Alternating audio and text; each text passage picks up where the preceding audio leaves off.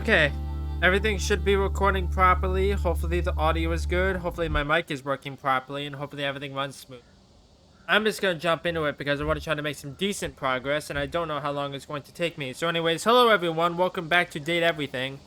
Last time we left off, we we finished a couple of the Charmed Path characters. This time around we're gonna be doing empathy. I was thinking about doing smarts instead, but I decided to do empathy because I'll get through it faster that way. Because I've already finished some of them. So I wanted to try to get this done.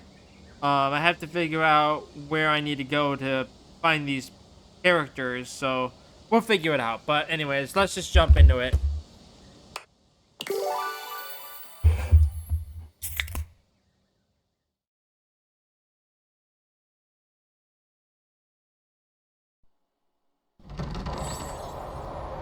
Okay. So there's a couple characters I want to start out with. I need to go here. When you come across River again, she's got company. A glamorous companion in an equally glamorous bathrobe and that effortless sort of wet hair look. You recognize your bathtub, Bathsheba. Come on, girl. It's just the two of us. You don't have to play coy. You can't be all over this house and not have some good gossip. I don't. That's not really... Come on. You can tell your girl Sheba. You know I won't tell. River's eyes dart to you suddenly, and you're not sure whether she's angry or relieved. They come at a bad time? Yes. No, not at all. Come here. Bathsheba throws her arm around River, pulling her closer. You can see River's cheeks flushing. Steam rises from her skin in a light mist. It's sort of adorable. Look, since we've got a new friend here with us, I'll let you choose. Our friend River here likes to pretend she's above things like gossip and opinions. And I know that's not true. Why, just the other day, I caught her rolling her eyes at Prissy. Uh-oh. Well, that was just... And the other day, when Jean-Loup was working on a song, I know I heard her laughing. Huh. I wasn't. And every time you leave Winifred, she's got you all steamed up. I hate you. Doesn't sound great. Don't ask me about her. Don't sweat it, Riv. Look, I'll let you off easy. It's no wonder you have no friends. Just one little cup of tea. Your friend's choice. That's fair, isn't it? River looks as if, to her, this is the farthest thing from fair, but she knows there's no wriggling out of it now. Fine. Tell me about the plan. Well... River's demeanor seems to shift immediately. It's like she can barely keep from rolling her eyes. I just think it's... interesting that a plastic plant would need to be watered. Interesting how? Just... interesting.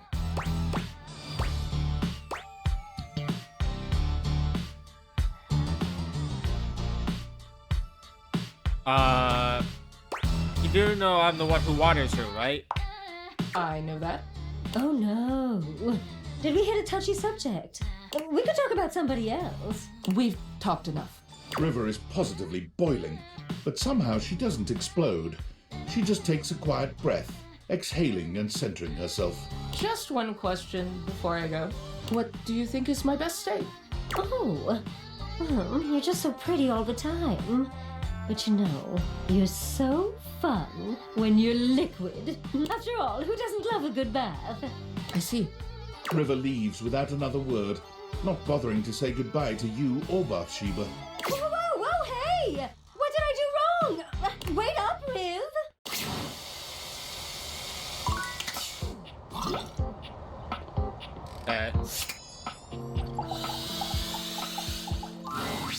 It's popcorn day. Is it? Really? Didn't you know? I have been truly amazed by all the advances in modern culinary technology. I think I've counted at least 5 different ways to make and enjoy popcorn. But today, I'm going to share with you the original way, the best way. It takes a little finesse, but I have all the faith in the world that you can do it. You take a big, deep pot, one with a lid. You put a little bit of oil in the bottom, not too much, or you'll drown the kernels. And you don't want to drown those kernels or they won't pop. They'll just swim around and burn, and movie night will be ruined. Let the oil warm up a little bit, and then take 1/3 cup of popcorn kernels and set them aside. Drop into the pot. Then we put on the lid and wait. Very soon, if you're patient, you'll hear a little pop, and you're ready to go. Pour in the rest of the kernels. Put the lid back on tightly and move the pot around on the heat. You'll hear them all popping and jumping around in there. And when there's more than 3 seconds between pops, you're done. Take that pot off the heat, turn off the stove, very important step, that one, and get to munching. Okay. All right, let's get to it. Thanks, Teddy. Don't munch it. Ah.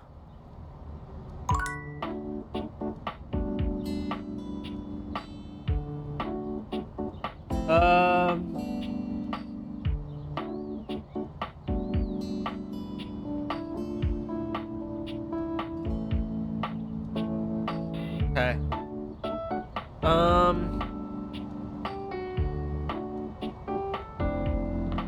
Go downstairs.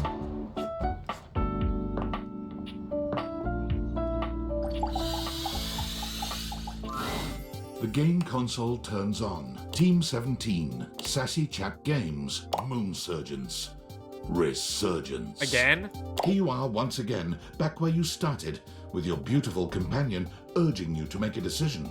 She looks at you just the same way she did the last time, with a strange familiarity, but still not quite recognizing who you truly are.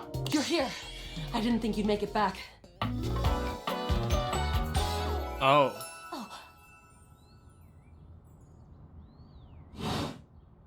Which way do you want to go? Wait, we've definitely met, don't you remember? Of course we've met. We've been about 17 hours into this quest line.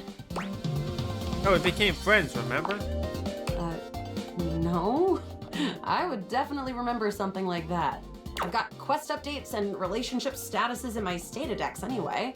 And I don't see anything about an actual connection we've had aside from mission partners in here. But it happened, I swear. How can I get you to believe me? All right. I'm familiar with the trope, okay? When I was little, I thought up a secret password that only a time traveler would be able to tell me. I don't remember this password. Password for me is Lincolnberries. Just give that to me next time you see me, and I promise I'll believe whatever crap you hash at me. Lincolnberries, got it. Now let's get back to blasting. Oh, you just equipped my Zauer rifle, which means that you're thinking of unloading a whole lot of Zaker charges on these scroufs out here. Okay. What are we gonna do?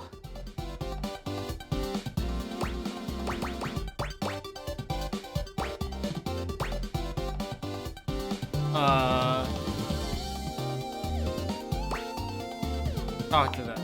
Talk to them? Sure. I guess I'll just put my weapon down and wait for the bullets to whiz through my skull. Damn, all this yapping and now we're overrun. I'm shooting! 88 charges later, that's a whole lot of scrouf carcasses. Nice haul. That ought to teach Celine and her goons.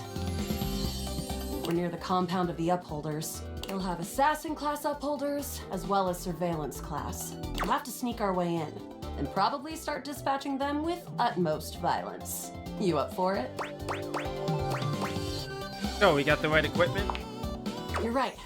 I'll put on my +5 shadow suit. It'll help us get through the sensors in there. Upholder tech is nasty. I found an entrance on the dark side. Should be an easy way in if we just follow the marker on the map. Sounds good, following. After a short walk, you find yourself standing in front of a bullet-ridden metal door, way out in the middle of the cold, grey landscape. This is the entrance I've never seen anyone use. With my chalk picking skills, we'll have this open in no time. Tell me more about yourself? Me? I'm your average member of the Resistance. Maybe above average. We fight against the Upholders who are determined to do everything in their power to druck everything up here on my homeworld. You're the Upholders are the bad guys? Positive about that. The surroundings might be gray, but what's going on here is black and white. Luna picks the lock, allowing you to peer inside. You can see hallways filled with shining electronic doors off into the distance. Here we go. Upholder Central inside. I'm seeing Grunt class upholders who shouldn't be too bad. There will be Surveillance class 2, which can sound the alarm. There will be an assassin class upholder right around the first portal we pass. Just knowing that isn't enough to help. They've got ultra tech that renders them invisible to all senses. Can't believe that's our fate. Oh, it is. How do you suggest we do this? Quietly as possible. That makes sense. With the shadow suit, there's no way they'll hear us coming. Using all your available grace and patience, you and Luna slowly make your way down the corridors. Close behind me, Yael. You drift past both grunt and surveillance upholders with ease. Good choice on the stealth. I usually prefer the part where we... There you are. Oh no! Assassin! From your stealthy vantage point, you can get a vague sense of what's happening. A vast laser juts out from some sort of holographic human from down the end of the corridor. The light engulfs Luna and renders her immobile. Bravely, you take Luna's frozen body and crash through the remainder of the hallway. Once she is removed from the power of the strange weapon, she hangs limply in your arms for a moment, enjoying the ride. You run further through the maze-like compound and finally make it to an empty office. We lost a lot of gear there in the tryst of battle, but at least we still have enough health to get us through to the end. We're getting close. Wanna press on, or should we take a crafting break? To the boss. Let's go. You and Luna make your way through the final threshold and stop right before the entrance. Oh no. There it is. The horror of it all. The way opens up into a large regolith cavern. Mining constructs mingle with moon rocks as the terminus of the station is reached. But perched high on the crane next to a large glowing blue crack in the regolith was a well-outfitted spacer who looked just like Luna. You came just in time for the festivities to begin.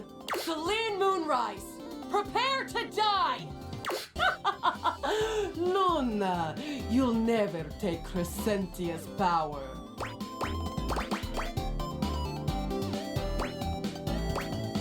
Whistling. Who is that with you? Some low-level peon? I always send those to the Drock pits. Do you need to know any more? We kill her. The glowing crack seems to swell. Eat charge, bitch! The blue deposit of moonrock erupts, and from the crack, a monstrous creature bursts forth. Crescentia! Go!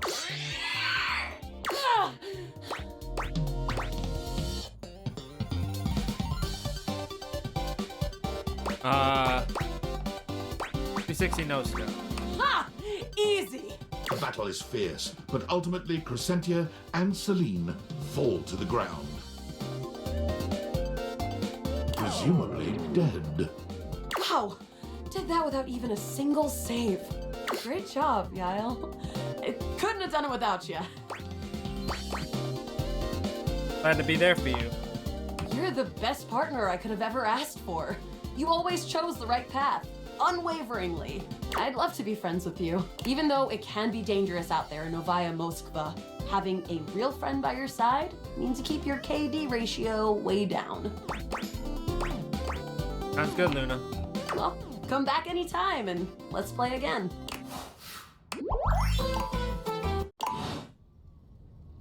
My friend. This time for good. Oh, okay. Okay. So this time I'm gonna use. Koa gives you a friendly wave, patting the couch next to him. Hey, buddy. Come over. Take a load off.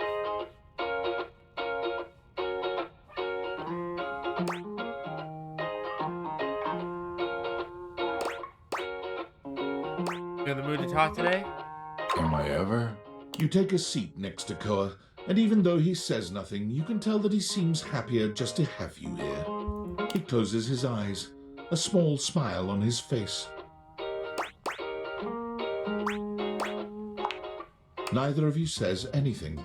Somehow, the longer the silence stretches on, the more comfortable things feel. Physically, you're on your couch, but mentally, you're at a Hawaiian beach, listening to the waves lap against the shore.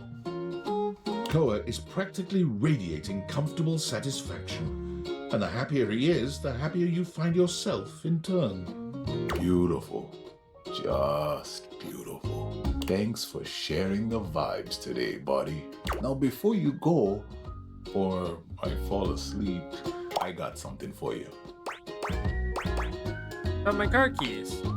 Sure did. You haven't really been going anywhere, so I wasn't rushing to find you and give them back.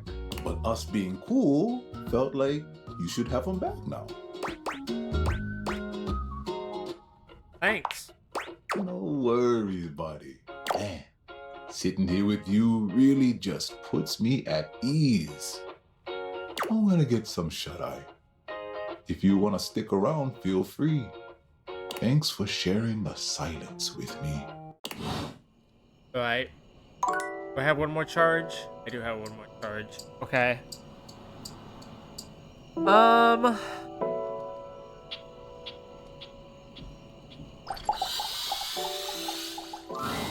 Sinclair paces back and forth, What the hell? nervous and talking to himself. Oh, come on. It shouldn't be taking this long. Oh. Hey, Mateo? I've seen several shoes, if that's what you're asking. And none of them are the slightest bit amenable to ordinary conversation. Does that answer your question? Oh. Wait! Before you answer that, don't answer this. What size is the most common size of fly? That is correct. You feeling alright? No, just waiting for my soap hound. And here he comes. Let me look at you. Are you all right? Have you become any less composed of saponins? Mateo enters just after Sudsy, giving Sinclair an uneasy smile. Oh, hey, Sinclair. How you doing, buddy?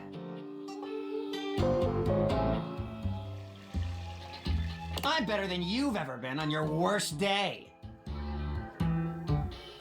Yeah, cool.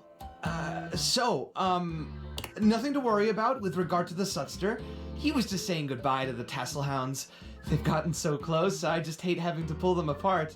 Sudsy, what did I tell you about forming inanimate attachments? The more you buy into the madness, the harder it will be when we go home. Right? Yep, absolutely. Gotta be careful. Well, thanks for bringing Sudsy by. Always a pleasure having him. You take care now, Sudsy. Mateo leans down to whisper to Sudsy. Come on back anytime, okay, boy? Good boy. That normal? Sinclair is... well, he's just... I mean, when you look at it from his perspective... Okay, I got nothing. I can't figure the guy out. He sure does love that dog, though. Okay. Dang.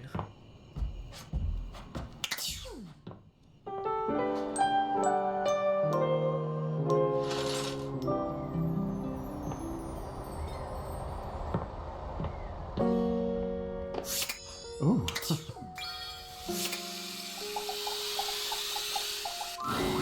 The room feels oddly humid when you walk in, almost as if you just finished running the shower. The reason soon becomes clear, however. You see River speaking with someone on fire, Or made of fire, anyway. Steam rises from River's skin, filling the room with warm air. You really gotta learn to relax, homie. I can relax just fine. Just please tell me how to be more likable. Well, I don't know if I can do that. I heard you telling Scandelabra how to up his game yesterday. Yeah, and dude did not like that one bit. I never seen him so huffy. He was all like, man, you impugned my skills at La Sex? I was like, no, bro, I'm just trying to tell you there's a better way. He didn't even let me get into my theory or anything. But yeah, like, I can tell you how to talk to others more effectively. But I don't think I can give you some magic key to being likable. River seems deeply disappointed by this response. Can you tell me one thing then? Which version of me do you think is the best? Well, not the best. All of you is great. But if I had to choose, I mean, who doesn't like a little steam? It's steamy, you know? Totally sexy. If you lead with steam, you really can't go wrong romantically. I see. Dante gives you a friendly wave as he leaves. When he's gone, the room feels colder. Hey, you weren't listening to that, were you? I might have been. God, just forget whatever you heard, all right? Please? River runs a hand through her flowing hair as if it might restore her dignity. Her expression changes to something a bit cheerier and hollower. Now, what can I do for you, honey? You must have come here for a reason. This conversation is too familiar. She's clearly going through a routine. Wanted to get to know you better. I'm not used to hearing that. I'm usually the means to an end. You want to wash your hands? A quick in and out. You want to cook? Fill a pot with water and assemble your ingredients, the real star of the show. Even when you want a bath. I mean, Bathsheba is the main attraction there. I help make the bath happen, but it's about the vibes, the comfort, the soak. And I mean, that's fine. Don't get me wrong. It's better that way. But just don't be surprised if I'm surprised.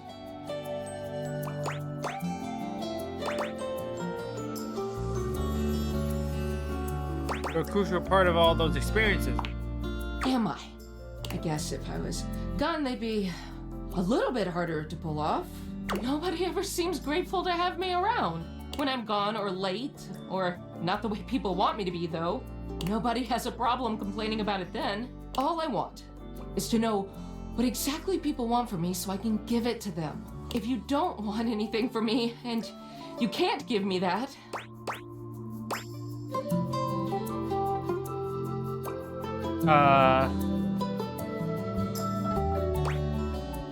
Missing everyone else's approval isn't make you happy. I want you to stay and talk to me. well, I guess that's something. So, what do you want to talk about then? Have a regular conversation. A regular conversation. River stares at you in an evaluating silence, as though she might pick up some hint from your blank face. Eventually, she sighs. Okay, did you catch the last episode of that TV show we were all watching?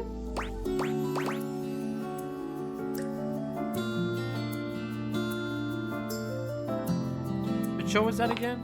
I don't know. You and River stand in an uncomfortable silence. She winds a flowing strand of hair around one finger. Fidgeting nervously. You listen to any good music lately?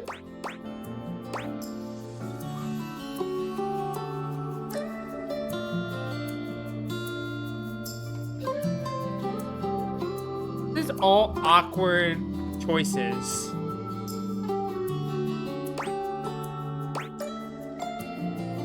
Nothing you'd have heard of. Oh, okay. Another deeply uncomfortable silence. Perhaps you should help her out.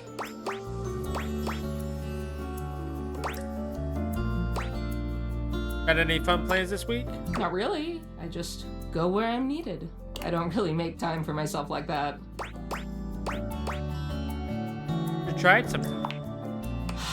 I wish I could, but I don't see that happening anytime soon. Thanks, though. At least, talking to you was nice. I gotta run, but maybe we could do this again later. Okay. See you around.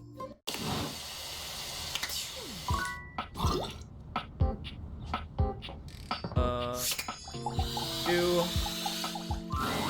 You might want to write this one down and keep it in your glove compartment.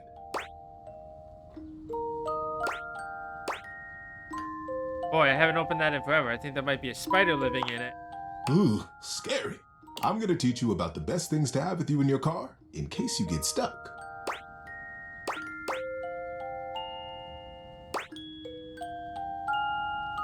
In the store or something? You've got it, buddy. It's very important to be prepared. So, I've made you a list. Number 1, most important thing, big comfy blanket. Now, you'll see a lot of kits advertised all over the place that say something like a space blanket is the way to go. Light, takes up almost no space, keeps you very warm. But I ask you, does that give you any mental peace of mind? Does it provide the spiritual sense of safety and coziness that'll calm you and help you make good choices concerning your rescue? No siree, it doesn't. Big, warm, comfy, squishy. Those are all the vital components. Moving down the list, food and water. Lots of both, and don't forget to include something crunchy, because crunchy things bring joy. And something made of chocolate to remind you of happiness and assure you that you're going to be okay. You might need some chains for your tires or some mud ramps depending on where you're adventuring. You'll need a nice sharp knife for cutting things like food, a way to start and maintain a fire, to warm up the food, and the cocoa. Oh, you have to have cocoa too. An extra battery for your phone, a good sturdy pair of shoes for going on a nice walk around where you've gotten stuck, a good book, and of course, a big deep breath and a smile. Because no matter what, love this I'll guy. be there. And everything is going to be just fine. I'm actually excited to make my emergency. There you go. See you around. Okay.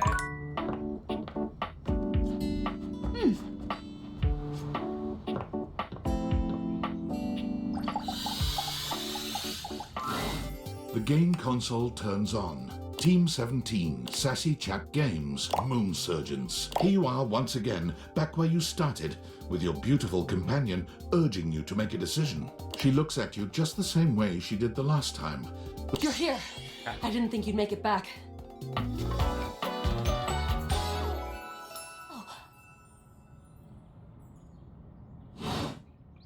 Which way do you want to go? Lingonberries. Lincolnberries. Oh my dunes. We've got a timeline crisis here. I'm here to help. Oh, thanks, Noah. You were one of the good ones. Come here. Let's find a place to hide from these scraps while you tell me what to do. Luna grabs at you, and you both wiggle through an open fence near some scattered power grid structures. Just tell me where to go. I don't know, but we eventually go to the uploader facility. That was where I planned on... Luna is shocked to see something nearby flash. That's a Krisny box. Right by the Essner transformer? Disney box. Left behind by Krisny and Associates. These things can contain all sorts of good gear. Luna opens the box to find a pair of futuristic goggles, which float and spin in the air in front of you both. These are Mark II Xeno goggles. An incredible upgrade. I'm keeping these. Happy accidents, huh? Looks so cool. I'm the only one who can wear them. You're already wearing some sort of Xeno tech on your slots. Looks kinda lovely, if I'm being honest. Kiss me. Oh, we don't have time for flirting, all right? But you have shifted the time at least a little. Now, let's get to the facility. After a short walk, you find yourself standing in front of a bullet-ridden metal door, way out in the middle of the cold, grey landscape. This is the entrance I've never seen anyone use. With my chalk picking skills, we'll have this open in no time. The Tell me more about yourself. Me? I'm your average member of the Resistance. Maybe above average. We fight against the Upholders who are determined to do everything in their power to druck everything up here on my homeworld. Why do you? You? I always thought of you as a companion. Someone who followed me around and gave me advice. Cute, but expendable. Luna picks the lock, allowing you to peer inside. You can see hallways filled with shining electronic doors off into the distance. Here we go. Upholder Central inside. I'm seeing Grunt class upholders, who shouldn't be too bad. There will be Surveillance class 2, which can sound the alarm. Be an assassin class upholder right around the first quarter. Just knowing that isn't. it's Can't all the believe that's same. a fate. Why did you put on your Xeno goggles? And leave myself open to getting killed? That tech is impressive, but not combat ready. How do you suggest we do this? Quietly as possible. Yeah, makes sense. Using all your available grace, Close behind me, Yael. you drift past both grunt and surveillance upholders with ease. Good choice on the stealth. I usually.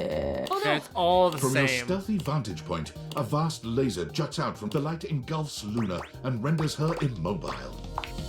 Bravely, you take once she is removed from the power of the strange weapon, she hangs limply in your arms for a moment. Oh, guess I don't have to whisper anymore. An assassin-level upholder. They've got digitech to keep themselves invisible.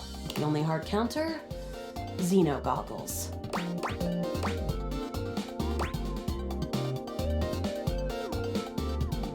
My fault for not telling you to put them on. Come on, Yael. Not your fault. Should have been more aware. Look, next time around, just tell me. Don't listen to the syrup-addled junkie who said no to wearing the goggles.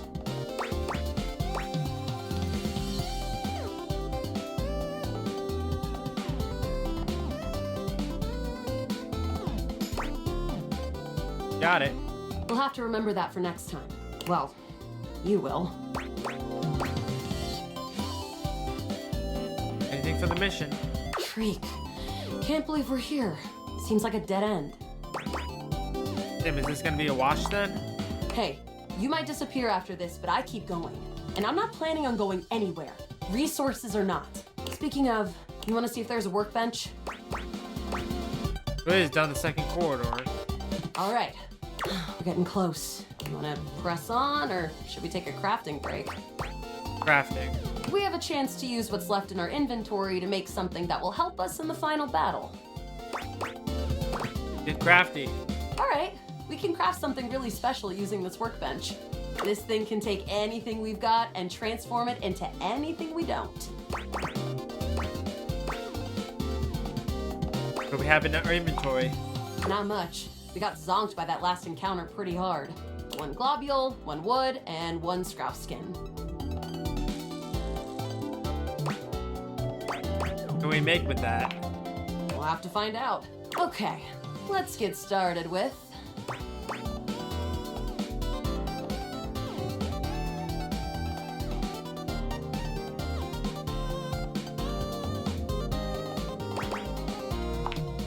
Got it. And then?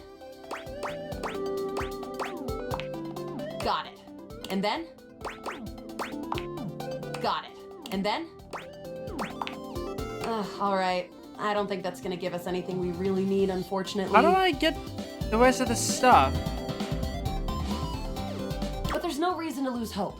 Let me just put these together, and it's pretty globular, which is always good for defense. The wood gives nice heft, raising our attack. The scrow skin makes anything look a lot better for comfort.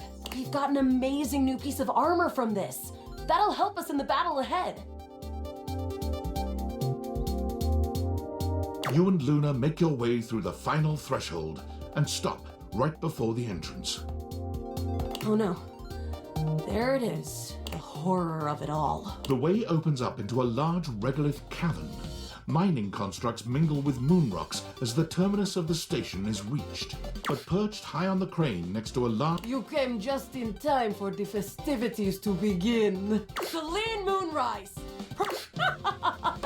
Luna, you'll never take Crescentius. I agree. I am invincible! The glowing crack seems to swell. Charge, bitch! The blue deposit of moonrock erupts, and from the Presenti! No scope. Ha! Easy!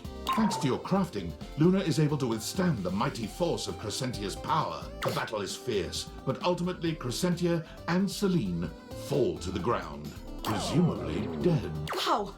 Did that without even a single save. Great job, Guile. I couldn't have done it without you. Nothing more? Well... Luna's Xeno goggles catch a small screen dropped from Celine's grasp. Wait. Celine left something behind. Luna picks it up and turns on the display. It's the recipe for a harmonic stratospire. The Resistance has been working on this tech for a generation. It's a way to take fractured timelines and concentrate the differences in power into a deadly beam. That beam can erase a crack in the continuum for good. And I think something about your timeline tripping abilities and Celine's rise to power have something to do with each other. Great, let's make it. Let's stop Celine. But she's already died in this timeline. You'll have to come back with the knowledge of the recipe. What's the recipe? It's 4 globules, 1 wood, and 2 scruffskins. Remember it. Remember me. Luna is already beginning to fade away. Good for you, my love. Thank you.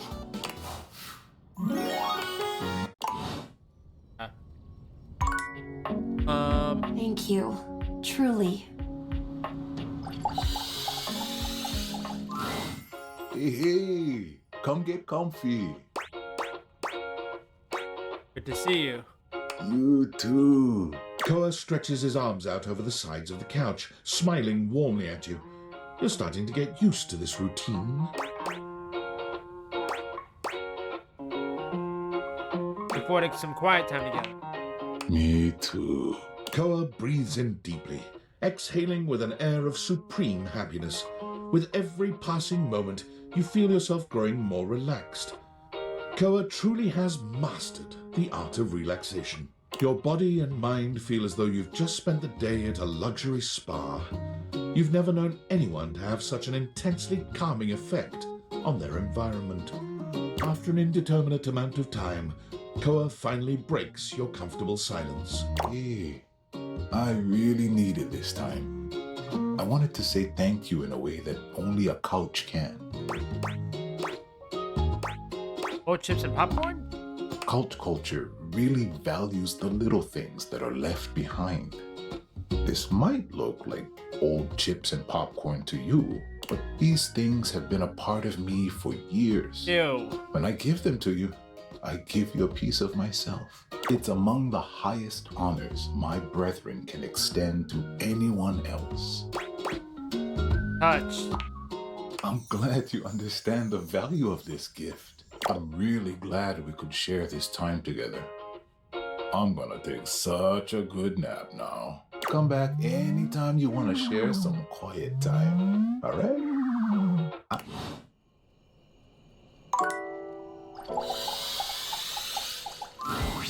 Lint! Lint! Lint, come on, buddy. Remember what happened last time? If you don't slow down, you're gonna... Mateo doesn't even manage to finish his warning. Lint crashes into something just out of sight. I'll get the broom. Looks like you can use a hand. It's just Lint Eastwood, Dolly's pet. He always gets the zoomies after a bath. Linty, Speaking of... where's he? There's my big handsome boy. Look at you, fresh as a daisy. Dolly bends down to pick up Lint, planting a sweet kiss to the top of his head. Oh, now are you a good boy for our Matito here? Tell me honest, he didn't give you any trouble this time, did he? Filo, no, nothing I couldn't handle. He actually did better with the trimmer. I think he's finally starting to trust me. Is that right? I am so proud of you, my fuzzy sweetie lumpkins. Oh, thanks for always taking such good care of him. I know he can be a handful, but, well, he's my handful. He's welcome back anytime, Dolly. Come on, let's get you home.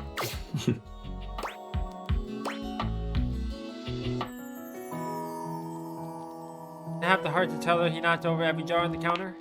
Mateo giggles nervously. You don't think she noticed, do you? He really has gotten a lot better. The first time she brought him in, he almost caused a riot between some of the newer rescues. At least now he doesn't try to jump out of the wash tub every time I reach for the shampoo. Why don't I help you clean up and you can tell me all about him? I like that. Okay.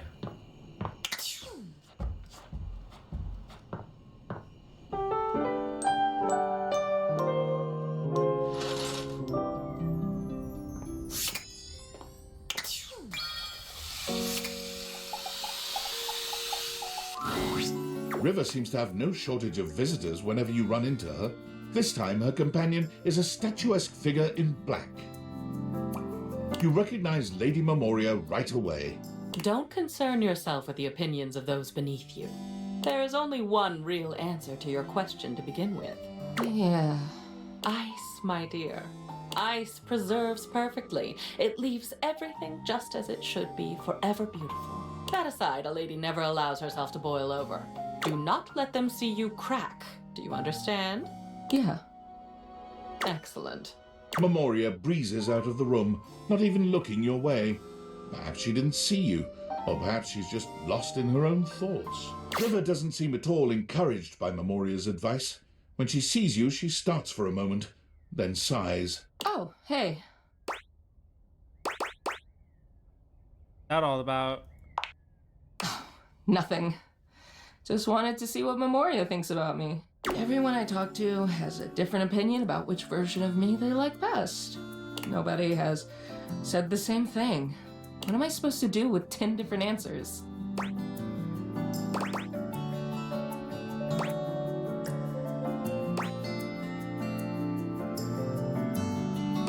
Try just being yourself? Oh, like, it's just so easy. What would you know about that? I can't even help changing, you know? Even if I did have a preference for one state, I'm always gonna have to be something else. So there's no point in putting myself out there like that just to be told I'm not good enough anyway. Oh, your self-esteem is very low. I like you just the way you are, no matter what state that is. Thanks. River falls silent, perhaps thinking over what you've said to her, or perhaps turning over everyone else's words. She sits, drawing her knees up to her chest and looking off into the distance. Whatever is on her mind, it's plain to see she's 1,000 miles away. Mind if I sit? No. Go ahead. I never thought someone could see the worst sides of me and stick around. I'm so glad you're still here.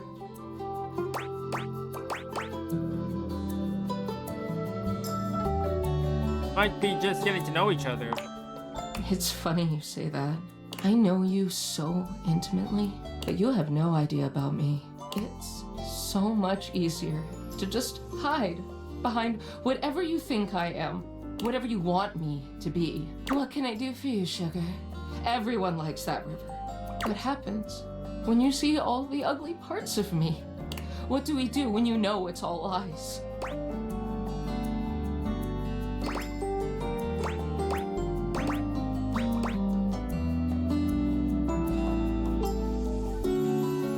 Start over with something real. What if it's not the same? What if you hate me?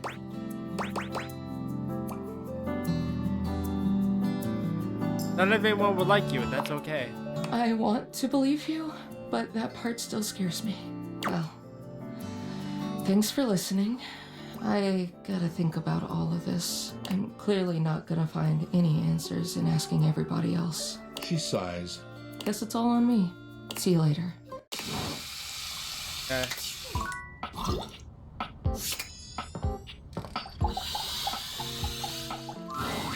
Gotcha. got some good advice for you today. I've dealt with a busted computer many a time, and this trick has helped me more than I can say. Kept me from breaking more than a few computers out of sheer frustration. Ah, so it's how to fix a computer today. Indeed it is. And this will work almost regardless of what the problem is with the computer. I've seen it work for all kinds of issues. Now, buckle up. To fix a problem on a computer, any problem, you unplug it, and then you plug it right back in. Fair enough. It's foolproof, I tell you. Incidentally, it also works with toasters. You're genius. I'm a humble bear, but yes. See you around, buddy. Okay.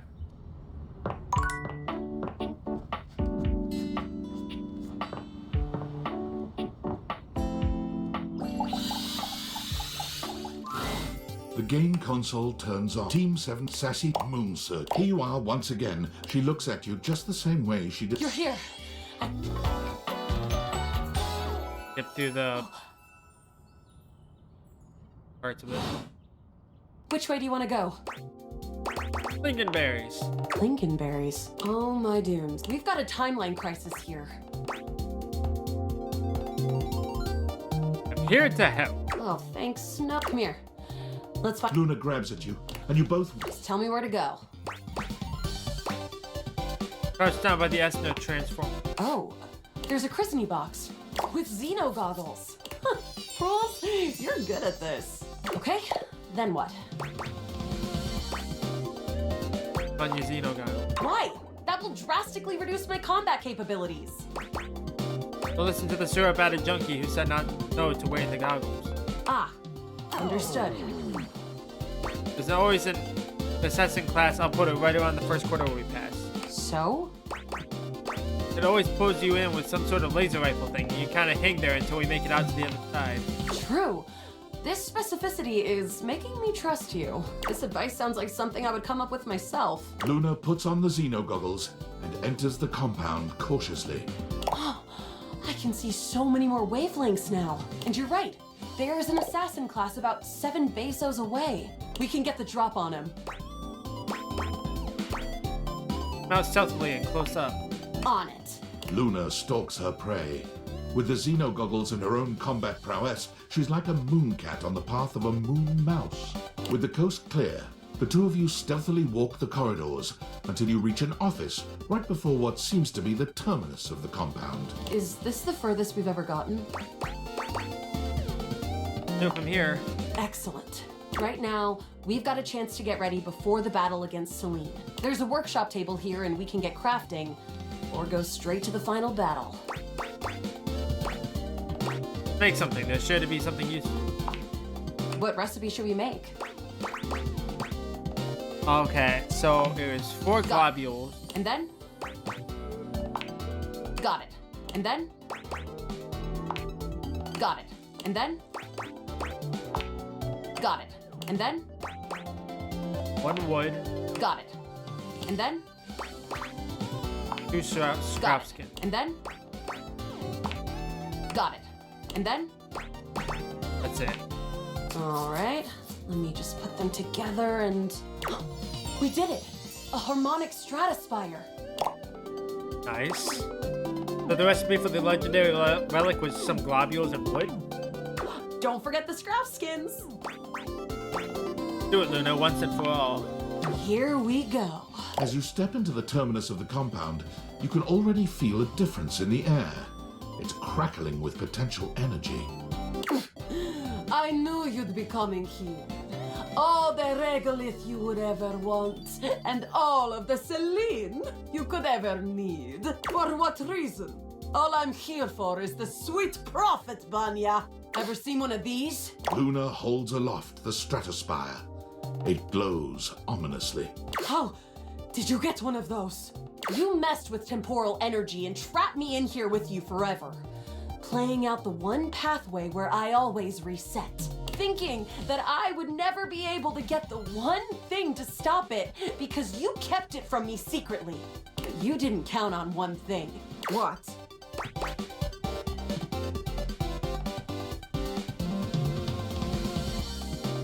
E. The NPC? Oh, I never thought he was anything special. Rot! My plan all ruined.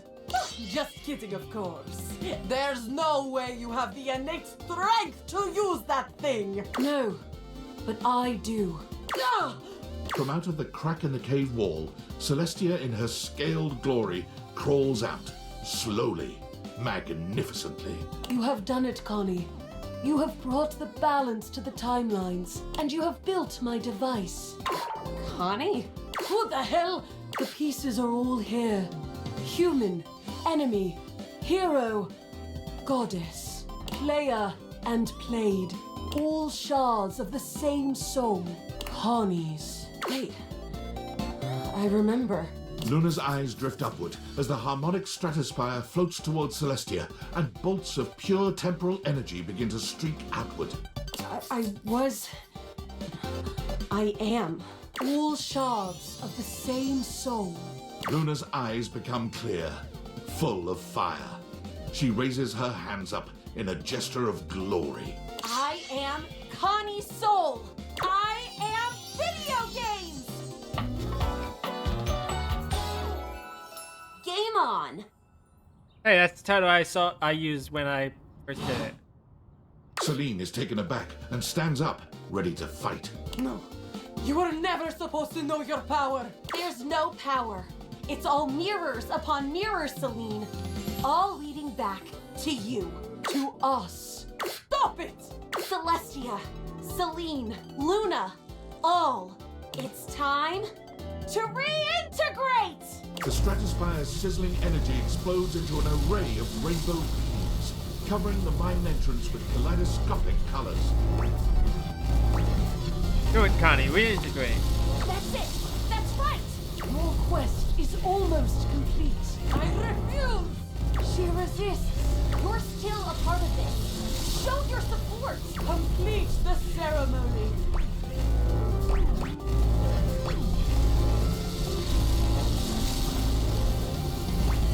Everything leads to love. The stratospire's shuddering reaches a breaking point, and with one final gasp, explodes into a dizzying array of sounds, colors, and shapes as the characters, sets, sounds, and UI all melt into Connie's soul, who stands before you. Congratulations! You win!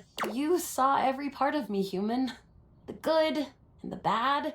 I am Luna, Celine, Celestia too, even the Upholders. Do you love me? Even with those bad parts? No, I do, Connie. What kind of game wouldn't have an antagonist? You're right. Thank you. Hopefully you'll be my player forever. I won't forget you. Hell yeah. Nice. So we got that up. Bitch.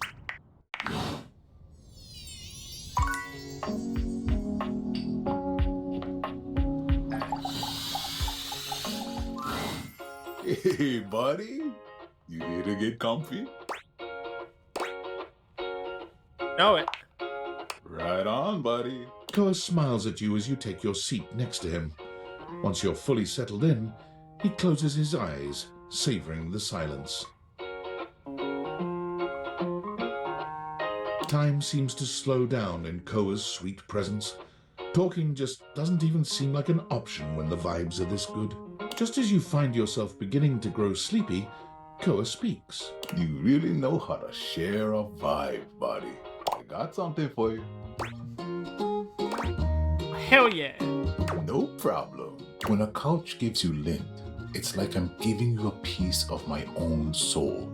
It's really meaningful for a couch. To put it in a way you can understand, it's kind of like a human giving another human a lock of their own hair. I heard that's like real big in human culture.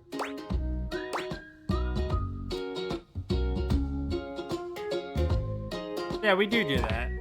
Yeah, see? So you get it. I'm just feeling so peaceful. You know, a gift of lint from a couch is a big thing. I feel like you know me that much better now. I feel a post-gift nap coming. You take it easy, all right? Okay. Nope.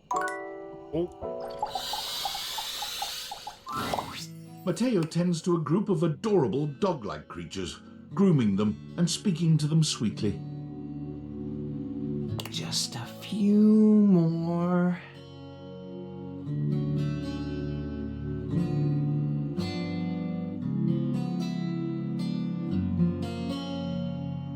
And done. Oh, what a good girl, Damas. Que bonita. I bet that feels better, doesn't it? I know you're a Notweiler, but that snag on your tail was getting ridiculous. Like you got your hands full. Oh, hey, you're here. I was hoping you'd come by. I wanted to thank you for talking to Phoenicia about making that post. About time. No problem. We've already had some visitors stop by because of it. I even talked to a few things who said they saw Davy recently. Hopefully, if we can figure out where he's been, we might be able to follow his trail and track him down. Oh, that's right, Chiquita. He'll be back before you know it.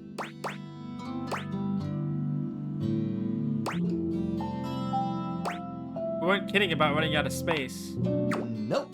But we make do with what we have around here, don't we? The inanimals respond with a few happy barks. Some might call it cramped, but I prefer cozy. And who wouldn't want to be cozy with these munchkins? You caught us in the middle of a grooming day. Everyone's been a little stressed waiting for Davy to come back, so I thought a bit of pampering would do us all some good. Let you get to it. Well, before you go, I wanted to ask you something. You did such a good job with the placebook post. I was hoping you might want to help me follow up on some of the leads we've gotten. It would take me a while to get through them all myself, and I really don't like leaving the inanimals alone for that long.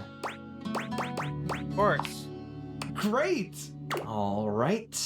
The first one I have is from Hoove. He said he saw Davy sniffing around the laundry room a few days ago, right around the time he first went missing. Let me know if you find anything, okay? And really, thanks for helping out. Okay. So the laundry room.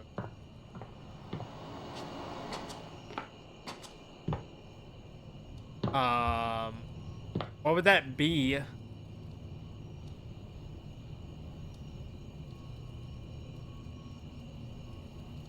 On the windows.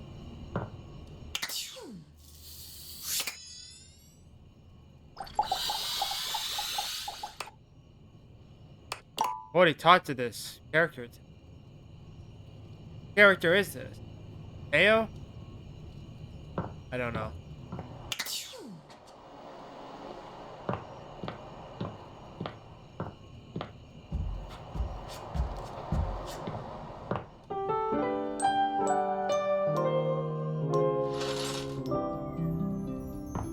Yeah, I'll talk to River.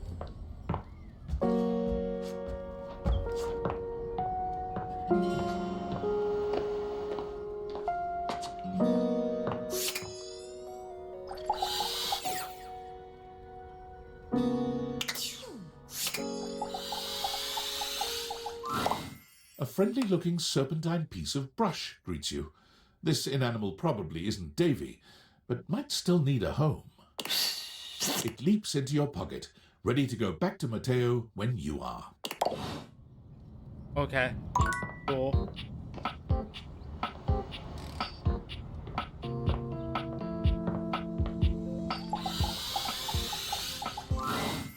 Hey, come on over and have a seat, buddy.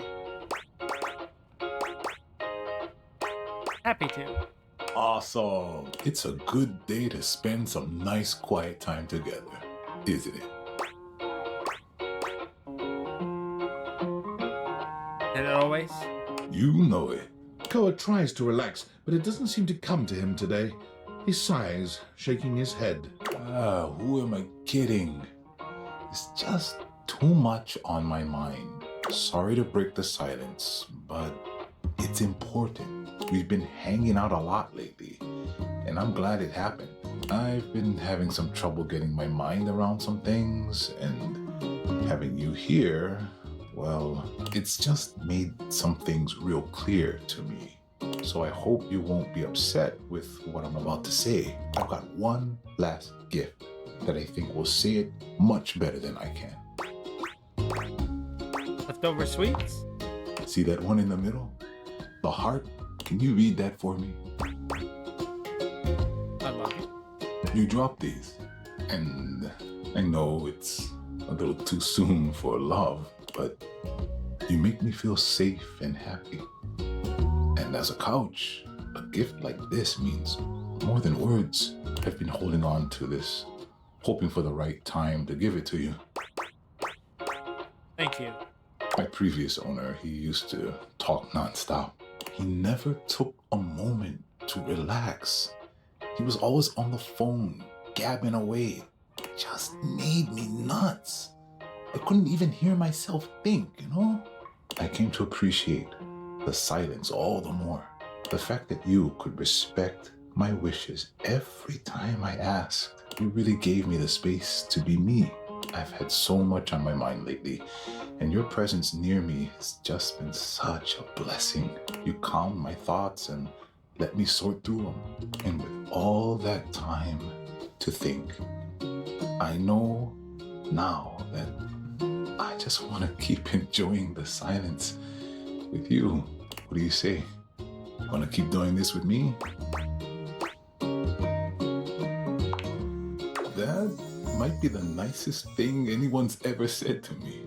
Koa envelops you in his strong arms, wrapping you into a hug that feels like a sweet ocean breeze. I'm the luckiest couch in the world. Wanna cuddle? Hell yeah. You and Koa spend a pleasant time cuddled up in each other's arms. You had no idea your couch could be this comfortable. Very nice. Assuming I can't talk to Mateo today. That's what I figured. Okay. So... Gotta figure out another character to talk to.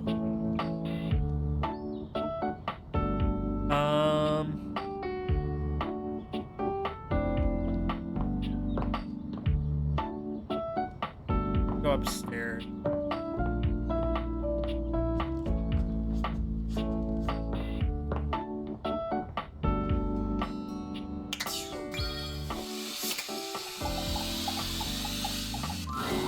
River is alone when you come to see her, for the first time since the two of you met this way. But that's not the only unusual thing here. There's something in the air you've not really sensed until now. She seems at ease, her body posture relaxed as she looks around the room. When she sees you, she smiles. You've never seen such a beatific expression on her face. Oh, hey! I'm so glad you're here. I was just thinking about you.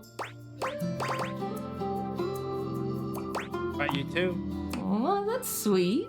I just wanted to thank you for our conversation the other day. Nobody's ever really seen all of me, you know?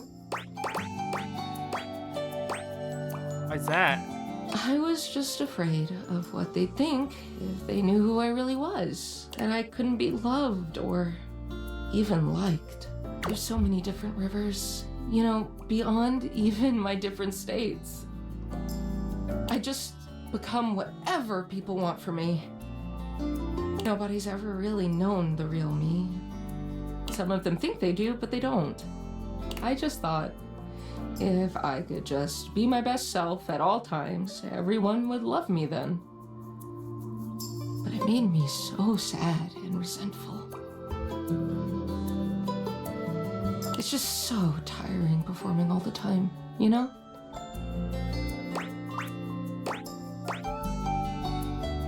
Been there myself. I'm so sorry you had to do that. I wouldn't have guessed. You seem so comfortable being yourself. To some extent, this will always be me. Changing my state is out of my hands. It's It's who I am. But I don't have to change me. Does that make sense? Perfect. I'm so glad you know what I mean. Yes, somebody might like some other version of me more. Sure, someone may need me in another state to get the job done. But all those states are still me. Liquid, solid, vapor, whatever. It's all still me. It's like the legend Aqua Khan once said, I'm every water. It's all in me. Nice words. Aren't they? She exhales, as if steadying herself. Anyway, I don't think I could have had this breakthrough without you. You watched me question myself and everybody around me. I didn't even realize it at the time, but I really let you see the neediest, worst parts of me. And you didn't even care. I know you well. But you barely know me. And still, you let me be me. Her smile grows warmer. There's a new tenderness in her gaze. It means a lot to me. More than I can express. She reaches her hand out to you. I know you intimately. But you've never gotten to know me like that. I just want to show you everything. All of me. Would you like to take a bath with me? Like that a lot.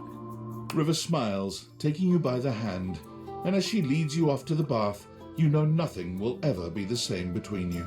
It's not as if the bath itself is a novel experience, but this time it feels like the bath is taking you. The water is perfectly warm, caressing you in your most intimate places with a touch that's both gentle and bold. There's no doubt that when the night ends, the two of you know each other more intimately than you could ever have imagined. River is such a constant presence in your day in so many ways. She might be ever-changing, but knowing that she feels safe enough to be her truest self with you means the world.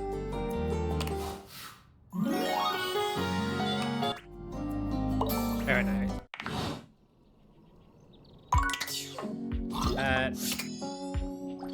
Talk with Barry. Barry's right next door. Well, hello again, darling. Absolutely fab to be in your lumescent company again. What's new with you? I hope all is gorgeous.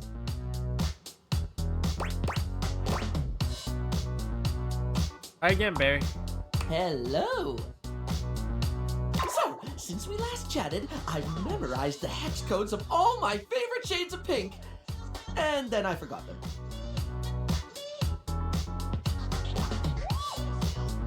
I was supposed to be organizing all my color palettes before I got distracted by thinking about pink things and trying to name all the stuff I know that's pink. So, anyway, if you were thinking of going with the Smile Republic Berry Red eyeshadow today, I apologize in advance for not knowing where it is.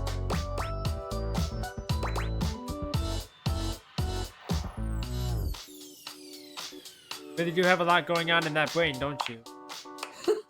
I suppose I do. Which is funny, because if you'd ask me, I'd say my head's empty most of the time. I forget enough things that it should be. But the moment a thought's gone, the space immediately gets filled up with something else. Well, that reminds me, I was actually going to ask if you could help me with that.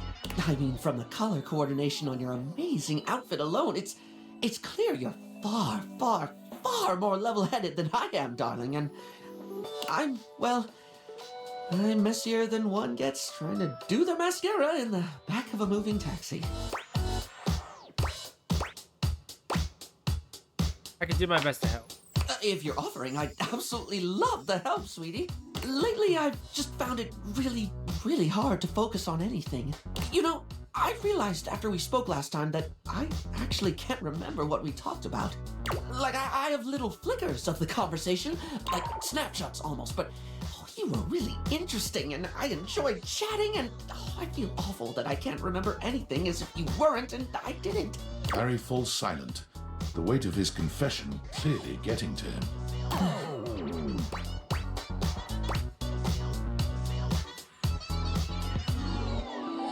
Barry, it's okay to not remember everything. I don't think forgetting the details of a conversation is that terrible thing to do. It's more than that, though. For example, if I watched a movie, do you know how much I'd remember by the time we hit the credits? Same thing, just snapshots. Maybe a line or two for a while, but it can be more important stuff than that too. It could be the happiest day of my life, and I'd still walk away with cliff notes that'll fade in no time at all. Feels like my brain robs from itself. Just takes away the things I experience and leaves an outline in its place. I can feel life crumbling away behind me like a particularly cheap liner pen.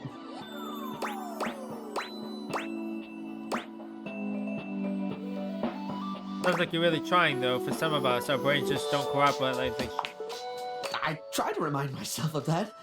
I really don't mean to forget. In fact, the harder I try to remember a thing, the more likely it is that I'll struggle to commit it to memory or get distracted by something or whatever. Then again, my stupid brain's a steel trap for stuff that's totally not all that important. It's just whatever silly thing I'm mega focused on at the time. I once learned a whole bunch of meaningless facts about Herne Bay in Kent. At one point, I could quote you every line of I Want to Be Your Gunary or give you the history of the pinball machine. I could have told you all that until I got bored and forgot.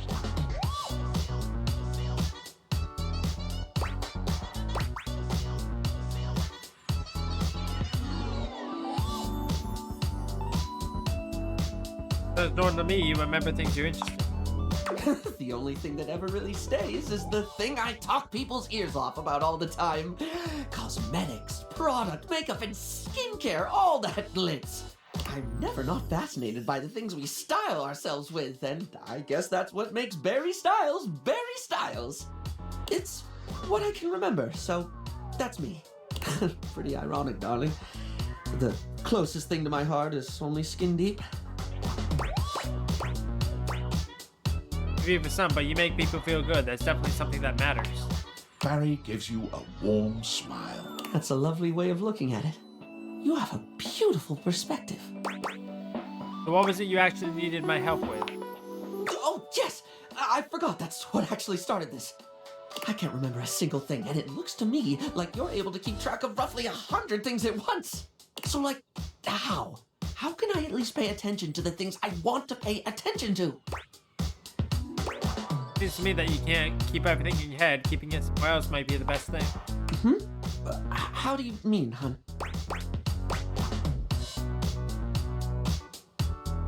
Might sound obvious, but write things down? Not just important dates, but all sorts of things. All sorts of things. Things others said that made you laugh. The details of events that you keep wishing you didn't forget. Yes, of course, darling. It's so obvious. Yet I never actually do it. Sometimes I think to do it, but then I just don't. Feels like too much. Or I convince myself I don't need to. But I do need to, don't I? To be blunt, yeah. Heck, even if I forget to bring a notepad, I'm literally never more than 2 inches away from a liner pen in my own arms. Using the tools of the trade aren't a bad idea, actually. Oh, like, I could use the orange eyeshadow as a highlighter for super important notes, because it's a lovely shade and it's always left unused on the palette. And I have this red ink liner that's always been too splodgy for lips, but oh, it looked gorgeous in a notebook. I didn't even think about how fabulous the book itself could look. The idea, if you make it fun, you make it far easier to remember. I'm getting giddy just thinking about glittering up a notebook, like giving my own memories a makeover. This is brilliant. This is just brilliant. Thank you so much. I didn't know it helped. Now, I absolutely must get to work. Okay, and Teddy will be the last one, and I can sleep. Oh, this one. This is the Biggie Buddy. It's a good one. Can't wait. The Great Constructing of Beaver Proudtail. It was very early in the morning, one cold and foggy day, a very long time ago. Young Beaver Proudtail was walking quietly and efficiently through the dugout tunnels of his den. his trusty stick tucked confidently under one arm. It was at this time every morning that the young beaver made his rounds, through the whole den where his colony lived, and then up and out the riverbank, where the world he knew, the world he vigilantly protected, met the strangeness of outside. His large tail balanced him expertly as he climbed the long entrance tunnel to the surface, occasionally using his dignified stick in an undignified manner to scramble up the pathway. As he heaved himself out onto the bank of the river, Beaver's attentiveness grew even more acute. It was dangerous to be outside alone. The Great War with the colony across the river had been going on for as long as he could remember, and a fair bit of time beyond that. It seemed like there had always been the war. He couldn't remember any outright battles or even any scrappy skirmishes, but they were definitely at war. He was sure of it. For a moment, he almost asked himself what the war was even about. But he forgot to finish the question. He was very young, after all, and what did it matter? The colony was on the other side of the river, and beavers didn't even cross rivers. He smartly tucked his stick back under his arm and began his patrol. So many steps this way, a scrutinizing scan, and so many steps back. But today, something was different. On the other bank of the river, through the fog, he heard the distinctive sounds of battle. "On guard, ye scum-footed knave," the voice cried. "Defy me at your peril." The sounds of the wood clanging against wood echoed through the fog. Hey-ya! Pow! Bing, bang, boom! "Who goes there?" shouted Beaver, his heart in his little throat. As an answer, he heard a young and high-pitched yell. "Ah! My name is Builder." "Hi?" "Hi." It was all Beaver could manage. He was talking to another creature, a stranger, and a stranger from across the river at that. How many times had the Colony Council, the denizen, warned him about the dangers of this? It was strictly against the rules, and Beaver had always followed the rules. "Hi!" The voice came careening back across the water. "What's your name?" Beaver heaved a deep breath. Whoever this builder was, Beaver was not going to be shown less brave than he. "I'm Beaver. Beaver Proudtail." "Well, hello, Beaver Patton. Builder Jumpfoot's my name. I'm playing at war. Want to join me?" "I most certainly do not," cried Beaver. "Playing at war? War is serious business, not for playing. My colony is in a war right now, and I'm going to be a general when I grow up. I'm going to win that war.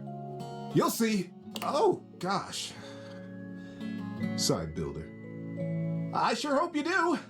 My colony is in a war too, and I'm so tired of it. That's why I made it a game. Games are so much less boring than warring all the time." The pieces began rapidly whirling around in Beaver's mind. Builder's colony. He's at war too. Right across the river. He realized he was talking to a beaver from the colony across the river, his sworn enemy since birth. Just then, the wind blew a gentle clearing in the fog, and the two young beavers saw each other for the first time. They could have been twins.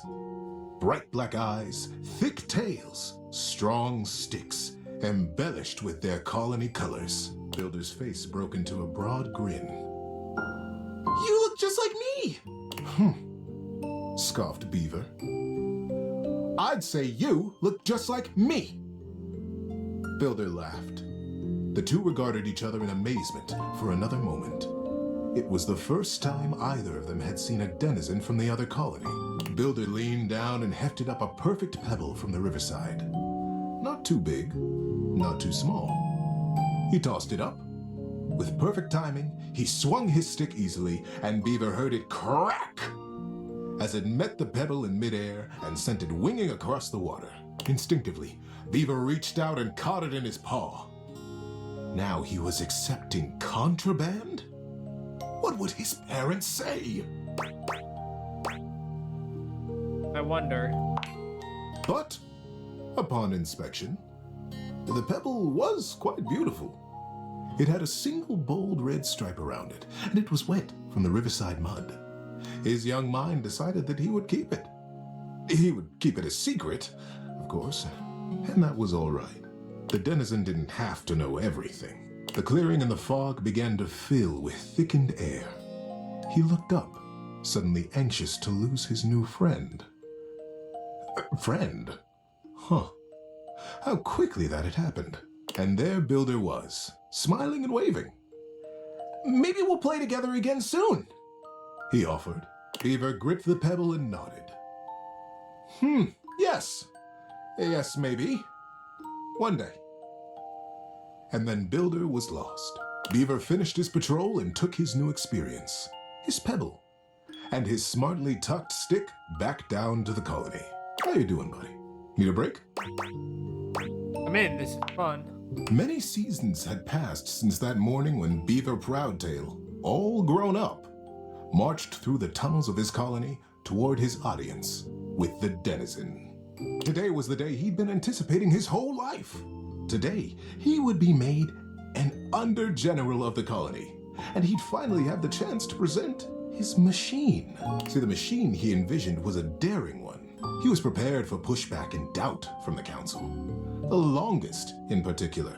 The longest had been the leader of the denizens for most of his life, and she was not always interested in things new or unfamiliar.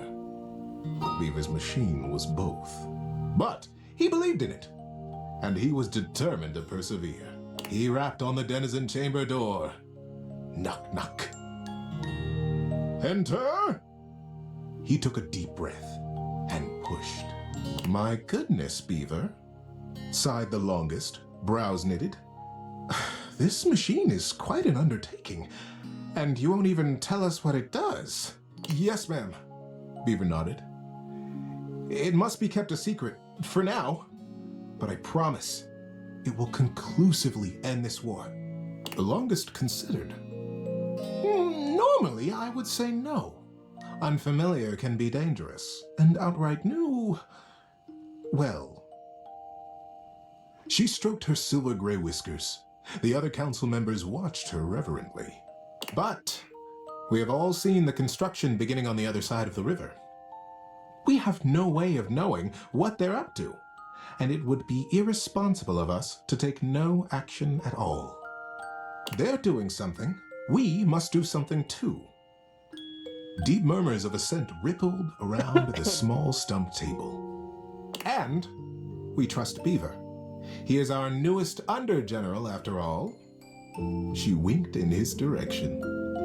If he believes his machine will truly and finally tip the balance of the Great War in our favor. She paused. The silence was agonizing. Beaver kept his eyes fixed on the wall just behind her head, patient. His paw unconsciously turned and returned a small pebble in his pocket, caressing along the line of a single great red stripe. Then permission is granted. Beaver let go the breath he had been holding. Whew. Begin construction as soon as you are able, Under-General. And good luck. She smiled warmly, but the burden of her long years of leadership showed through her sagging cheeks. We will be watching. Beaver smartly untucked and retucked his stick, slapped his tail once against the packed ground in assent. Yes, ma'am. Longest. I'll begin right away. He turned on his heel and marched out of the chamber. It was the first day of summer. It was going to be a long and exciting season. At first, the build crews the longest had placed under his command were reticent. What are we building? They would complain. What does it do? When Beaver said nothing and admonished them to follow instructions, their eyes flickered nervously to the building across the river. Maybe it's something to help us fish the river, Corinth Blue Eye speculated. Did you hear? Denny Strongpaw almost got swept away yesterday. And his whole crew. He did? But Denny's the strongest fisher we have. Shelby Tunneler sighed. Ah, this river. It's so fast. Yes, yes, retorted Madden Sharptooth. But fishing will not win us the war. We must focus on the war. And the others agreed and went back to their building. Sometimes the longest would come to check on the machine, casting her critical eye over every joint and pillar. Most often, she went back below with hardly a word to Beaver, appraising, wearing her doubt like a shawl. But as the summer season progressed, the mood began to shift. Crews would show up to their duties early. They smiled more. They stood up straighter when Beaver came by them or looked to them for progress. The machine, whatever it was taking shape, and its scale was impressive. It looked angry. It looked like the great weapon they all hoped and prayed it was. The crews began comparing their machine to the thing on the other side of the river. They even began trading barbs and joked with the beavers working on the other side. They pushed and prodded about who would finish their project first. Ours is a ship to go to the sky, and from there, we'll drop stars on you, and we'll win the war. Ha! Would come the reply. Ours is a wooden dragon who lives under the water, who can take us safely across this speeding river, and we'll come upon you unexpectedly, and we'll win the war. Days were marked now by hard work, and the sounds of challenge ricocheting across the water. Beaver, said the longest as she held onto his arm one day late into the summer sun, I don't need to tell you. The whole colony speaks of nothing but your machine. They are all so proud of you. Beaver nodded solemnly. Thank you, ma'am. But the season draws on. You must finish before the rains come. And then you'll have to finally tell us what this is that you've created. Beaver's paw found the lucky pebble in his pocket. Yes, ma'am, we will be done. And I will test it, and you will watch. You'll see the destruction of our enemy. The longest squeezed his arm affectionately, and together they looked out over the setting sun and the water. How you doing, buddy? Need a break? Now let's keep going. And then the day came. The crew stood around the great machine, eyeing with wonder the marvel that they had built. A few beaver folk noticed how similar theirs looked to the one across the river. But that was okay, they reasoned. They had been built facing each other after all. Beaver Proudtail strode up to the front of his machine. With his well-worn stick and his powerful bearing, he cut quite a figure. Corinth Blue Eye and Shelby Tunneler stood just behind him, awaiting their orders. All right, Corinth. Beaver turned to face them. Do you have the rope? Yes, sir. Corinth turned to Shelby, who produced the end of a long length of woven rope from a basket in the base of the machine. Time to get me up there, then. With the end of the rope tied around his waist, Beaver climbed up to what looked like a large square of woven netting, pulled tightly back from its center by a thick cable. The cable was held by 4 whole crews of beaver folk, straining against the resistance of the net. The longest stood back at a safe distance, her shawl wrapped tightly around her shoulders to ward off the early autumn chill. Beaver settled himself right in the middle of the netting, at the last moment shaking his head in sudden memory. Here, he said to Shelby, and handed her his precious stick. I'll be back for this. Back? Queried Shelby. Ready, crews! Shouted Beaver. Ready under General! Came the chorused reply. And loose! At their cue, the crews simultaneously released their hold on the cabling, and the netting rocketed forward, launching Beaver Proudtail out into the air. Oh no. Great river! They cried in consternation and shock. What? Where is he gone? Is he all right? What have we done? The confusion was so great that not even the longest could restore order. Minutes passed before another shape came sailing over the river from the other side to plop safely and squarely into the center of the net. It was Beaver. He had the same square head and the same rope wrapped securely around his waist. Good Lord! What a ride! That's the most fun I've had in weeks, said the shape in the net. He began to disentangle himself and stand up. And it wasn't Beaver after all. The royal of the cruise was instant and a bit frightening. Who is this? Who are you? They cried, and the longest shouted at the top of her lungs, Detain the stranger! The crews pulled him down from the net, and the stranger never stopped smiling, greeting them warmly, even patting some of the beaver folk on the back. He looked just like Beaver. But Beaver never smiled like that. Beaver hardly smiled at all, come to think of it. I can understand your confusion, said the stranger genially.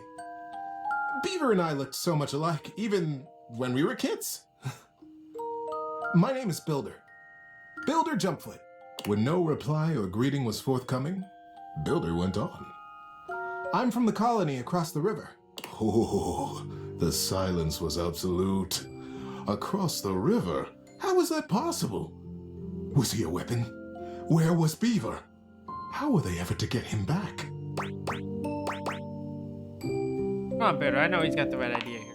Builder just smiled, absolutely at his ease, seemingly pleased as punch to be among all these new friends. And into this silence sailed the figure of Beaver, a new rope tied around his waist. There were now 3 lines of thick rope across the river. Beaver landed expertly in the center of the net, untied his waist rope, and climbed down. You are Builder? Beaver reached out his paw to the stranger. And you could only be Beaver, the stranger exclaimed, gripping that paw warmly with his own. I am Builder indeed, and it has been the dream of my life to finally meet you like this, in the daylight, on the same soil. Mine as well, my friend. Beaver, for the first time in his life, allowed himself a great, eye-crinkling smile. I almost can't believe it worked. Now, wait just a minute, trilled the longest, making her slow path down to the machine. What on Riverbank is happening here? We are at war, Beaver. And Builder, too. You both should know better. Beaver, you promised us that your machine would win the war, and here you have brought the enemy. You promised to destroy right to the mouth of our colony tunnel. Beaver turned to the longest with an open face. Yes, ma'am, I did. I believe you'll agree, though, that I have won the war. We have all won the war, because the war is over. The longest stared. The machines that we have built will allow us to become not 2 colonies at war, but a single colony, united. The machines are designed to dam this river, ma'am, offered Builder. I believe you have the same dangers with fishing and swimming that we do. That you have never crossed it? The crews cackled at the absurdity of ever crossing this raging river. We have no need to fight the river now, you see? Builder continued. We sail above it, just as the single pebble did long ago, whispered Beaver. Builder smiled. We have already carried 3 great ropes from side to side between us, and it will be short work to have a whole net built across the river. Once the river is dammed, it will be a still pond, stocked with all the fish we could ever need, calm enough for us and our kits to play in. We will be a great community, the first colonies to ever cross water, the first ingenious constructors in the history of us. The crews were open-mouthed. Their paws hung still at their sides as they realized the magnitude of what they had accomplished. But would it truly be good, as they said? Who was really to say how this great feat would be remembered? The longest took a deep, rattling breath. I can see why you did not tell us at first, Beaver, the true purpose of your machine. She glanced at him sidelong. I surely would have said no. Nothing this daring has ever even been attempted before, let alone under the mask of subterfuge. Beaver looked up at her, suddenly a very young kid again in his heart. Yes, that is true, ma'am. I have won the war. I have won by making it go away. We have all won it. by making friends out of old enemies. Ma'am. Mother. Do you like it? The longest looked fondly on her son. Her serious and guarded and daring and wonderful son. Yes, child. I have never been more proud of anyone. Builder guffawed and began to dance around, slapping Beaver brazenly and companionably on his back. Beaver stood solemn, quiet, a gentle smile tickling the corners of his mouth, satisfied. It was, as they had promised, quick work to dam the river. Beaver and Builder were excellent guides, and the crew from both sides of the river proved naturally adept and joyous in their work. Before the autumn settled in, a great still pool existed between the two colonies. Kits splashing and playing, and parents fishing safely. Denny Strongpaw, the best fisher in the fast water, turned out to be the best fisher in still water too, much to his delight. And very early each morning, Beaver Proudtail still crept quietly from the colony and performed his morning rounds. He had never missed a day. But now, his favorite part of his patrol was seeing Builder Jumpfoot across the water and batting a very specific, very lucky, red striped pebble back and forth. It was a really nice story. Peace and love forever. That's just it. Thanks for listening all the way through. Good night, buddy.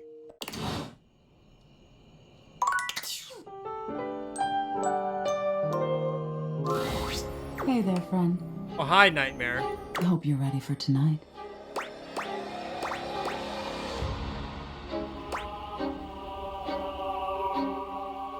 It's a real scream. Oh, it will be. Just you wait.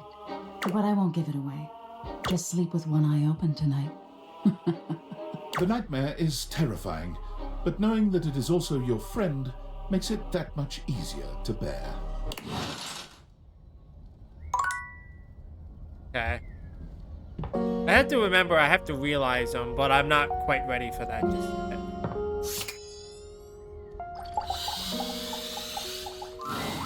Well, of all the unexpected things. You really listened to me. You really listened to one of my stories all the way through. Even though we're all grown up now, I've collected them all over so many years and kept them shiny and safe. Waiting for someone. Well, waiting for you, really, to come back and listen. And you did. I can't tell you how touched I am. But the unexpected part is how I feel. I've always loved you, you know, even when we were little. We were so young. And I always wanted to protect you.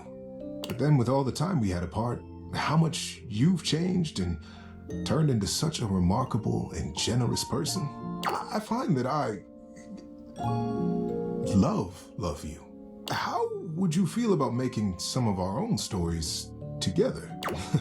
I'll bet we could find some new things to advise each other about too.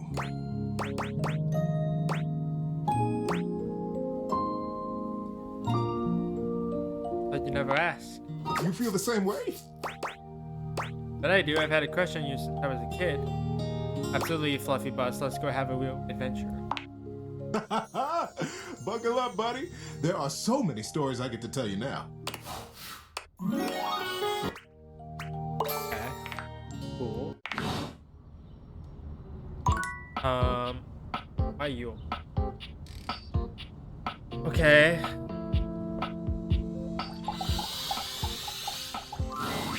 Mac told me something real cute to call you. Ready for this? Oh? You're my little Solnishka. Solnishka? Oh, I think you're meaning Solnishko. Dang it. I practiced that one so many times. No, I love it. And I love you. I love you too.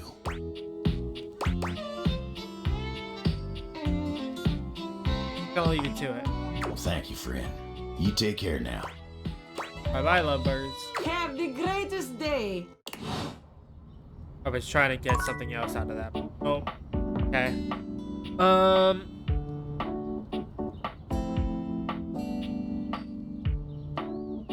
So now I need to go berry.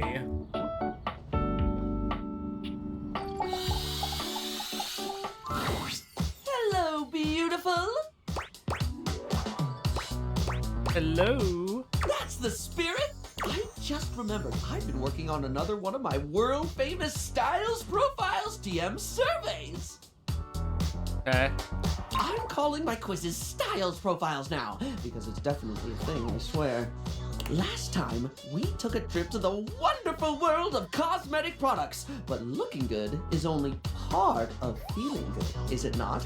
For the next stage of my artistically audacious audit, I've drummed up a series of questions all about hygiene and freshness. In a second round I like to call Coming Clean.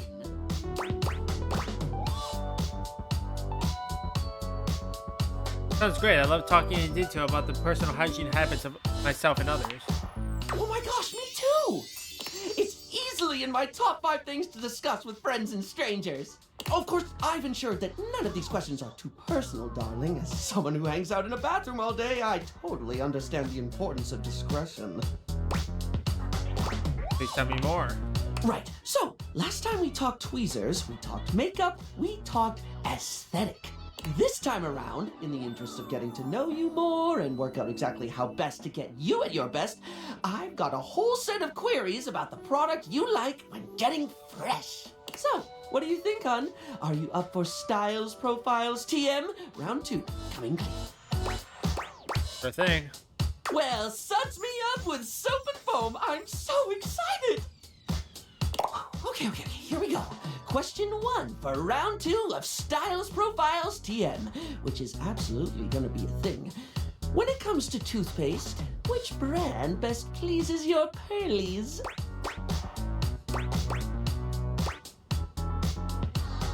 Certain brands I love. Ooh, do tell. Colgate. Ah, Colgate. Once they lent into the fact that it made your teeth turn black, they really got themselves out of that PR nightmare. Remember the ads that made them a household name? Colgate.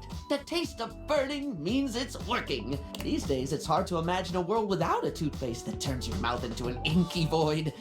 Especially after they had those big billboards.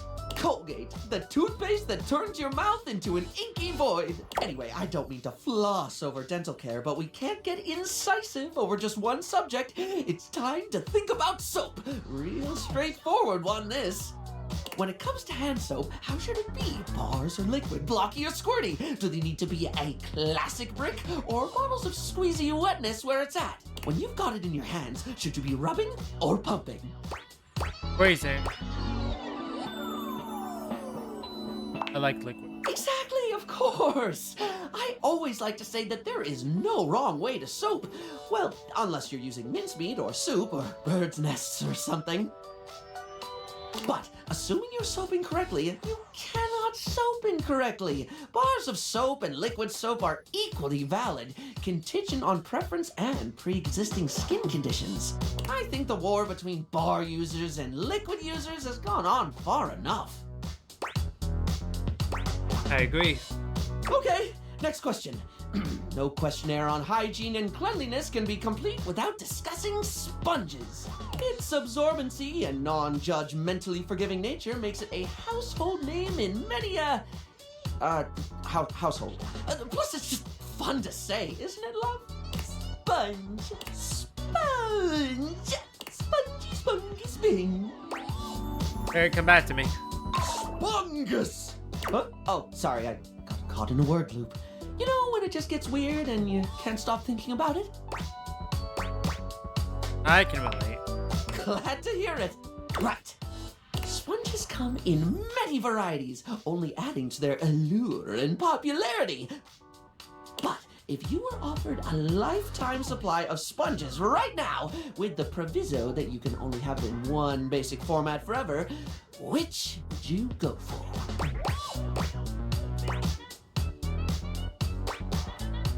Think about the option. Here they come. Classic, one of those sort of rectangle ones. Who doesn't love the classics? They're practical, they're economic, they get the job done. They're like S Club 7 in that regard. Sponge Club 7, that is. Not whatever human nonsense you might be humming to yourself right now. I am all about sponges, and some of my best sponge-based experiences have involved a regular old yellowish sponge. Classic sponges are always there for you, but they're low maintenance. Never clingy or insecure, because they know they're a sponge, and then they're good enough. I kinda envy them. And that's it for your Styles Profile TM today. This information will be logged and categorized. Is what I'd say if I didn't have a brain that very much didn't behave like a sponge. Or maybe it does, at least when it comes to leaking everywhere. Anyway, darling, I'm delighted to say you passed because you weren't being graded. Farewell. Okay.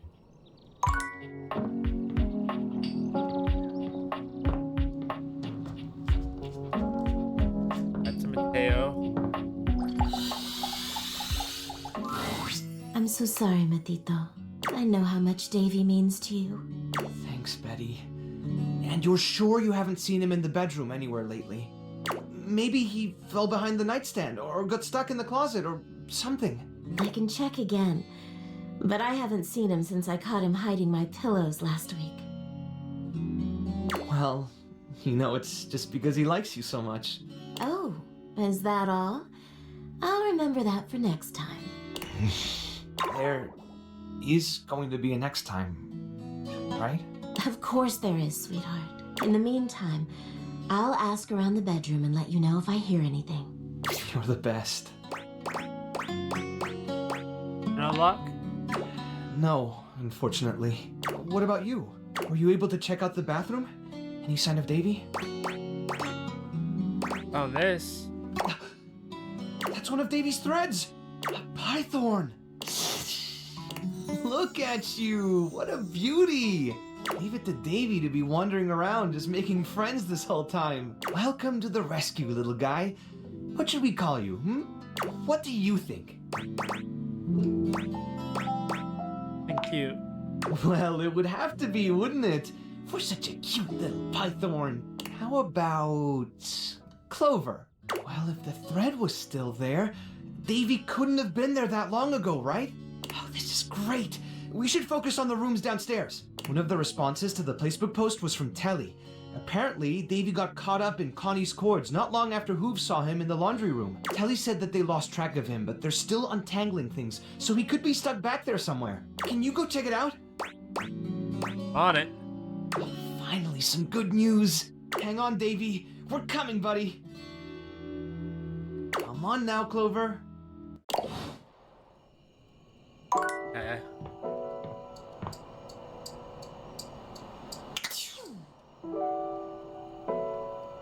So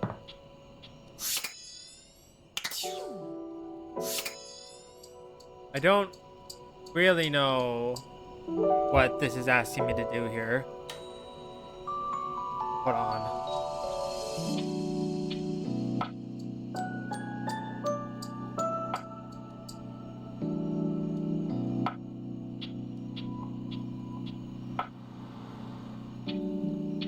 Spring on the lower side. Okay, I just want to make sure that was it. Okay. Now who do I want to talk to next? Because we finished Koa, we finished Connie's thing, we finished River's thing, we finished Teddy's thing.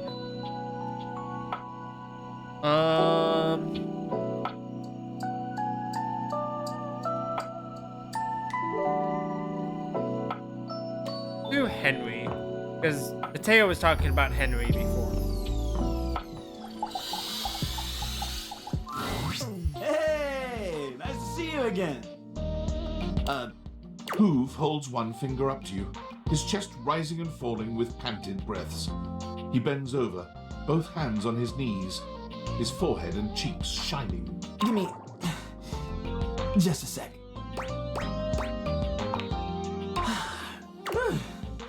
Okay, that was a little difficult. Getting pretty winded.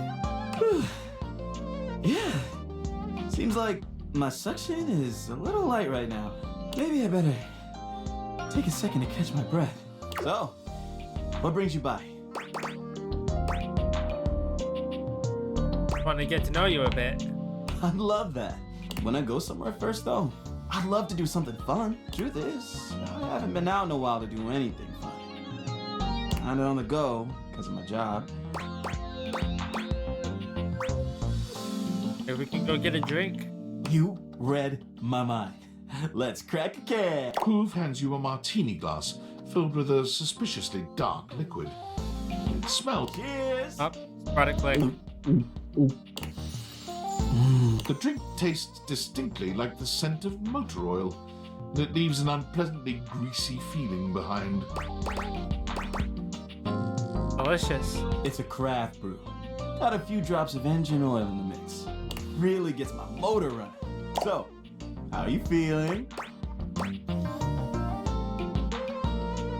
I'd like to know more about you. Sure. I'm an open book. I mean, lyrics like actually an open book. Yeah, but you know what I mean.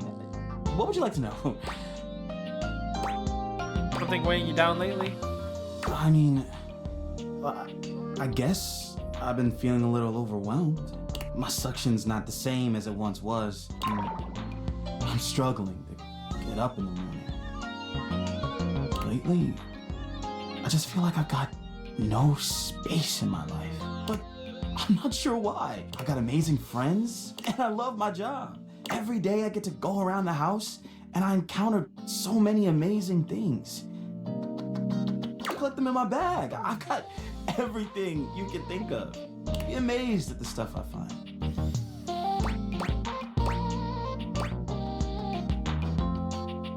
You still feel empty inside.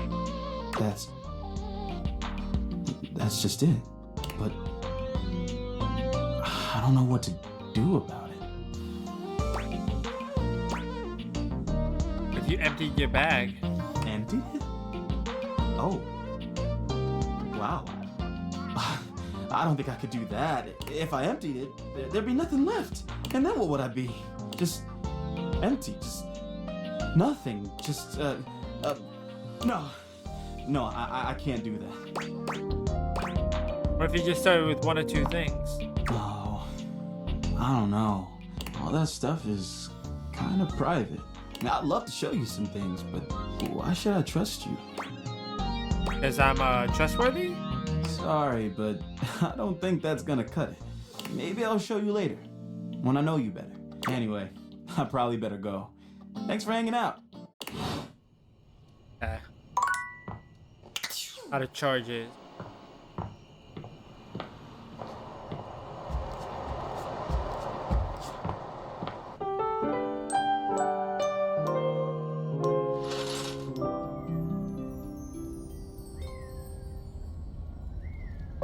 Right, give me 1 second. I really need to use the bathroom. Once I'm back, we will continue onward. So I'll be right back.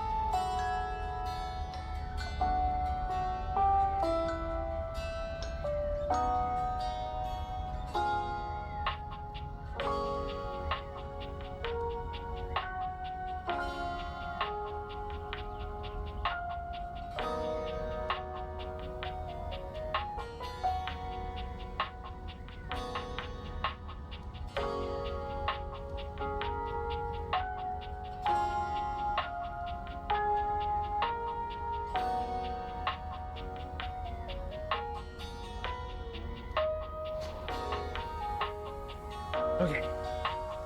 Sorry, where they had to go.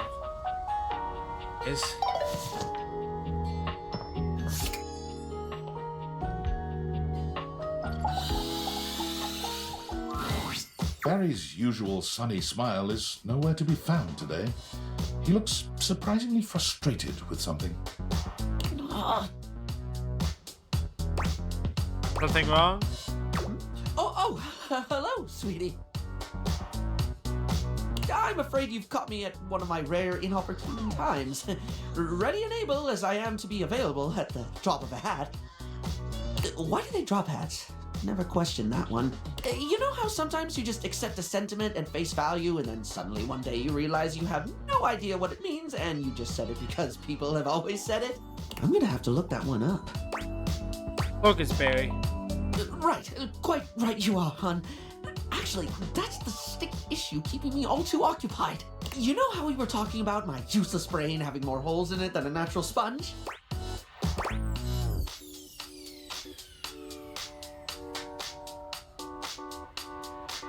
Ew, though in my experience, putting yourself down with derogatory sentiments like that is the opposite of helpful. Don't be self-critical to the point of self-flagellation. It's a unique approach, but I can give it a go.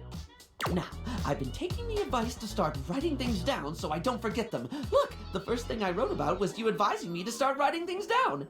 I even remembered to use yellow eyeshadow to highlight the important things. At least, I think it was yellow? Wait, no. It was orange. Oh, for the first thing I attempt to try and organize my thoughts, and I make a bigger mess than my first 15 attempts at contouring. You're right. Said orange before, but it's yellow now, and that's okay. That's okay? You have a thought like that, it might help if you try and stop yourself to ask, does this serve me? I'm not sure I follow. Does it serve you to beat yourself up over using a different color than you planned? I did remember to do that at least, yeah. You didn't do anything wrong, you did it differently, but you still did the thing. Yeah, I did the thing.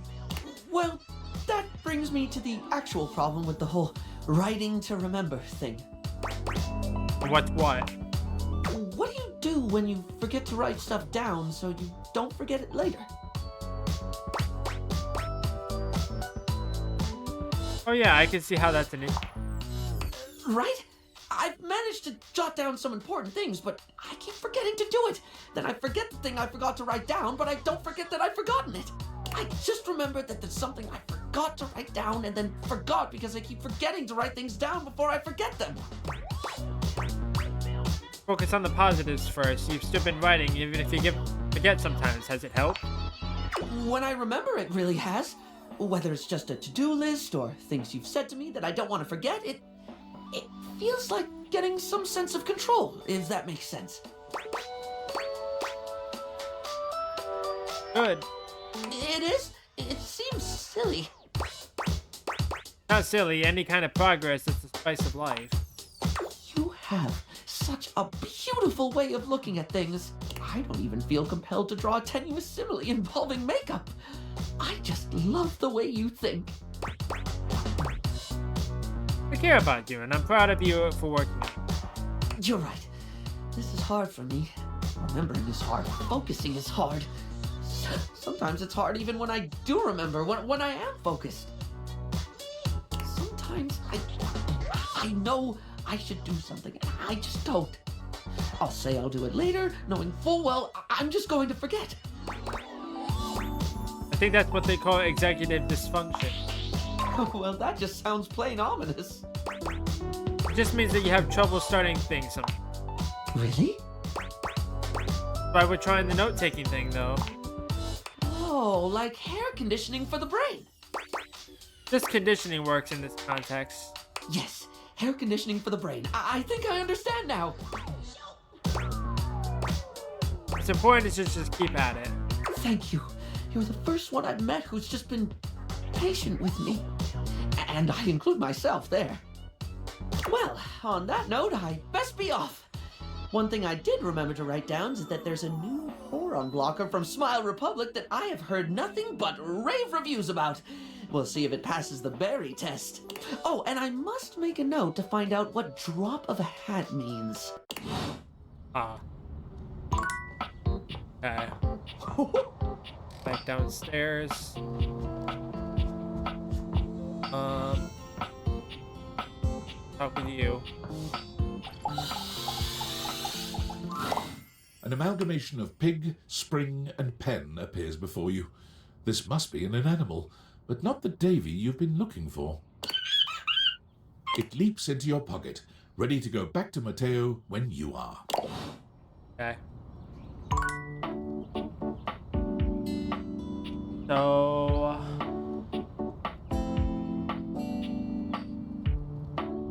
see.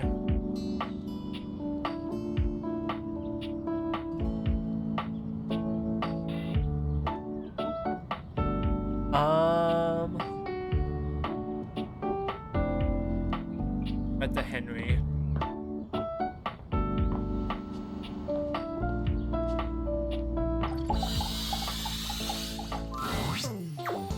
Huh? Oh! Sorry, I guess I drifted off for a sec. Been feeling even more scatterbrained than usual.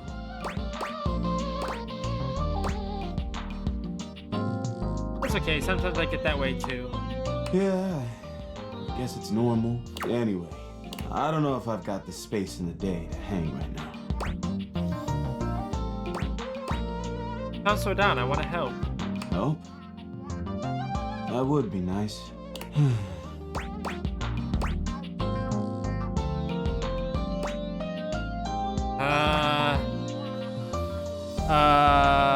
I don't know what the right option is.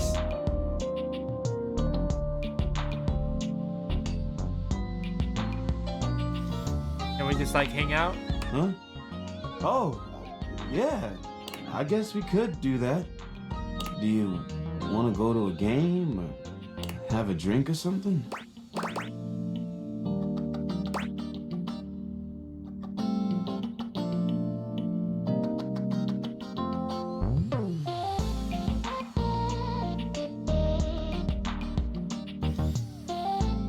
It would be great, dude. I'm super excited for this game.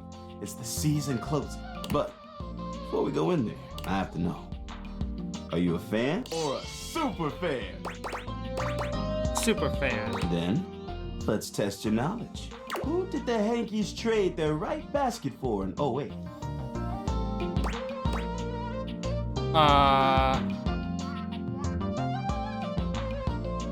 Not this big of a super fan.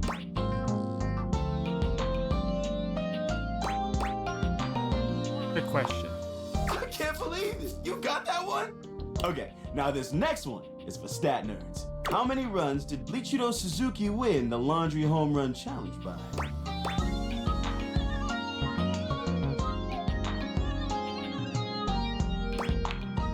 No freaking way! Only one more question, and I'll be thoroughly convinced. What is the Hanks' original stadium name before it was renamed the Valdivia Arena?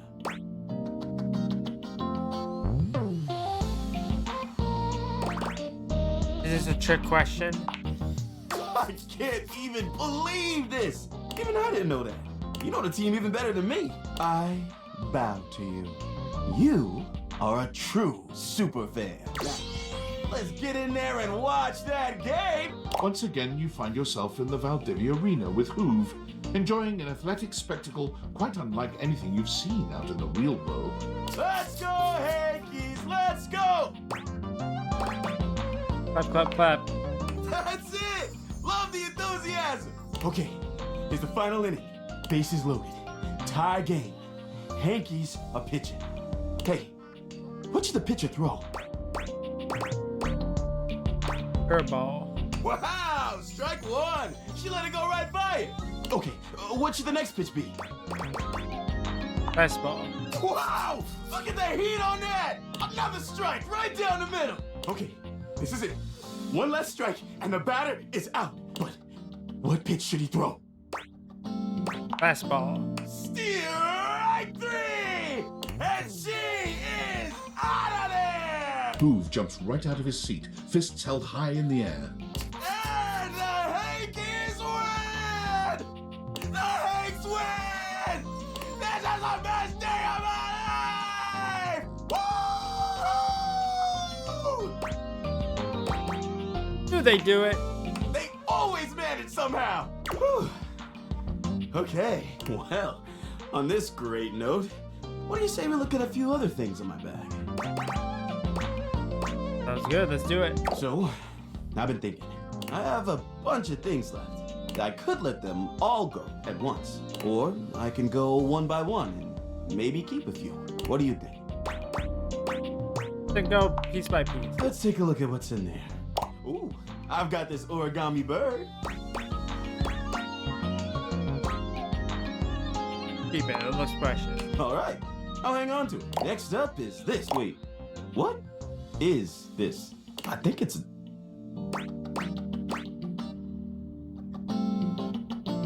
Old cheese. Whoa, whoa, easy. Not even sure I want to touch it again. Pretty please get rid of it. I'm just gonna leave it where it is. Let's forget we ever saw it, okay? Well, all that was a bit exhausting. I think I need a minute. Please come back again soon, okay? Bye, Hoop. Get some rest. Yo, Okay. So, what are we currently at on the specs list? 50. So that means we have 10 more characters to talk to. We have 1, 2, 3, 4, 5, 6, 7, 8, 9, 10. So I have so many more characters to talk to. I think. Honestly, don't know. I would have to check.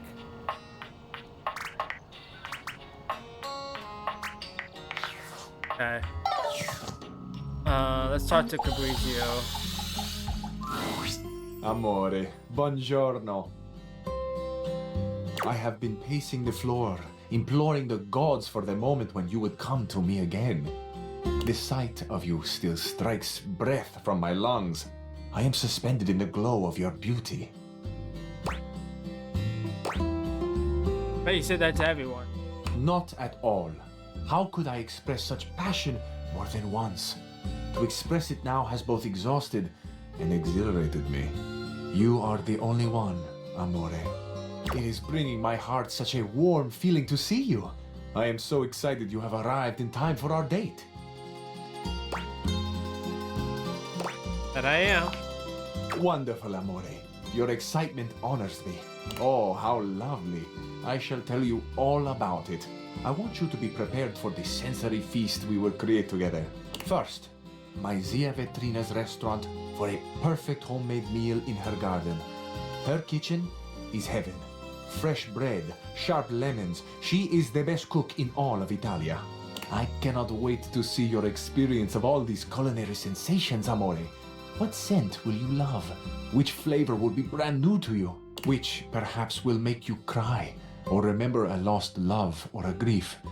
Will your scents be the same as mine? Do you like good food, Amore? Real Italian food? Obviously. Certo. Who could not love the food of love? After we have reveled in the pleasure of Zia Ventrina's cooking, you shall meet my dearest friend. Well, perhaps except for you, Amore. This is my scooter, Il Ragazzo Pazzo. Together, the three of us will take the most beautiful road in all of Italia. From Ventrina's right down to the sparkling ocean. We will wind through mountains and fog and dazzling sunset light, and we will park mere feet from the gently washing surf. Have you ever ridden a scooter, Amore? I haven't, and I'm totally in. Do you mean this ride with me? The most beautiful ride on the most beautiful road in the most beautiful country in the world. This will be your first?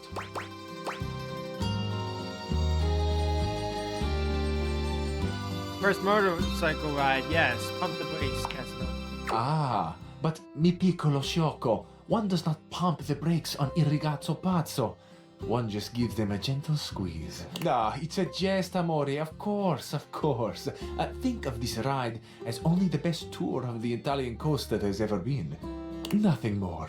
Io prometto. On this beach, a very special beach, Behind a little outcropping of sea rocks is a tiny bar. At this tiny bar, there are 3 stools and 2 tables for 2. I have reserved one of them for us, Amore, the one that bathes in the light of the setting sun and washes itself in a warm, salt breeze. To this table, our Paradiso will be brought a bottle of the best limoncello you have ever tasted. Have you ever tried that sweet, tangy gift that is Italian limoncello? Delicious. Delicious. La parola perfetta. I confess, Amore, I am having a fantasy of you. I would like to dip just the tip of your finger into a tiny glass of liquid sunshine and catch the drop that fell from it on my tongue.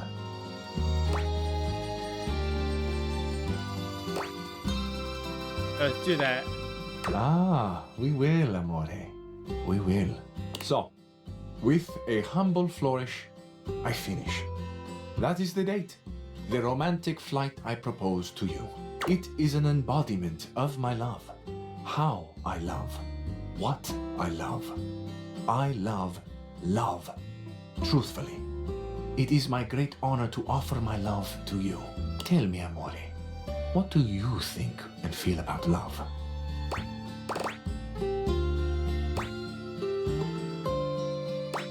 Special, not easy, but special. I agree. There is something special about it that goes beyond words. I think often at night about love. The way the stars shine down. The glitter like the sparks in my chest when someone I desire, when you come near me. Sparks? See, floating electricity. The night sky. Il firmamento. It is vast and close. Ah, I can hear myself. Sometimes when I catch myself in the throes of my poetry. Amore, I hope I have not embarrassed you. Really talented. Ah, Amore, the smile you create.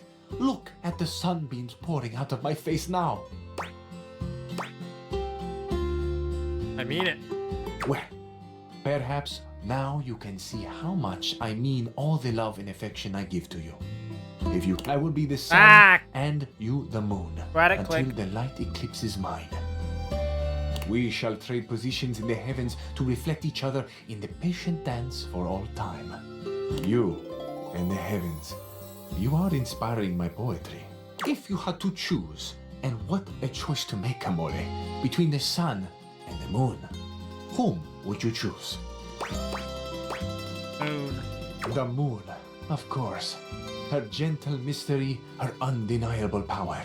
How could we not feel the fascination of her movements through presence and absence? How could we not treasure the quietude she demands, the furtive slumber she looks on so coolly? The light of the moon, Amore, lights up less what is around us than that which is within us. Oh, Amore, you have truly unlocked my heart. But I fear I may be sharing more than you wish to hold. Have you had your fill of poetry for now? You love listening, do you? I love listening to you, too. What a gift to find this openness now. It is a rare thing. What luck for me, then, to find not only that the diamond, but the setting, too, is extraordinary. I trust I shall see you again soon, Amore.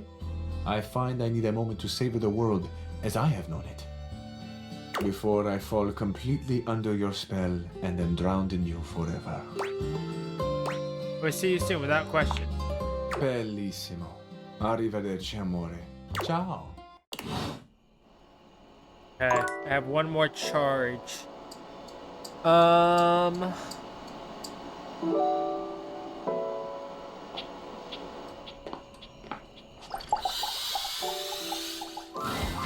Hey.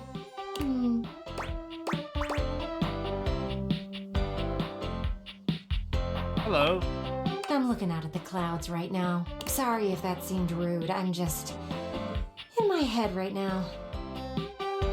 Do you mind coming back some other time? I'd rather be alone right now. Is this...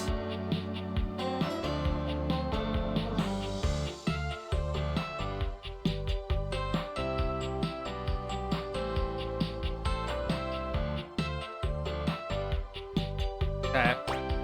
Come back later. Thanks for understanding. Okay.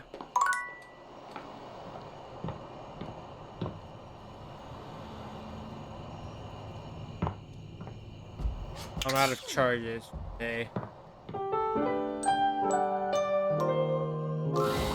Hey there, friend. Hi. I hope you're ready for tonight.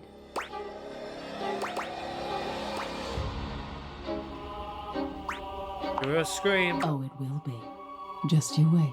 But I won't give it away. Just sleep with one eye open tonight. The nightmare is terrifying. Okay. I don't know why I'm having nightmares all of a sudden. Am I getting closer to realizing her? I don't know. What do I even need to realize her anyways?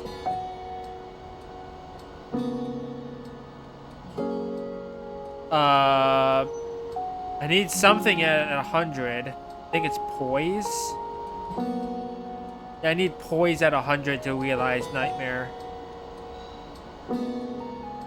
And then I believe I have everything else that I need up. I think. Double check.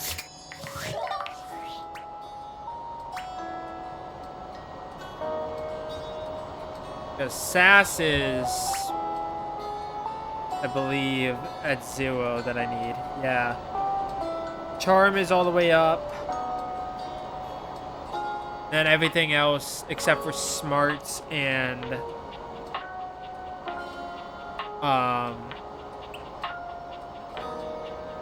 poise is not all the way up. Okay. I just wanted to make sure of it. Okay.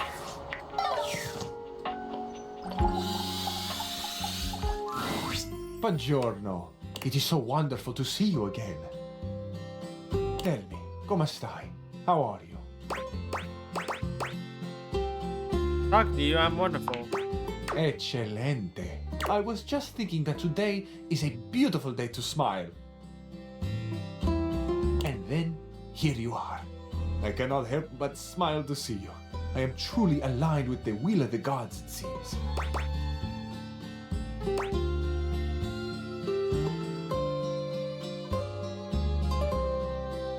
Hoping to learn a little more about you. Oh, is that right? I am tickled by your curiosity.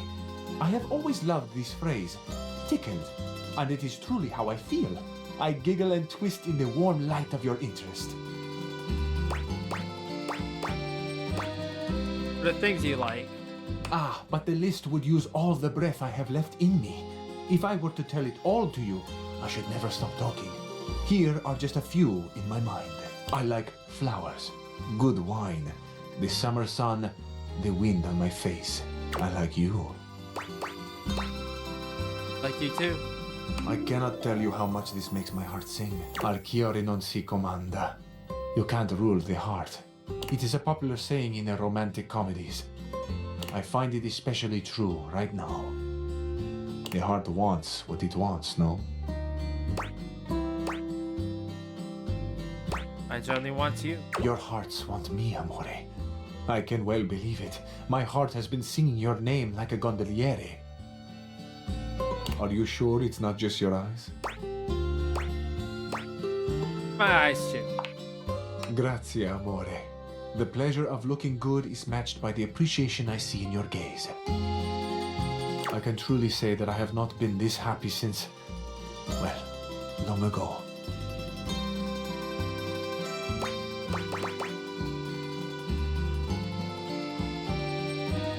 Want to talk about it?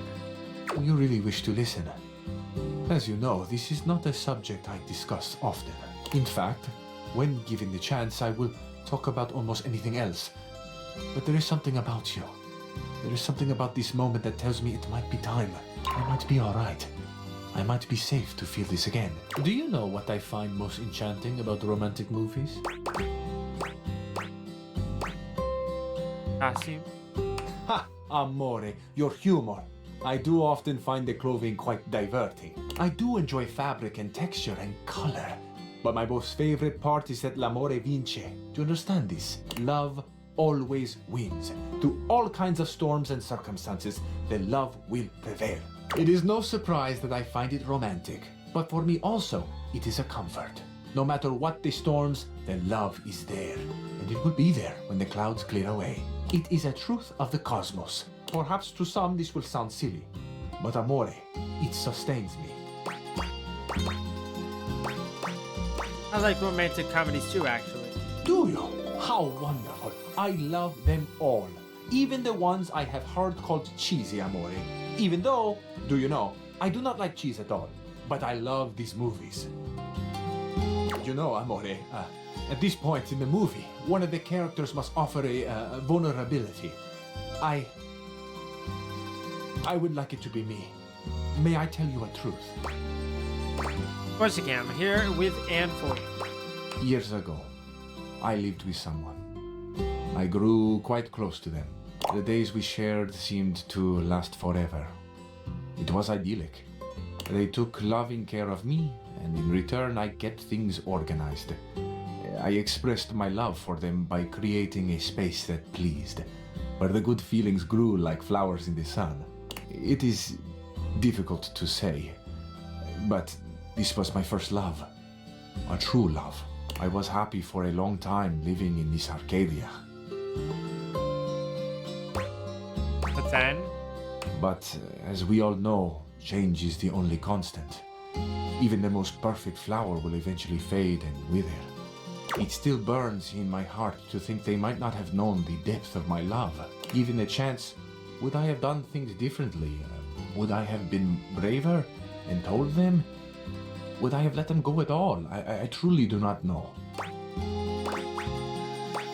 I think you did the right thing. When I say I have painful memories, I do not mean the pain is from someone hurting me, or the pain of loving the wrong person, someone who would not love me back. I loved them with my life, and then one day they were gone. The moment has passed. Too real. I wonder so often where they are now, how they are doing, are Too they real. happy? There is so much unexpressed, so much I still carry that, in truth, is not mine at all. It belongs to them. This love, this gratefulness. I never got to tell them thank you. Thank you for sharing this. Amore, I have not ever thought I would grow so fond of another again. I did not believe I had the room for such a glorious bloom to grow a second time. But here you are. You are this spring after a long winter, and I could not go on without sharing this with you. It is my past. It is so much of what I carry. Thank you for listening. Thank you for the chance to know you. Thank you, Cabrizio, for sharing. I really appreciate your story. You are too kind. It feels inevitable for me to tell you now that I love you. Me too, but I cannot help but wonder something. What's on your mind? The story sounds very familiar to me. Familiar? Yeah, something about your past and your stories in general. Ah, that. Yes, I might know why that is. I have something to confess to you. Go ahead, it's alright. This, my life, my stories, it is all from the movies that are near and dear to my heart. I wish more than anything that I could travel and be worldly. It has been such a deep and passionate dream of mine that I think I have gotten lost. I've created a life that was never mine. Of course, part of it was that I so wanted to impress you. I have watched you, and you have fascinated me. But it was never just about you. My spirit yearns for something more. My heart cries out for adventure, for espresso under the ancient archways, and the music and the calling voices. Ah, amore, my love, I am so sorry. Please, please understand. I do understand, but who you really are is wonderful too. Oh, my love, I sing your praises until the world ends. Amore mio. My heart is a field of wildflowers, swaying gently in the wind, tended to by the earth and sun. I have always wanted a beautiful garden of my own, but to think that it might grow here, in my heart. To think that I could share such a private abundance with another who sees the flowers in striking hues as I make them. The infinite color and riotous beauty beams from me. The way you have made me feel is unreal. This love will be our masterpiece. To have the full beauty of the world, an exquisite you. My life reflects in on itself until I am blinded by how much I see. Amore, you are eternally the brightest star in my sky. Te amo. Ti amo.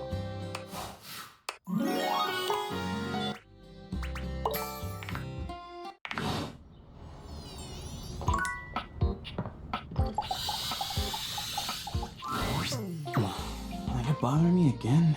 Sorry, but I just really don't have time for this. I'm so stuffed to the brim, I can barely think, let alone work. My house is a mess. Crime scenes are going uninvestigated every day. So, why don't you just leave me alone? Alright, take your space. Thanks for understanding. What? You suck. Well, that sucked. Damn. Are you really bad at dating, or just happy to see me? Well, don't answer that. Just keep it up. Looking to learn a little more about sweet Lady Hate, are you? You ever hear people say things like, she's a cruel mistress, when they're talking about personifications of abstract concepts? Well, let me tell you, nobody ever says that about Lady Hate. Hate is a kind mistress, a loving mistress, a mistress that nourishes and blesses you. In fact, the more hate you have in your life, the happier you'll be, the better you'll feel. that can't be right. Oh, no, it is. You think I'd lie to you? Me, your best friend and confidant Reggie? Look, I only want the best for you. And the best thing for you, for me, and for literally everyone. Hey, baby. Come back anytime you want to hear more about hate. Okay. Well, I have to figure that out then. Look who's back. You must be here to watch the clouds with me. You're doing that? I am. This is the best view in the whole house for it. It isn't like there's much else to look at from here. Not to say there isn't potential. You've got that nice lawn, but you never use it. The backyard would be a great place for an event. A picnic, a movie night with friends, anything like that really. Kind of reminds me of you. It has a lot of potential. Potential is good though. Only if you use it, sweetie. Eventually the world stops rewarding potential. You know that, right? I'm really not trying to hurt your feelings by saying these things. I'm just pointing out the truth. The backyard is for entertaining, and you have not done that in a long while. Do you know why I like looking at the clouds? Look like anything? Exactly. Clouds have endless potential. They can move freely and be whatever our minds want them to be. The same could go for you. You could be like a cloud. Light and fluffy? Well, yes. But you could be whatever you set your mind to be. And that includes being social. You have something in mind? Of course I do. I've spent a lot of time thinking about this. You should host a backyard party. Clearly, you don't know how to entertain people. But let me take care of the planning, and you just worry about the guest list. Guest list? All your little work friends. Invite them. Oh, like Sam. Sounds very fun. There we go. And don't worry. Even if you are feeling a bit of those old nerves, I got you covered. I'll plan out this whole get-together, and then you can decide if it's a go or not. How does that sound? You know what? Don't answer that. You just need someone to do it for you. Give me some time to think and then come back. It shouldn't take me long. Okay.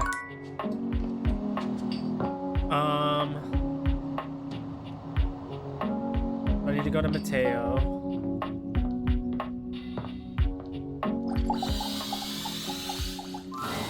When you find Matteo next, he has a visitor. None other than lyric literature.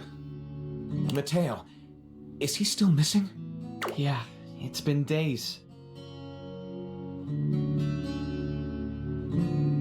We found one of his threads in the bathroom, but there hasn't been another sign of him yet. Do you think he might have gone back there? Maybe I should go check again. I ran into a mirror on my way over. There's no sign of him in either bathroom. I'm sorry, Matteo. I just know something's wrong. He's never been gone this long. What if he got caught on something? He's already lost one of his threads. What if he unraveled? What if... Here, breathe. We're gonna find him, okay? And if we don't? Lyric, I can't go through this again. We won't have to. Now that the human is able to speak with us, I'm sure he'll be able to help even better than we can. Thanks, Lyric. I'll run through the list of leads again. We're gonna find him. Chin up, my snuggle buddy. Anything from Lyric? Nope. Another bust. And that list is only getting shorter. This little guy should cheer you up. Another one of Davy's threads? What in the Chanel is going on with him? Whatever it is, it's definitely deliberate. What makes you say that? Something else with a thread. A springtail? Do you know how tough these little guys are to catch? That's impressive! Davey did all the work, I just showed up. Give yourself some credit. Handling in animals can be tricky. And it looks like you have a knack for it. Now, what should we call you? Something artsy. Oh, I can definitely see that in this one. I'll go with... Cielo. Are you up for looking into another lead? What you got? Stepford and Shelley were complaining about a weird rustling in the gym closet recently. I didn't think much about it since the gym is all the way across the house from where we found the other signs of Davy, but if Davy really is leaving clues, maybe whatever Davy is trying to lead us to is up there. Worth checking out at least, right? I was starting to feel a little hopeless earlier, but now I really think we're onto something. You've been a big help. It means a lot to me that I'm not the only one out there looking for him. Oye, Cielo, let's go meet your new friends. Let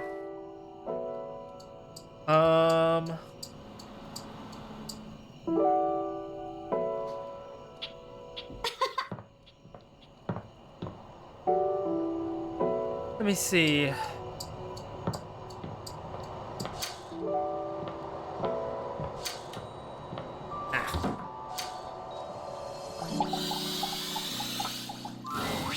There you are, sweetness. I was just thinking about you.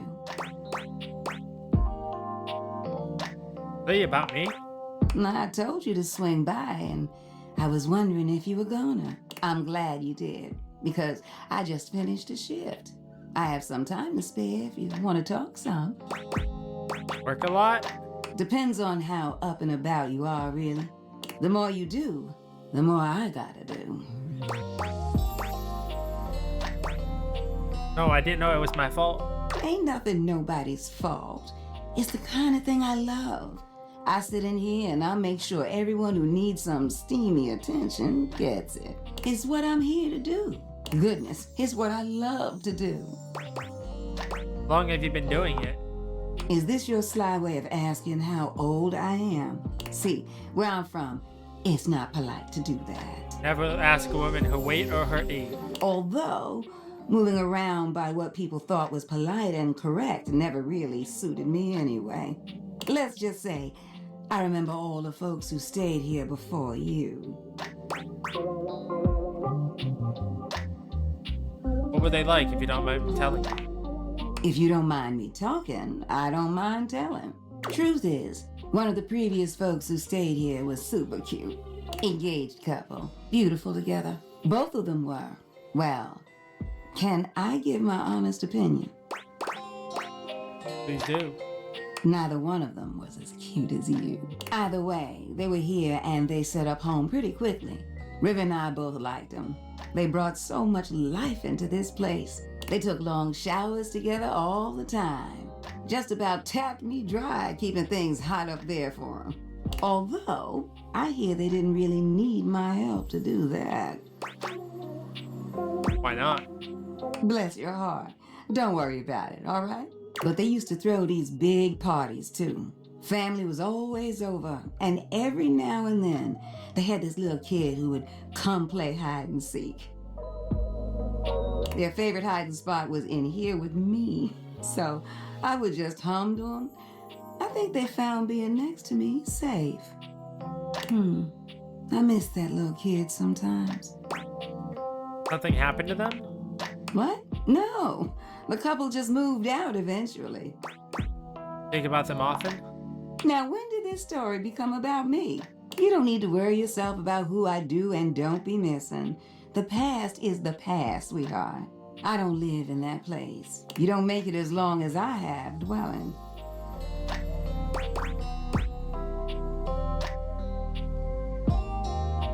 They do remember a lot of the past, though. There's a difference between knowing your history and living in it. Besides, you saying you didn't like my story? I liked it a lot. Well, good. I enjoyed telling it. Which reminds me of this one time where... No, you know what? I'ma wait for that one. You want to hear more? You gotta come back. Besides, it's time I check in on my boy Washford. I know Washford. Wait, you like him? And you don't? What's not to like about that hunky man? He's just one of the hunkiest hunks that ever did, huh? Ooh, the way he calls out to me when he needs some of what I got. Well, it's enough to get me bubbling. I bless the day you wheeled him into this house. Drysdale's all right, but Washford? Winifred fans herself with one hand, beginning to lose herself in her own fantasy. I wouldn't mind going through a couple of cycles with him. Ooh! I think I said too much. No, Washford has a complicated something going on with Drysdale. What? They got a thing going on? What kind of thing? Like, do you know the definition of this thing? I mean, I am talking about Drysdale, but they're just stage partners, right? Winifred lets out a sigh, shaking her head. Look at me, just as lost to thought as I want to be. Don't mind me, darling. Sorry for thinking out loud. Well, I think we better wrap this up for now. I got a social call to make. Thank you for listening to me spout about nonsense. But listen, I got more stories for you if you ever want to hear them. I love sharing them with you. I'll see you around, sweetheart. Okay, out of charges.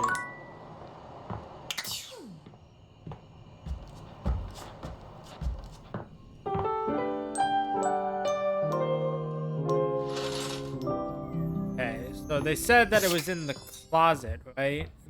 Closet. This one. The strings in the gym closet appear before you in a more canid form. Surely this is the tassel hound you've been on the lookout for.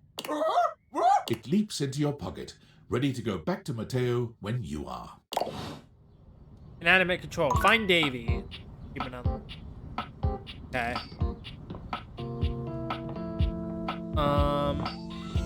So who was I talking to? We finished Fabrizio. I finished technically Henry's storyline.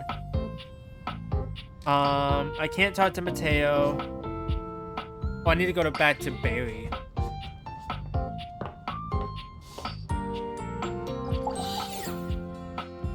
Damn. Crouched down.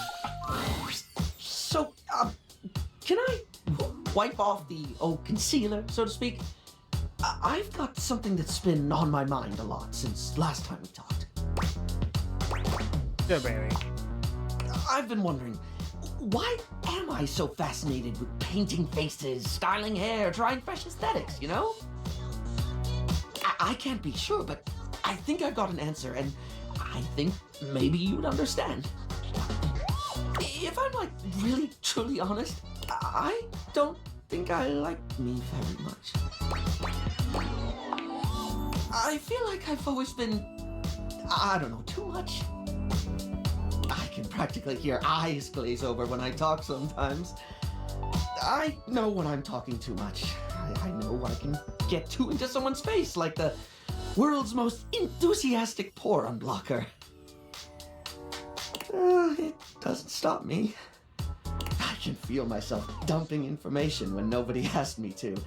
Banging on and on about something that interests me, even if I sense I'm boring the life out of whatever poor soul had to hear it. It helps. I have not found you boring. Well, that's honestly really nice to hear. But like, with me, I'm always on to some degree, you know? I feel like I've always got to be engaging, always got to be interesting. I've always got to have something to say, because if I don't, I'm just me, and I'm boring.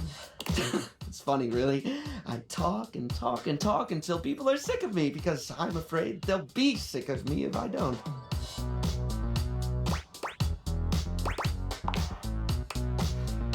Me that's outgoing to a fault, who's overly confident, who's just so fabulous, darling. It's kind of like I'm wearing a mask of my own face.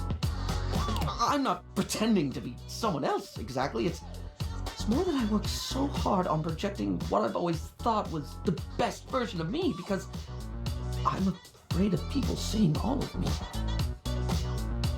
But I have to admit, holding up the mask is so exhausting. Trying to hide the bits of you people find inconvenient hurts. Thank you for hearing me out. It means a lot to feel seen. Okay. So I need to go back downstairs. Think.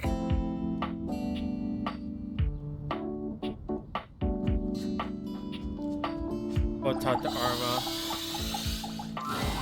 Hey! Always great to see you around.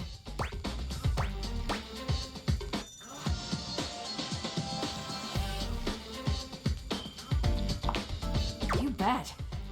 If you're down to help me study for my recertification, we can hang out after. Sounds like a plan. I might learn a thing or two while I'm at it. Did I already Your day finish spent Arma's studying with your new friend Arma fills you with I did. Okay, that was a waste of a thing then. Okay.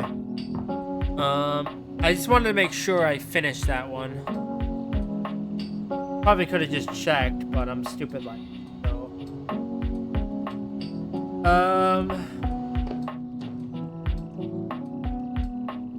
Let's talk to Wyndham. Huh. Here comes the human. Gwendolyn gives you that same look that your boss used to when she thought you weren't busy enough. There's a real air of business about her. Of bossiness, really. Okay, I hope you have something to write with.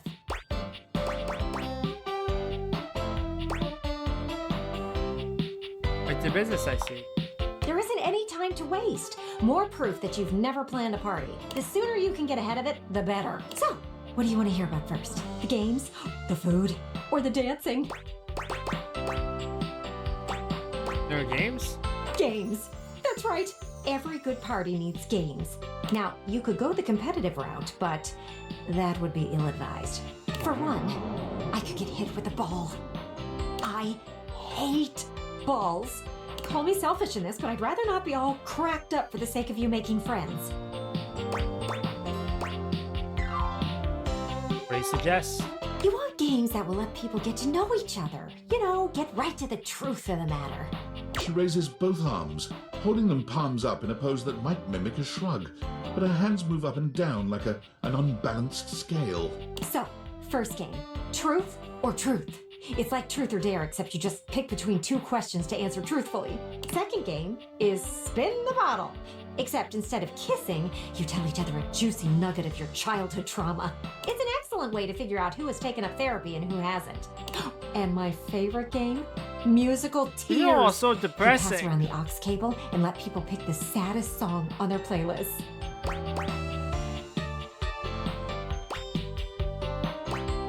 Sure.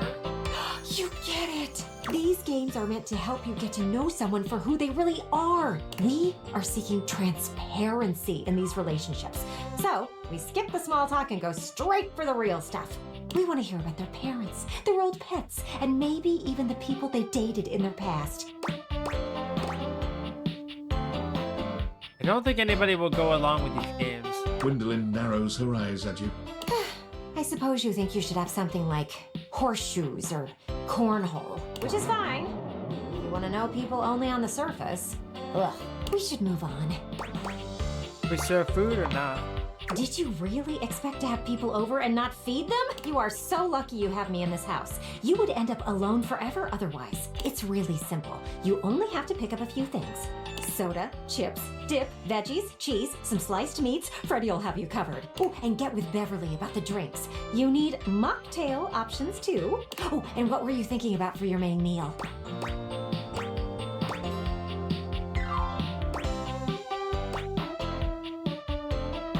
Of some sort? One chip. You need to feed these people. I'm thinking either grilling or pizza. Up to you. Pizza works.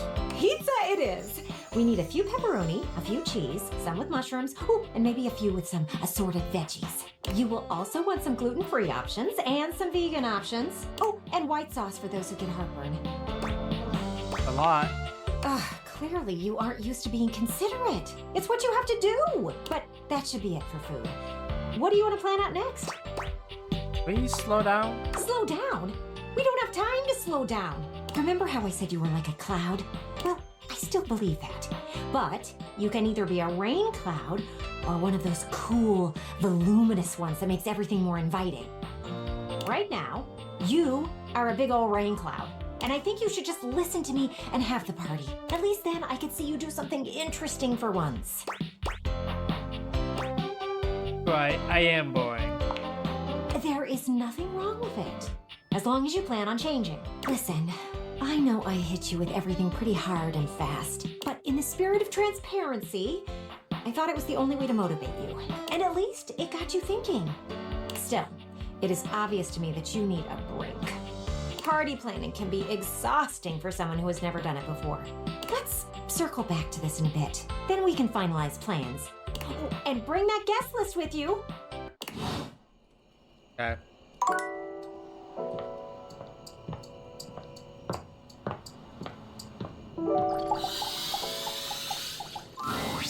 Look who just can't get enough of me. Who, me?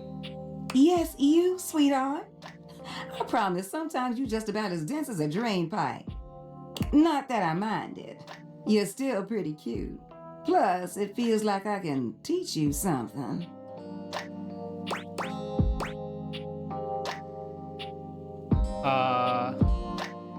I'll let you teach. When you swing hard, don't you? What brings you down here today? And don't say drainage.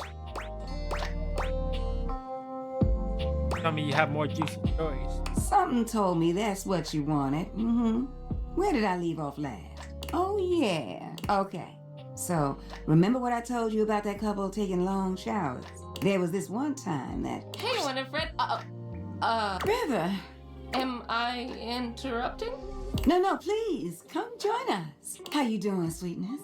River glares at you, giving you the distinct feeling she doesn't appreciate you being here. But she says nothing. Oh, you know, fine. Same as always. You say that every day, and I know that's not always true. Winnie, don't. Not now. River looks away from both of you, steam rising from her cheeks as she blushes furiously. That sweet little blush gets me every time. But really, you got nothing to be embarrassed about, darling. It's only me. If you need a little help relaxing.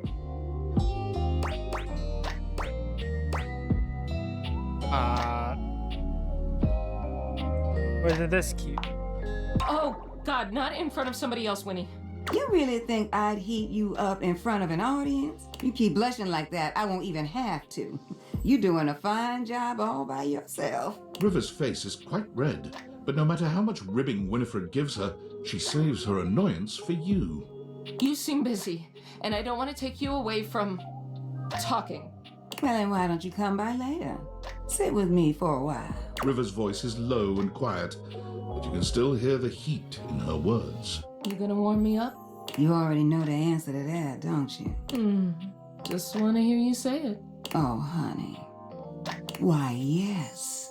Yes, I will warm you up later. Promise? If you give me a chance, I'll have you in a rolling boil. River doesn't say anything, but the smile on her face says that Winifred's words have hit home. Her body language changes, and she looks as if she wants to take a step closer. But her eyes dart over to you, and she closes herself off again. I'll be back. And I'll be waiting. It got pretty steamy for a moment. Oh, that was... that was something, wasn't it? You know what? That's nothing you need to be worrying yourself about, sweetheart. River and I go way back. Way back. She was the first one to come and speak to me when I got here. She's pretty special to me.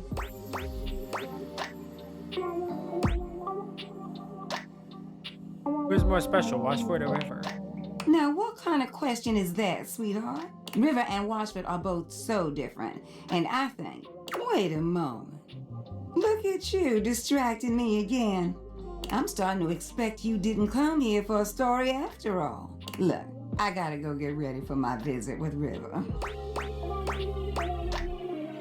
Sounded ready to me. You need to go on somewhere. I have no idea what you are suggesting. You know what? Why don't you just go on ahead and I'll see you later, all right, sweetheart? Go on now, get going. Okay. So what are we currently at?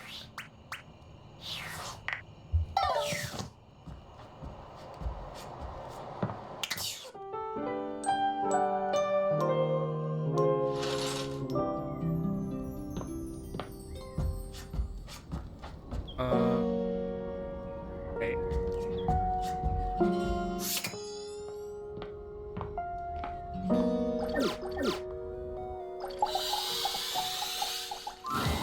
Barry greets you with 2 air kisses to either side of your cheek. He's clearly in fine spirits today. Hello, darling. I could not be happier to see you, you devastatingly brilliant sweetie who I remember enjoys polished responses, slick line brand of tweezers. Not bad, eh? Something's been improving. I have been feeling more relaxed with you around. I feel with you, I don't need to mask my problems so much anymore. It's okay that I've got a brain like an explosion in a lip gloss factory. Good to know you're not broken. Still not easy to remember. It is easier, though. It's the difference between wiping the lippy toward the mouth instead of away, you know? I think you get it. I'm so glad you do. Sometimes I think the whole makeup metaphors get a bit too overdone, darling. It's a bit like when you don't remove last night's makeup and try to fix it up the next day, and you let that ride another day, and eventually you've painted over yourself so much it's all gone flaky and weird. What were we talking about? Not doing makeup metaphors anymore. Right. Oh, question. What do you think of toucans? Pretty cool. Sorry, off topic, I know, but like, I've been getting really into toucans lately. They're just really neat with their big old beaks and oh my god, they're so pretty, right? I've been trying to work out my favorite toucan. They're all just so aesthetic. You've got the Togo toucan, or toucan classique as I call it. A timeless black and white look with the iconic yellow beak offset by deep blue eyes. But there's also the chestnut mandible toucan with a diagonal color split down the bill, contrasting a rich yellow against a brooding maroon. Please go on. Oh yeah? Oh, wonderful! I was just about to gush over the keel bill. Its beak is mostly green, but it has this bright red tip that fades into orange in a streak that almost looks painted on. But if you're looking for something with a little more blue, you need look no further than a Chanel-built cutie. has this amazing pastel around the eyes and a more sky tone blue at the base of the beak. Really gives me some ideas for a look. Not big on toucanettes, though. Bit too drab for my tastes. Quite interested in being. Oh, well, same, darling. You're definitely someone I could hyperfixate on. Oh, wait, no, that sounded creepy, like a stalkery thing. It was a callback to, like, what we were talking about and the stuff, and... you know what? I'll just make a note not to say that in the future. All sorts of things, I suppose. I hope we can get interested in all sorts of things together, then. I'm sure we'll have a simply fabulous time, darling.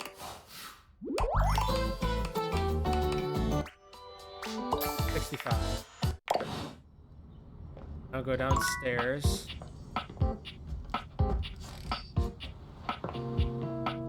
Heyo.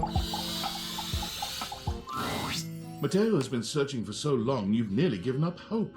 But then... Davy! Davy leaps into Mateo's arms, and the two enjoy a touching reunion. Woof, woof. Oh, Davy, you're back! You had us all worried! What's gotten into you, huh, bud? Taking off like that. Oh, I can't believe you found him! More like he found me. You did a good job leading us to those strays, Davy. Very clever. Is that what this was all about? You've been out trying to be a rescue hound all by yourself? Woof, woof, woof. I'm guessing he had another friend with him when you found him? He did. It looked like he was protecting them. They were trapped and you didn't want to leave them behind. You really are a rescue hound. That's my good boy. All right, let's take a look at your new friend, huh? See what kind of shape they're in. Hey, little guy, come on out. It's okay. I'm not gonna...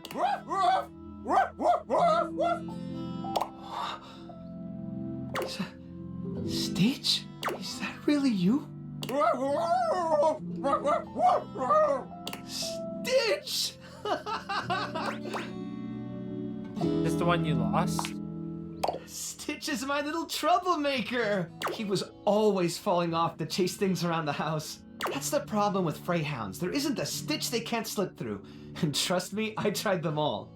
That's how he got his name, isn't it, buddy? One day, he took off and never came back. I tore the house apart trying to find him. That's when I realized just how many strays there were around the house. All of them, just like Stitch. Lost and alone. So I started the rescue. And I just kept searching for Stitch and for any other animals that needed help. When Davy disappeared, I thought it was happening all over again. All that time I dedicated to looking after them, and I still let one slip away.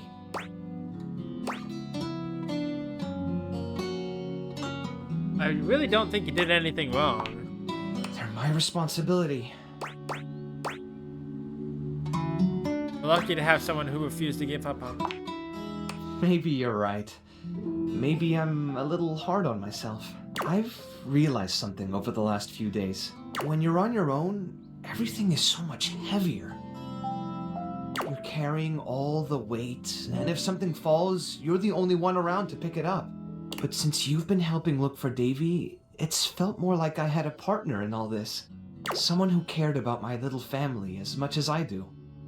Now that Davy's home, the thought of seeing you go, honestly, it makes me kind of sad. You've become part of the family, and I don't want to lose that.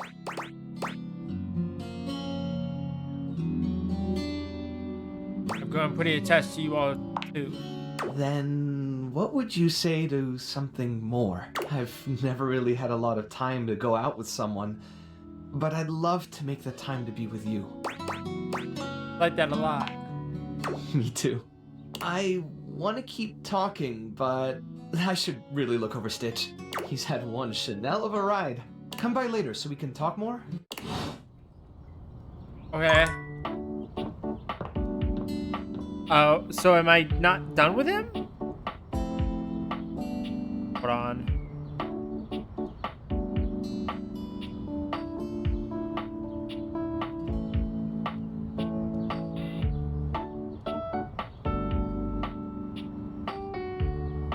They don't get the ending until his next interaction. Okay. Wanted to make sure of that because if I had to do something else, that would have been. You've got that guest list with you? Sure do. Well, we won't need it anyway. I think you should cancel the party. Why?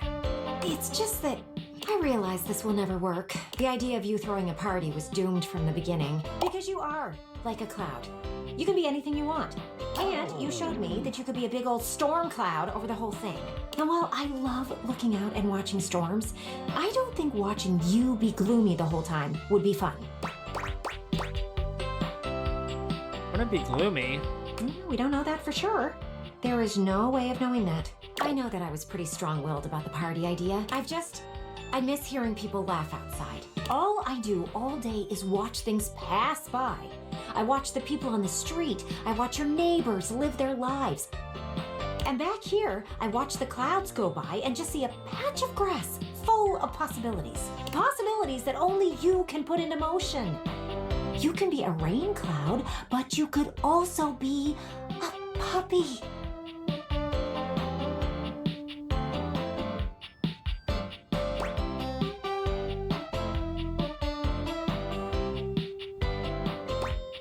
That's why we were talking about clouds. Is there a puppy-shaped cloud right now? I'm looking at you, not the sky. How would I know if there was a puppy-shaped cloud? Oh, sorry. What I'm saying is,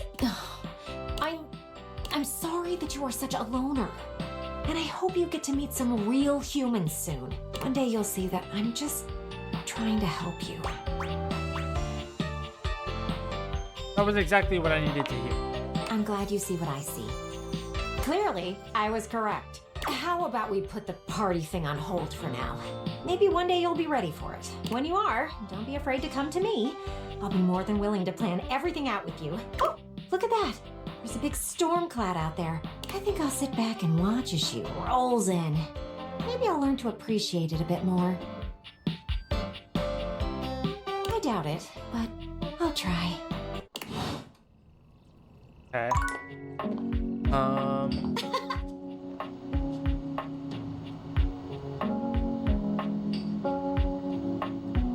So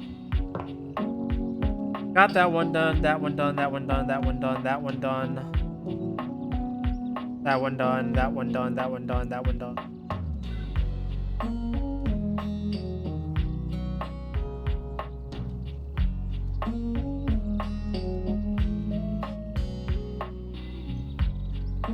Okay.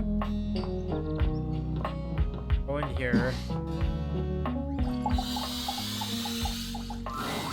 The secret of getting ahead is getting started. Marker Twain. Another quote of the day. You better believe it. So the date with Chris was awful. A disaster even. Tell me about it. He spent the night chasing me around with what looked like an axe but was probably just a spare ski or something. And at the end of it, he asked if he could see me again, but instead of kissing me, he leaned in and whispered that I had the calves of a malnourished mountain goat and that he found my scrawniness appealing because of the potential I had if I would just commit to fitness. So anyway, I'm thinking maybe masculinity is like, not my thing. And that's okay. I've got a date lined up with a real pretty shelf that's just as hot and strong as Chris. And I'm Hey, like she's 90% mine. sure she won't try to kill me. That's great. Thanks! I think so too. You got any tips for this date? Anything to keep in mind for going out with someone who could totally crush me with a pinky, but is also feminine and fine?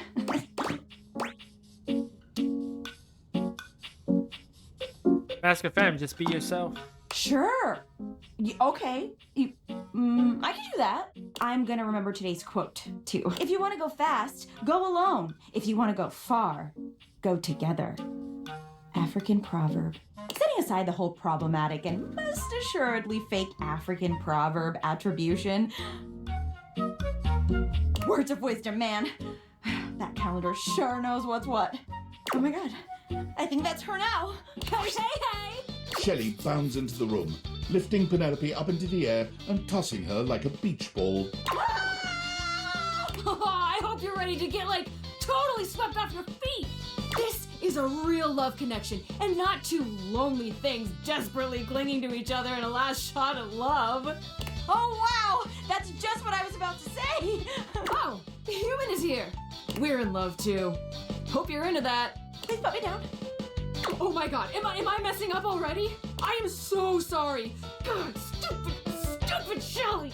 Shelley drops Penelope like a ton of bricks. Penelope slowly, painfully climbs to her feet, while Shelley berates herself. Oh, you always do this, Shelley. You get too excited and you just go in. Even though your lover already taught you not to.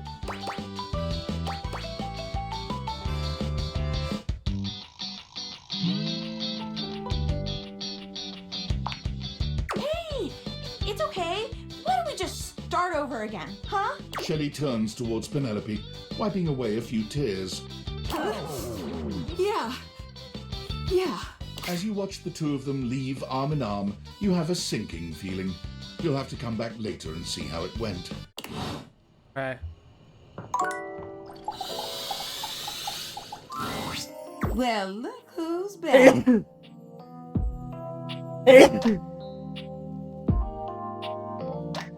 Excuse me. Sorry. Be honest this time.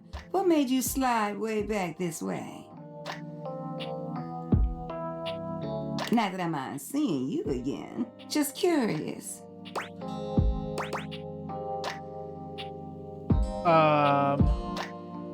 Never did tell me that story. Ooh, sweetheart. Do I have a story for you? So, as I was trying to say before, they used to take this long shower together, right? So long that it was a struggle for me to keep things hot in there for them.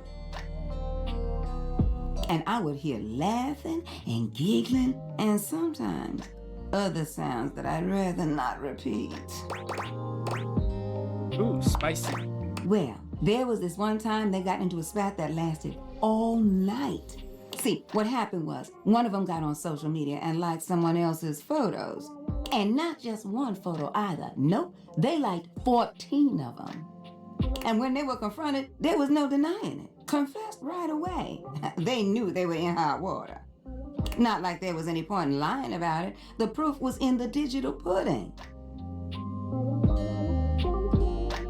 They were made to sleep on the couch for about a week. The words 14 pictures was being thrown their way for days. See, Phoenicia's up on all the apps, but I know that none of that stuff is real, you know? If the cloud vanished tomorrow, so would those little thumbs up. But their relationship would still be there. But I thought for sure it was gonna be the end of them. Can you believe that? Sounds like they weren't great at communicating. See, that right there is what I think the secret is. I don't care who you are or what you're thinking about. You have to talk to your partner. That's easier said than done. Very true. Communication is difficult. But I listen to folks all day, mostly just wanting something from me, but still I listen. Calm and open communication. Open the valve. Talk through it. That's what I say. Care about someone, the least you owe them is a conversation. I agree with you with my entire tank. You got the right idea.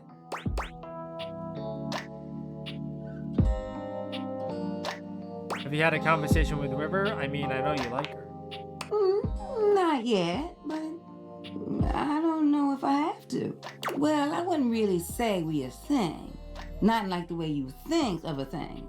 Which is not to say that I know what you consider a thing, but from what you're saying, you consider River and I to be a thing. Honestly, it's complicated. Winifred's expression softens as she thinks about River. It takes her a few moments to find her words. River and I have been working so closely for so long that things just kind of clicked. I guess that's the word for it. There are certain things in life you just click with. Those that just get you in what you're about and trying to do. River's one of those. And honestly, she's made my job so much easier. I was warned that I could have ended up with super hard water. But that's not River at all. Everything just flows between us. When you have that kind of flow, Sometimes you just slide into things with each other. And that's what we've done. She's been there for me, and I've been there for her.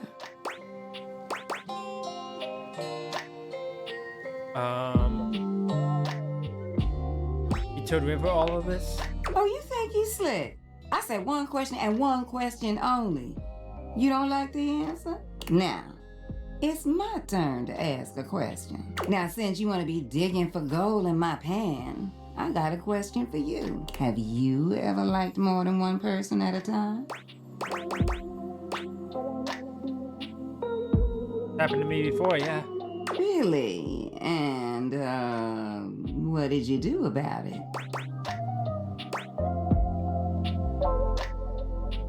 I kind of let it ride. It all shit. See, I like that. You let your heart do what it needs to do. You know how to handle a situation when it comes up. And that's really what matters. Winifred. Company again?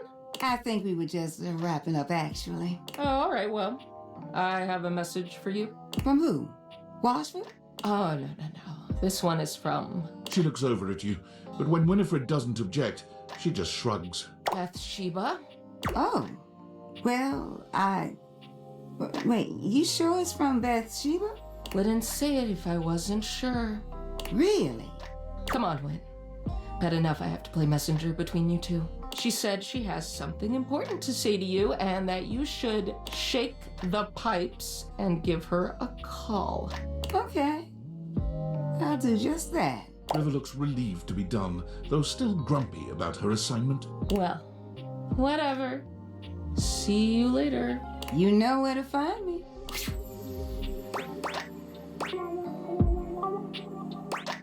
Go, Winifred. When you're hot, you're hot. Why don't you head on now? I ain't trying to kick you out, but I'd just rather take this conversation in private. I'll see you around, sweetheart. A lot of charges for...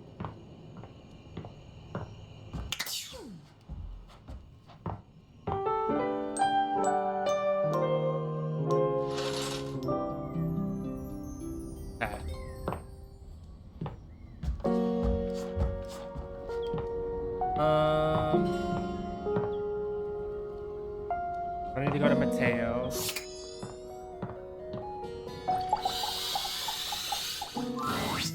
Hey, look who's here. Mateo's inanimal friends greet you with joyful barks and wagging tails. We've been waiting for you. Really? Yes, really. You act like you've never had someone be excited to see you before. Kinda new for me, honestly. Well, better start getting used to it. You're stuck with us now. I haven't had a chance to properly thank you for what you did. Nothing. No, really. You don't know what it means to have all of us back together again. I've been carrying around so much guilt over what happened with Stitch for such a long time. Losing her was like losing a piece of myself. Well, I did lose myself for a while. I just felt like such a failure. I let her down. And I knew no matter how many inanimals I saved, it wouldn't bring her back. I guess I just hoped in some way that I could make it up to her. You know, by making sure none of them were forgotten. But then Davy went missing, and I thought it was happening all over again. I was trying so hard to keep it together for them, but honestly, if it wasn't for you, I don't know if I could have gotten through this. Stronger than you give yourself credit for. You gave me back that piece of myself. Brought my family back together. And more than that, when I saw you walking up with Davy and Stitch, I realized that you'd become just as much a part of what makes this place so special to me. Somehow, in the middle of all the chaos, you became family too. It wouldn't be the same without you. And I don't want to go back to missing a piece of myself again. I'm rambling again, I'm sorry. This isn't going as smoothly as I hoped. It was a lot easier when I was just practicing with the inanimals. Perfect. What I mean, what I'm trying to say is, I want you to stay here with us, with me. Place I'd rather be. Really? I think they all feel the same, and so do I. That's 70 now.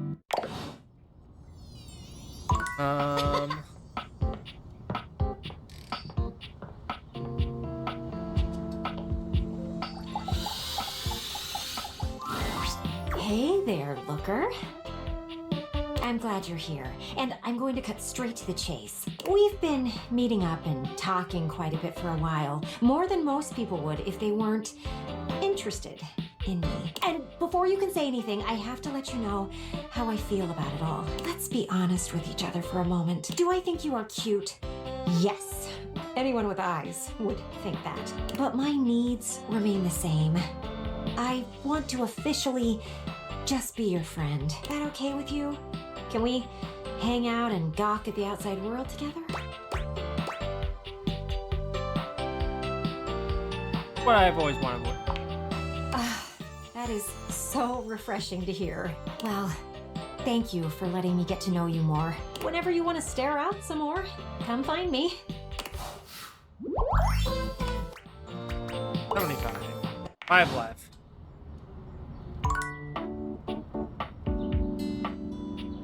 Okay. 1, 2, 3, 4, 5. How many are there? Because I thought it was 20 per.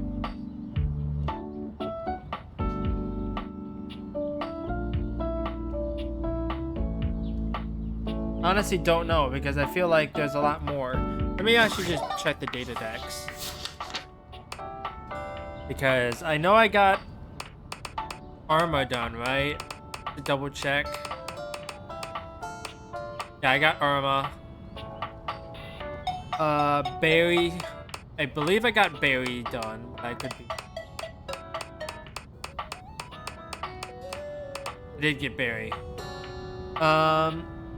Betty, I believe I got done. Depending on where she is.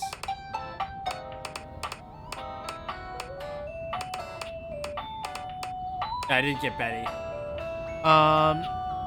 Fabrizio. I believe I got Fabrizio.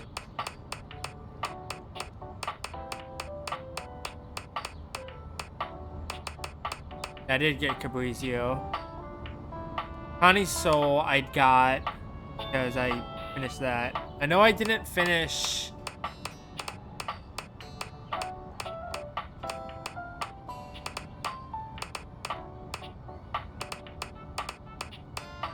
that one. Oh, so I did finish Nightmare. Hold on. Where are they at?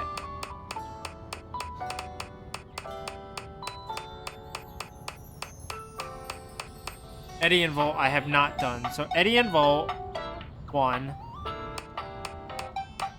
Hector is 2. Did I get Jerry done? Don't remember.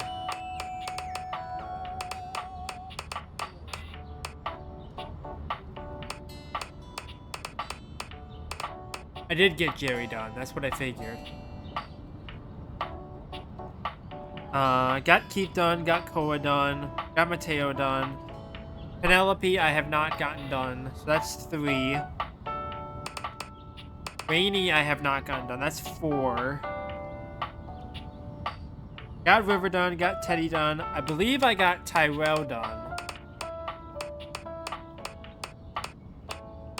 I think.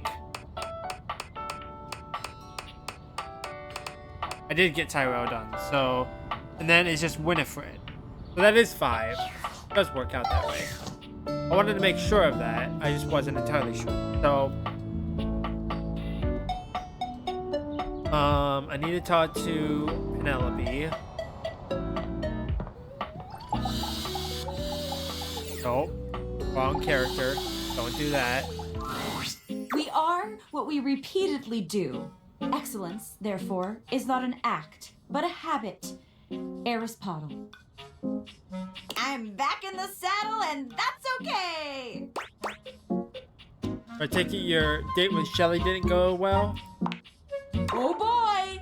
Didn't it? It was a complete disaster. She wouldn't stop crying at dinner. She kept talking about how I was her last chance at happiness, which seemed dramatic because she still is like totally all about you. And that if we didn't hold on to each other, we'd both be old and alone.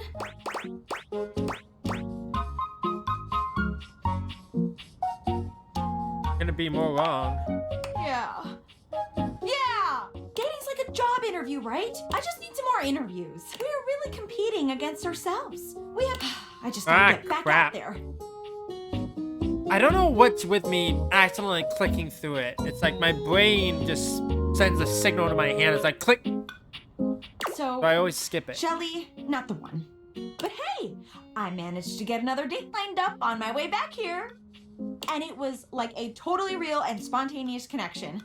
Not at all because he was like around.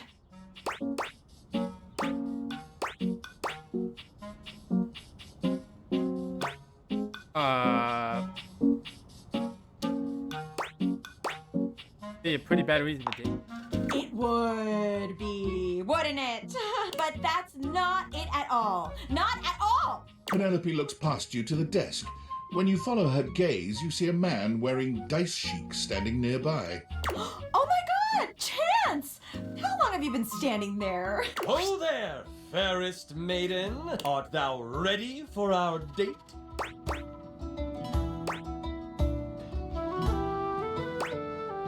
Are you dating or LARPing? Dating, obviously. LARPing, of course. Oh, we're not going on a date? I already have a little thing going on with the human. This is a date? Do you not want to date me? No, I do. Oh my god. Oh my god. Let's see. Love any modifier with a human. And... He rolls a small die, seemingly thrilled with the result. Okay. It's definitely a date. Let's go. There! See? A real date. Not just me dating a guy out of pure convenience. This is gonna be the one. I can tell. Oh yeah, definitely. I rolled a 19 on my charisma check. This is gonna be truly excellent. Smoke bomb! I'll leave you to it. Help! You leave them to it.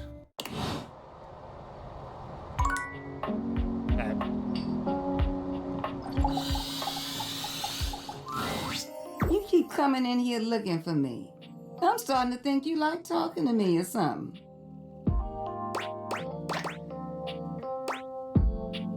Maybe so. Trying to play it coy. I'll say it works for you. Look, I know I've been telling you about that couple that lived here before. Well, I want to tell you why they moved out. Is that all right? Story time with you is always great. Now, let me start by saying these two people really loved each other. But what happened next really shook things up for me. They had a birthday party here. I was working double duty that day.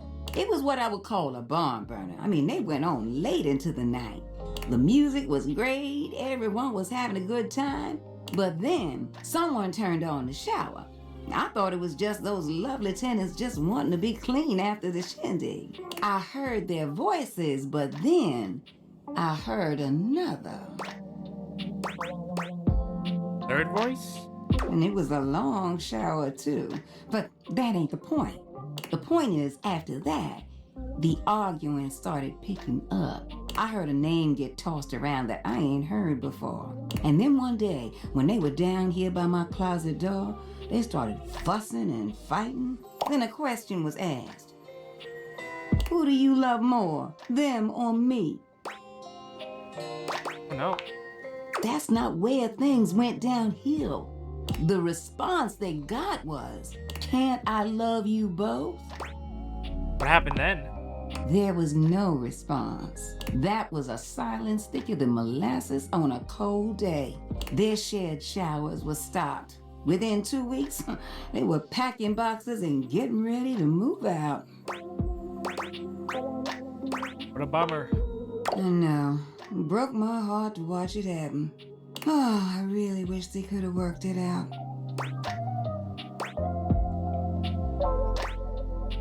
Wish they would have talked about their feelings. Me too. You know, I wish you could have met them. They were lovely. Sorry, I always get a little nostalgic when I think about them. You know, I've got some thinking to do. You mind coming around some other time? I appreciate you as always, darling. Okay. Talk with Rainy. Rainy is the record player, right? Make sure.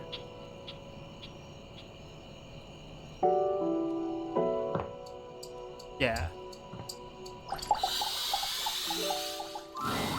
Rainy is in her own world once again, jamming out to a record so unpleasantly high-pitched and sped up, you're amazed no one has come by to complain.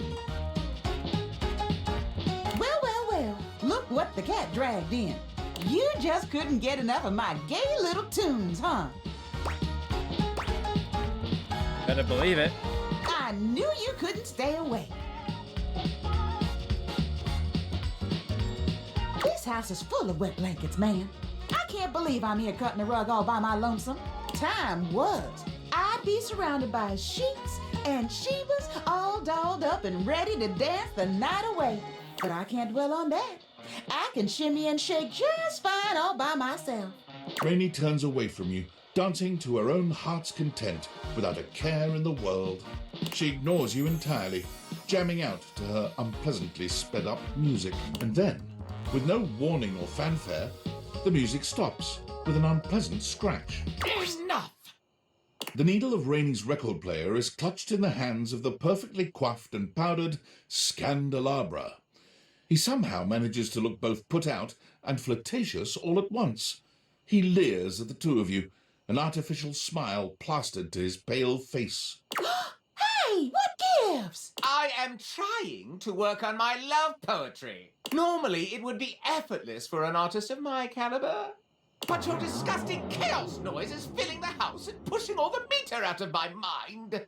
Either shut it off, or give me a little kiss. Awfully rude. It is, isn't it? I can't believe you made me come all the way over here from the other end of the table, practically.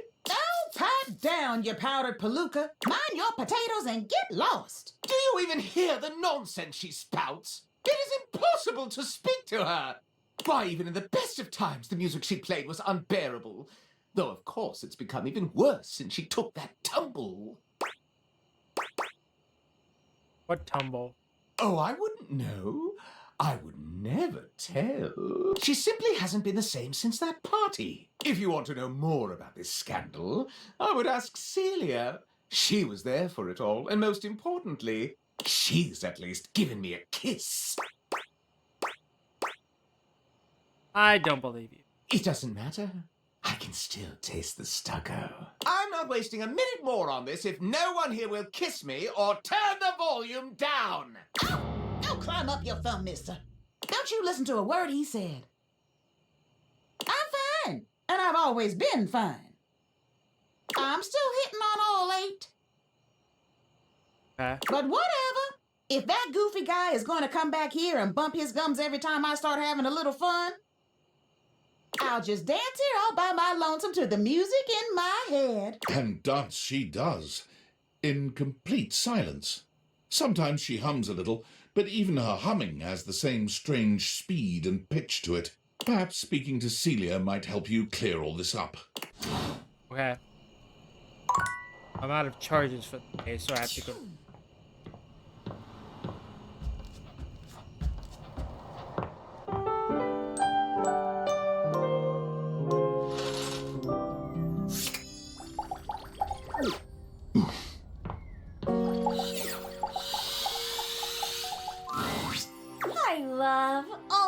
joy. Looking for Celia? Great timing. She's actually free for once. I'm sure she'll be just delighted to see you. Go on now. Give her an extra kiss for me, would you? Hello, dearest. Something on your mind? I have a question about Rainey's past. Rainey. Ah, poor thing. She hasn't quite been the same since the incident. What did you want to know? Why is there music on this? You see, it's a tragic affair, really. But I'm one of the only objects in this home old enough to tell it, so I suppose it falls to me. The long and short of it is that she was damaged during a party. A wild one, if memory serves. She was knocked down from her perch just as things were really getting going. It was a catastrophic fall. Here, I'll write everything down for you. Take this to Rainey and tell her about it. She'll have an easier time believing it if you've got written proof. Celia writes something quickly on a memo pad, handing it over to you. You can't help but linger on her beautiful handwriting. It's just as grand and elegant as she is. She's a stubborn thing, but she still trusts me. You leave the mayor's office, proof in hand. Okay.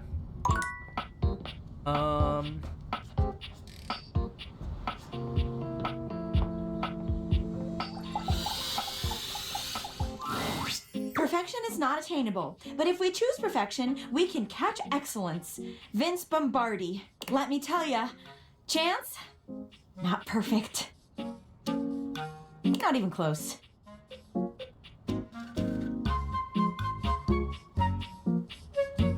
But through chasing perfection, I have attained excellence with tonight's date.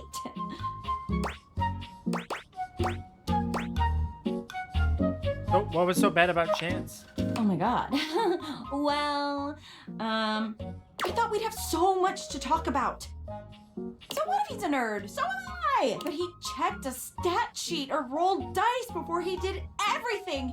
He ordered breadsticks, pasta, and tiramisu because he had proficiency in Italian dining. When it was time to go, he told me he wouldn't see me again because he rolled a 7 and a 1 through 10 meant he couldn't see me again. And I'm dumped my fate! The universe forgets me!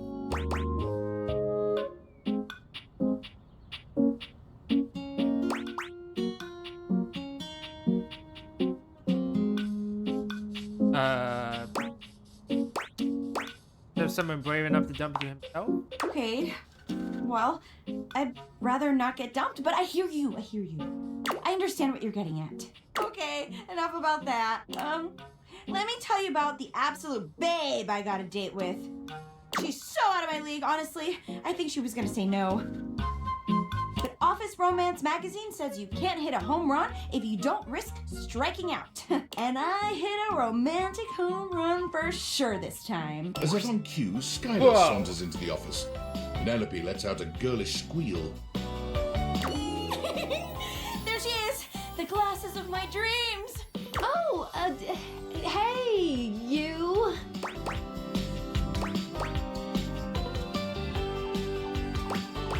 You did great.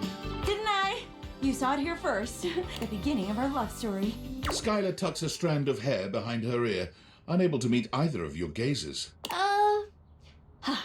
I'm really proud of you for getting out there, Penelope. And you asked me out. And I did say yes. And I've been trying to get ready for our date, but I'm sorry. I've never liked girls with glasses.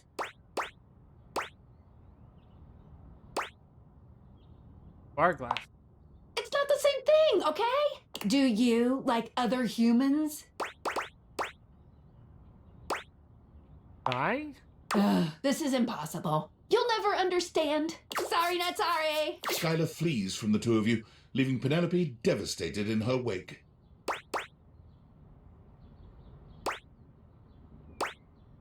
Like a hug.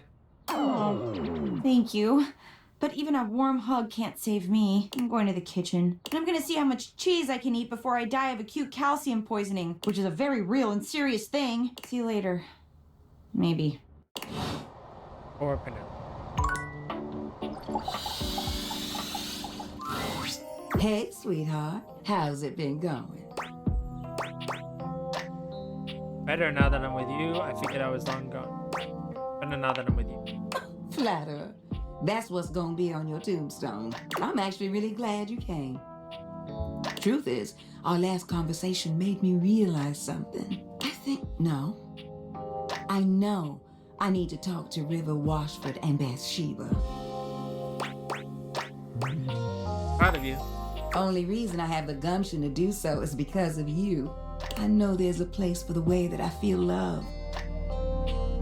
It's just gonna take a whole lot of work and communication, which I ain't been too great at. Truthfully, I'm usually so concerned about what other things need from me. I ain't spent too much time thinking about what I want from them. And I want something with them. I hope they want something with me.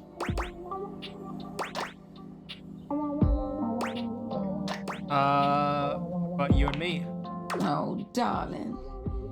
Can I be honest? You've been a really good friend and fun to talk to. And I enjoy the time we've been spending together.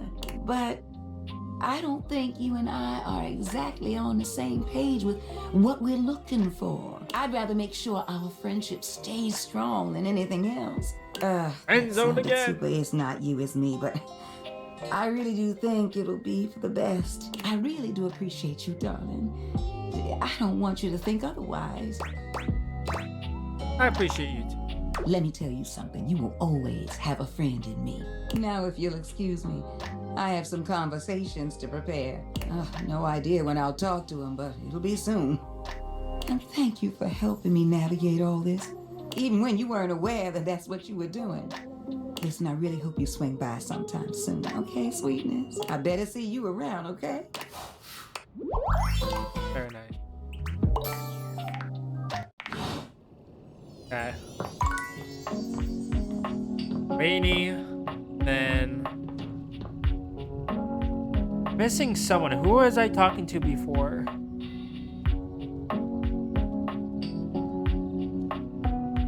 Because I haven't talked to Eddie of Hector, I believe, who I'm missing.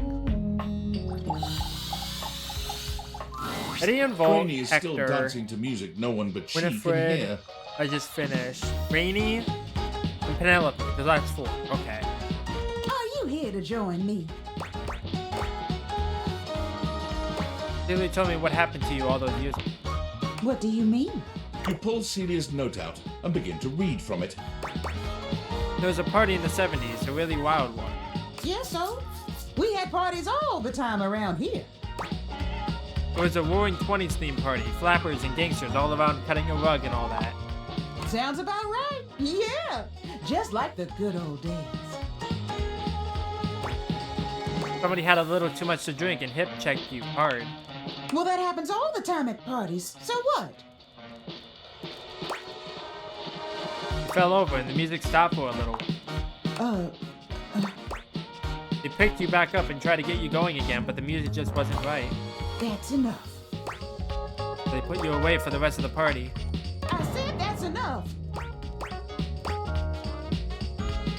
Sorry, Rainy.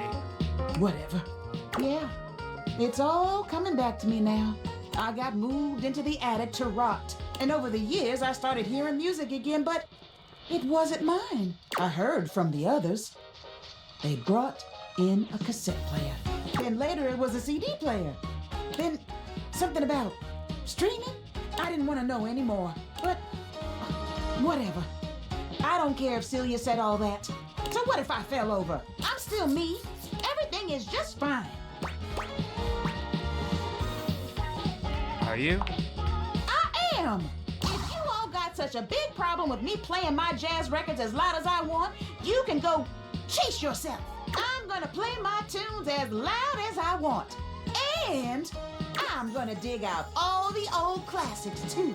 Keys ain't the only one who can do classical music. You see? You'll all see. I'm gonna go get those records right now. She leaves without a second look, humming to herself. Okay. Then...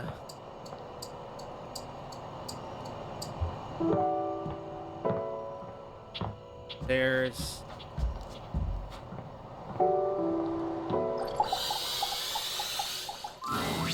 Here you are. You keep coming back. I can't. It is something of a surprise to me. I've wanted you for so long, even just to speak to you, and now I have it. Somehow it feels wrong, like I'm going to lose it.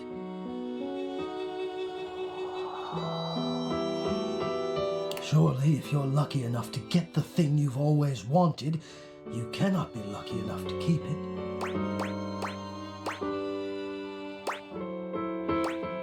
Why would you lose it? I'm having fun with you. I would lose it if you left. Why would I leave? Oh, surely you would. If you knew what I really was, you would leave and you'd be right to. Which is why you must never know. You must never see that. And I will content myself with this halfway openness. I'm afraid of what you might think if you saw me. You're right. I am in the attic. The real me is in the attic. But we have something here. We could have something real.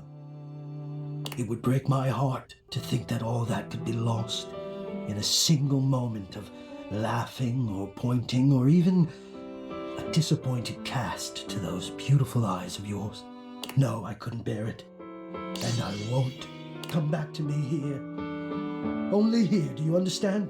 I'm going now. And where I go is only for me. Okay. Out of charges, right?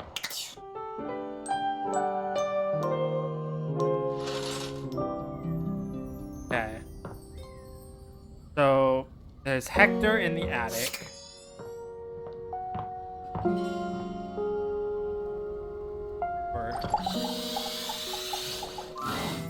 You are persistent, aren't you?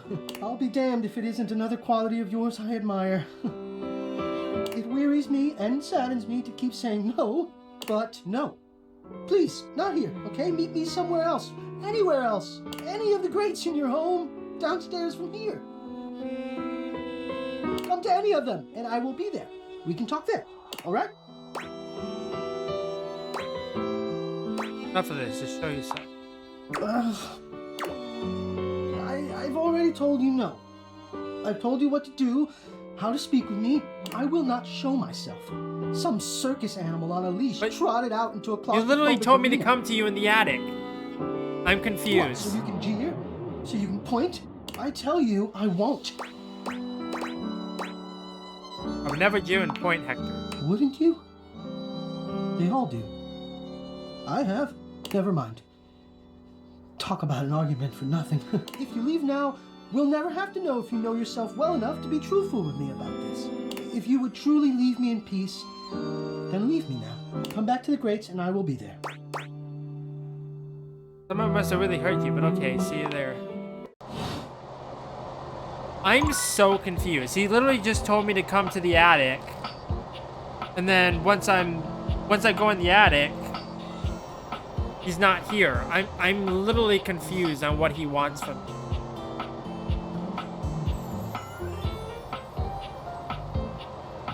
I don't get it. So let's go back to Penelope.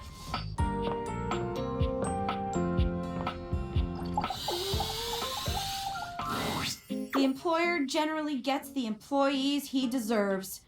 J. Paul Jetty. I've been trying so hard to date. I thought, like, okay, maybe it's just a numbers game. Gotta get some bad dates out of the way to have a good one. Give me 1 second. I need to check something. And boy, was I wrong. It's okay. I get it now. This is just how it is for someone like me. You get what you get, and you'd better like it.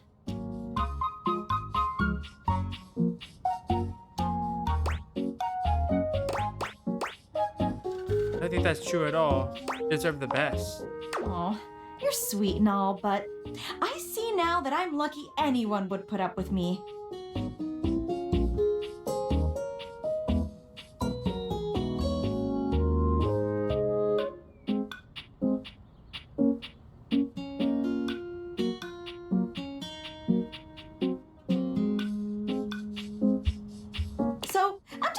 whoever can stand me. My date should be here any minute now, actually. There's a strange chill in the air, a note of dread that raises goosebumps along your arms.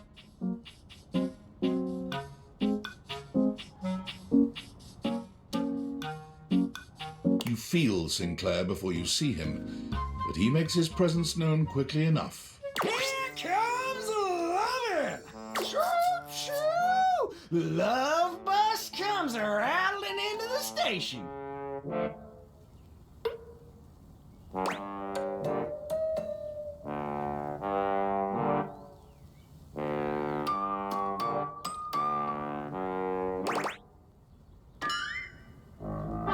Is this really the best you can do? Well, kinda, yeah.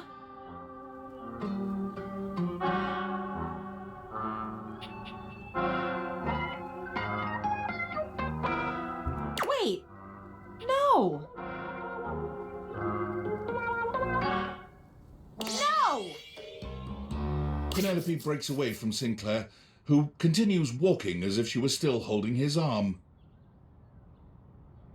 I can't believe I didn't think of it before. Everyone wants to be appreciated, so if you appreciate someone, don't keep it a secret. Mary Kay Sash. I've been keeping my appreciation a secret because I was so scared of rejection. That's why I've been dating all these weirdos. But even those guys rejected me. So heck, why not? What's one more little rejection? I mean, it'll just shatter my heart into a million pieces, but whatever. I appreciate you. Like romantically. About time you noticed. Wait, seriously? You're not rejecting me? I made you watch me date all these other objects when you were right there. You know what? No, you will not ruin this one, Penelope. Would you like to maybe go on a date with me? Love to. It's finally happening! It might have taken me a while to get here, but it was all worth it. Almost done with empathy.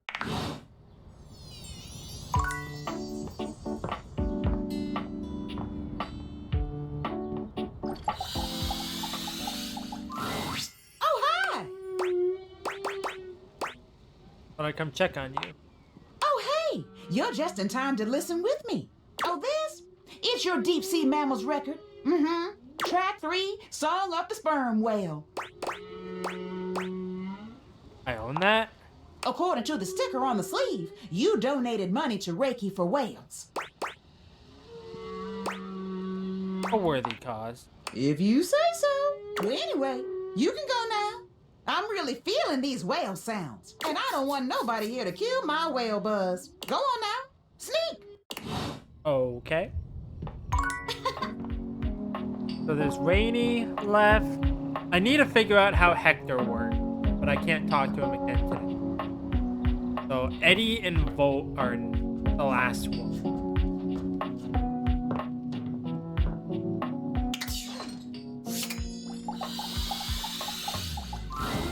From outside, the breaker box is bustling. You push open the heavy door, but the first thing to grab your ears isn't the dulcet tones from the stage.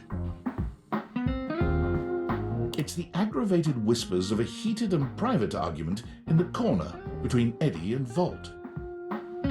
You should be resting. I'll add it to the list. Eddie, there's no time, all right? There's too much to do, and unless you want us to blow a fuse, we're not going to blow a fuse. Though you might if you don't relax. Everything is well in hand.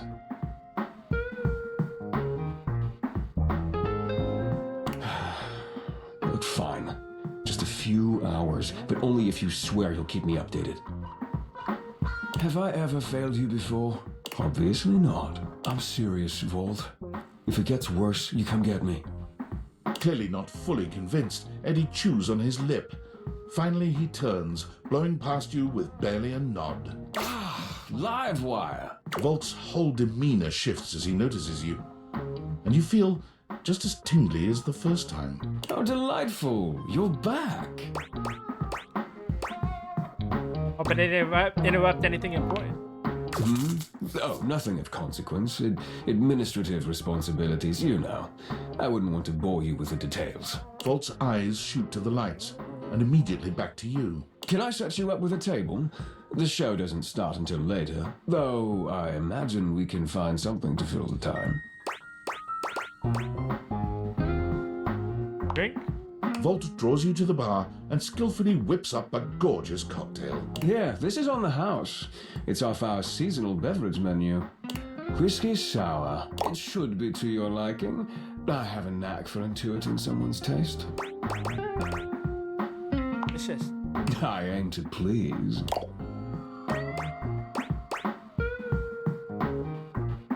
What now?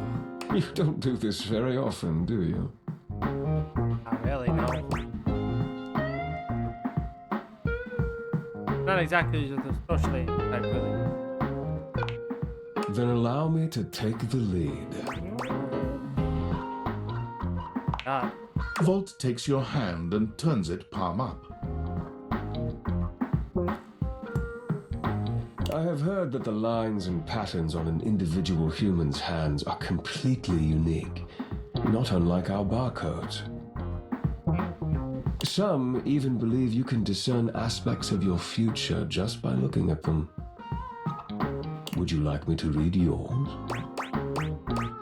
Very much so.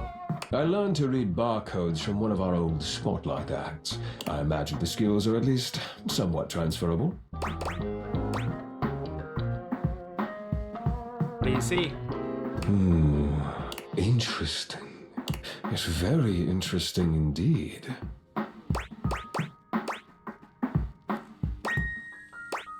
Oh, it's bad, isn't it? According to this line right here, you've recently met your destiny. Tall, handsome, dangerously irresistible. Ringing any bells? The lights begin to flicker again. A familiar occurrence by now, but this incident feels different. It lasts longer than it should. The buzzing feels ominous, almost like a warning. My apologies, Livewire. As much as I'm enjoying our conversation, there are a few things I must attend to. It's nearly time to open for the show. Allow me to show you to your seat. It does feel like your seat now, even as the power continues to surge and ebb. The lights flicker, the bulbs buzz and drone. The crowd thickens and murmurs anxiously, beginning to grow restless, until Volt finally takes the stage. We've got a real treat for you tonight. According to him, he is a new musician no one has ever heard of. And if they think they have, they're wrong, or my name ain't Johnny. P.S. Don't read that part. Well, read it, but don't say it out loud, for Am's sake. It's Steamy Hendrix! There must be some kind of way crowd here. They'll say the shampoo to the soap. Hey, there's too much conditioner. I can't get no scalp relief. And then I got this guitar solo planned. And I'll be damned if I know how to play the guitar, but I learned it a cappella for you.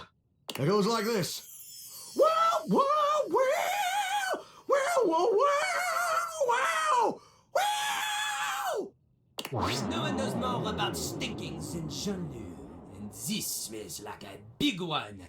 A third named B.U. I always appreciate feedback from other artists. That wasn't feedback, darling. That was backwash. You're right. The tastes of audiences are fickle and ever-changing. I'll retool my act once more. That'll fix it. The show concludes, mercifully.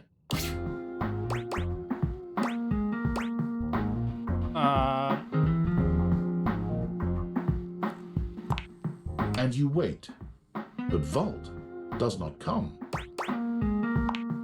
You get up to leave and you notice Eddie, quietly closing the door to the back room and shuffling to the bar to fix his drink.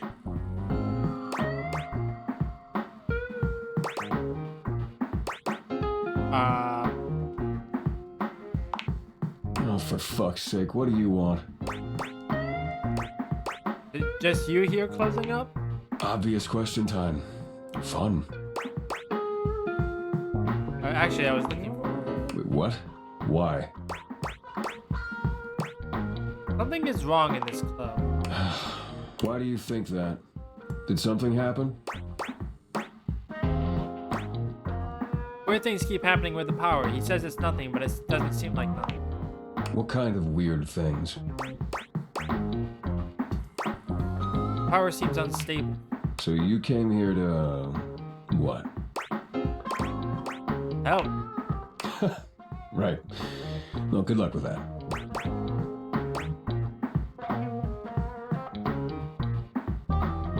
Please? The hell do you expect me to do about it? Volt's the one who runs the power here. If there's a problem, let him handle it. If he could handle it, he would have. He's in over his head. Huh. Yeah, you're smarter than you look. You actually care about this, don't you? I do. Damn it. You're not gonna let this go, are you? I'm gonna regret this. How are you with tools?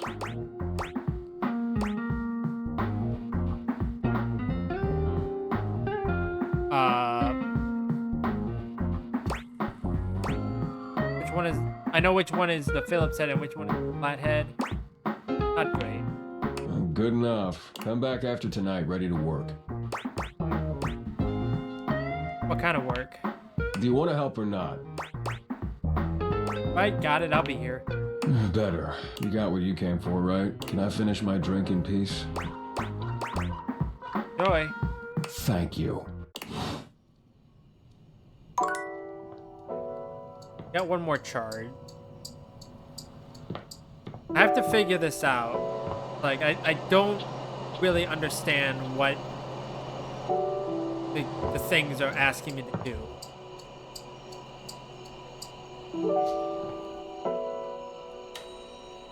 Don't understand it. Okay, so spec points. Charm.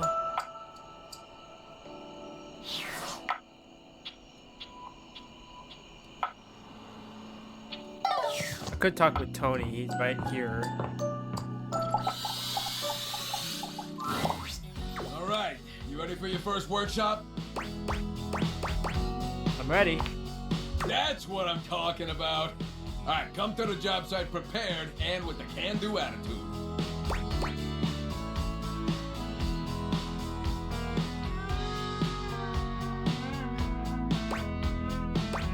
Like getting the job done. A good job is never done, unless it's donezo. You ever heard of donezo? It's one step above done, the ultimate done. Be careful though. I knew a screw who had a little too much donezo, if you know what I'm talking about. Tony grins, flashing you a pair of finger guns as he waggles his eyebrows at you. Aww. I'm not doing this. First things first. In a courtship, as on a job site, you want to look busy. You don't got to be doing nothing, you just got to look it.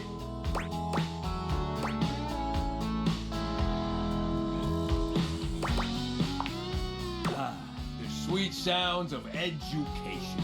Lesson number 2. You just wrote down lesson number 2? Wow, commitment. It's what's on the outside that counts. Yeah, my work here is done. So wise. I know, right? Still, never hurts to hear it again. You're a real star pupil, you know that? Alright, that's enough wisdom for today. Gotta give you time to digest all that good advice. Hope you were taking notes. Next time you're getting tested.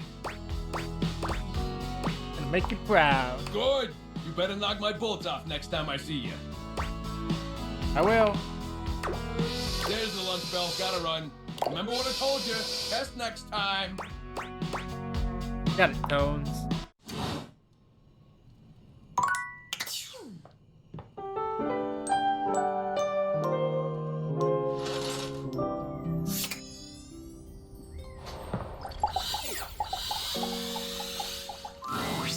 You? I'm so glad to see you. I've been thinking. About? I've been thinking about courage. I've been playing and replaying our last conversation in my mind. And all I can feel now is shame. Why? Because of how much I said. I was so frightened, and I'm ashamed to have been frightened. And I'm ashamed now that you know that you have seen that part of me.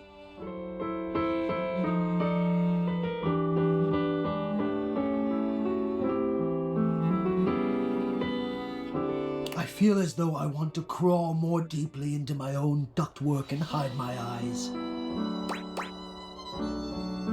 Okay.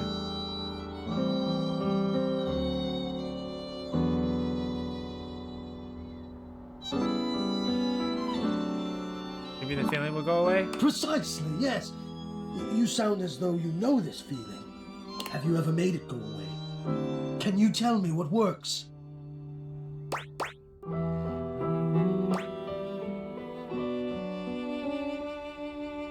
Honestly, just facing it. You have to go through it to get out of it. Yes, exactly.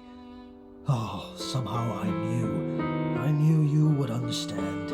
I must face it. I must show my face to the demon.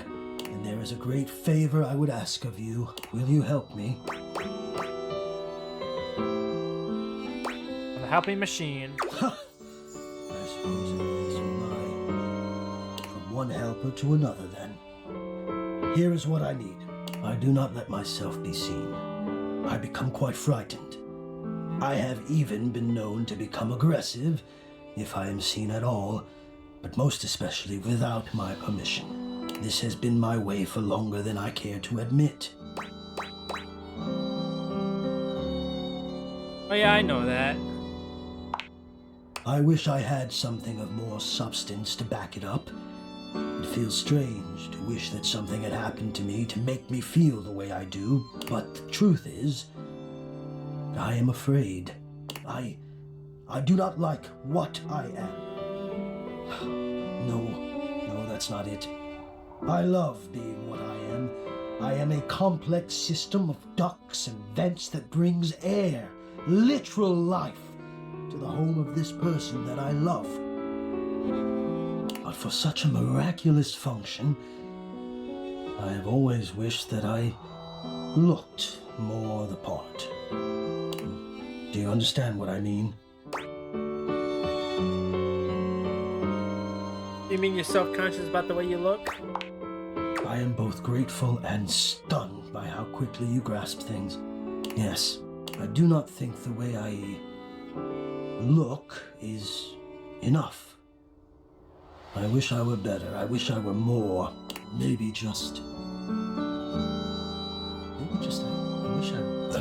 I wish I were different. I think we all feel that sometimes. Well, I'm sure you're right, but I feel that way all the time. And I don't want to have my fear be the dominant force in my decision-making anymore. I don't think it's a way to thrive. I want more than my fear, so I have to confront the fear, and the only way I can think of to do that is to let you see me. So, I am inviting you to the attic. I want you to come up, and I want to meet you, and I want you to see me. And we'll just have to see if the fear can hold out when I've decided to be brave. What do you think? Can't wait. Thank you for the invitation. Wonderful. Oh, God, now I'm nervous. I will see you soon.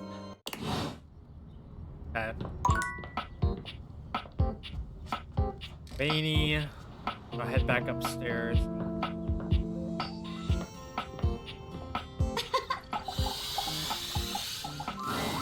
It's a bit difficult to tell exactly what music Rainey is listening to at such a dreadful speed, but it sounds almost like a high-pitched orchestra, if the orchestra was composed of awkward high school kids. The high school band? Well, record sleeve says it's your local high school band. None of these kiddos are virtuosos, but can't you just feel the human spirit radiating from all those shaky notes? I feel something radiating. Rainey takes in a deep breath and sighs pleasantly, the cacophonous music evidently registering to her as nothing more than soft, sweet melodies. I've got an edge already, man. I'm feeling high. Go on now. Leave me be. Okay. Back upstairs.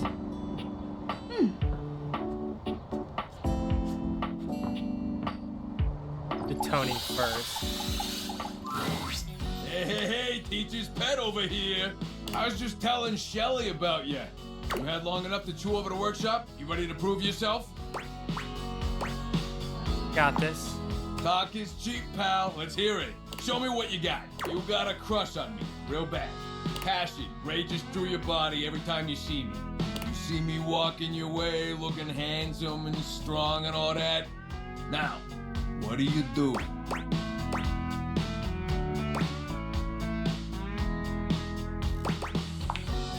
Oh, taking a page out of old Tony's playbook, huh? I didn't even tell you that part. You really are paying attention. Oh yeah? You better watch it. You still got a test to do. You keep talking like that, this workshop's ending early. Next. I come up to talk to you because all that looking hot and busy's got me dying to get to know you. I tell you, I would like to see you sometime. How do you handle that?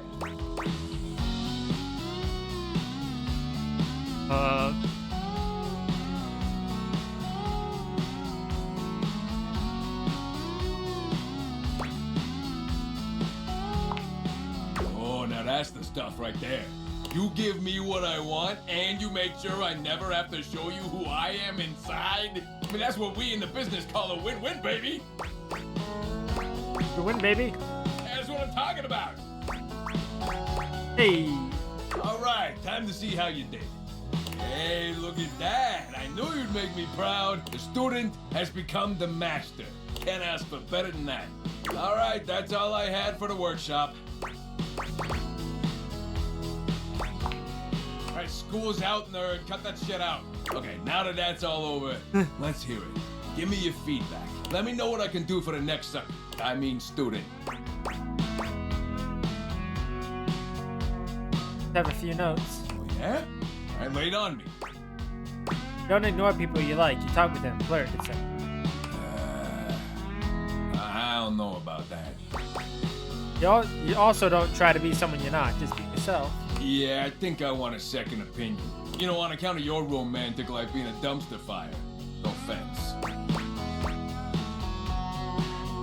None taken. It's very pot me kettle situation. We're gonna need to bring Rainey in here. And by we, I mean you.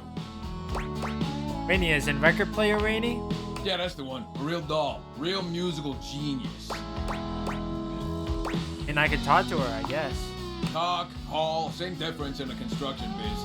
Get out there and make me proud, kid. Don't forget to talk to Rainey next time you come through. I'm gonna take lunch. Of course. You approach the breaker box, and it isn't anything like you remember. It looks almost lifeless. There's no boisterous crowd, and the sign buzzing dully in the window reads closed. The door hangs ajar, like a slack mouth. You push through, though, and find Eddie at the end of the bar, nursing his usual cocktail. Huh, you actually showed up. I guess that means I lose. Said I would. Good to know. A little inconvenient for me, but good to know. I made a bet. Was pretty sure you'd back out, but I guess there's still time. You'll probably change your mind once you realize what you signed up for. Eddie sets down his drink and shrugs out of his vest. He begins rolling up his sleeves.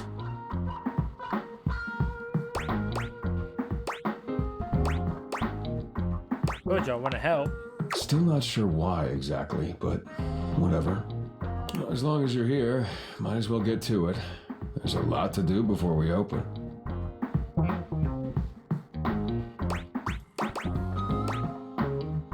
It started. Usually I take care of all the maintenance after hours, but we've been so slammed lately, there just hasn't been enough time. Things are breaking down faster than I can get to them. And trying to do anything while the club is open is essentially pointless. There's always questions and distractions and polite conversation. It's exhausting.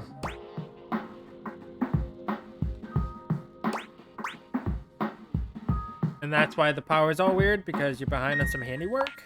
All things need maintenance. Nothing, no matter how well made, can function indefinitely.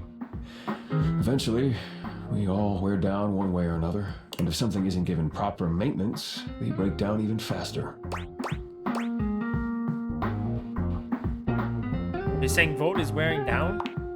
In the sense that we're all wearing down from the second we're produced, but no, that's not what's causing the power fluctuations. Now, come on, we're starting with the wiring backstage. Oh, and grab that tool bag.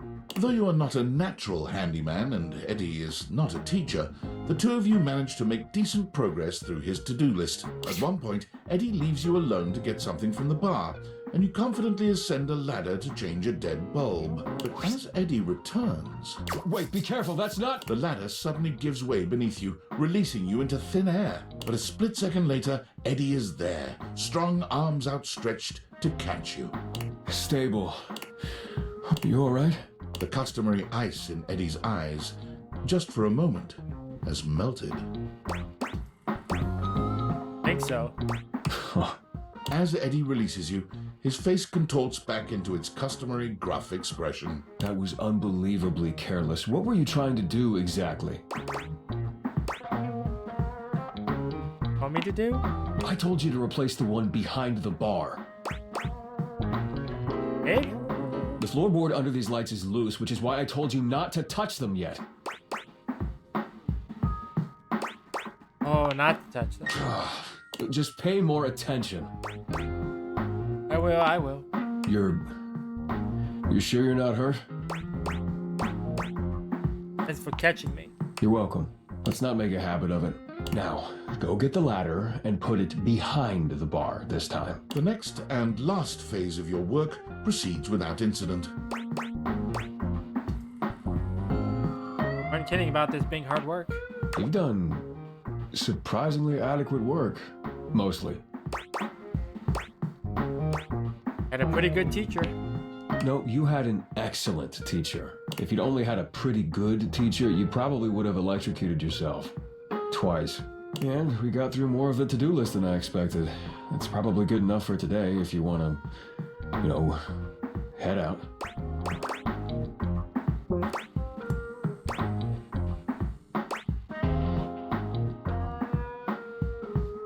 I'll leave it be. Thanks. Okay. We still got one more charge.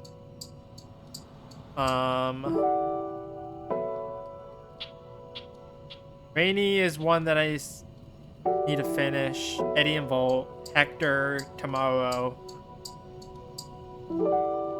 Then I have one more that I could be doing.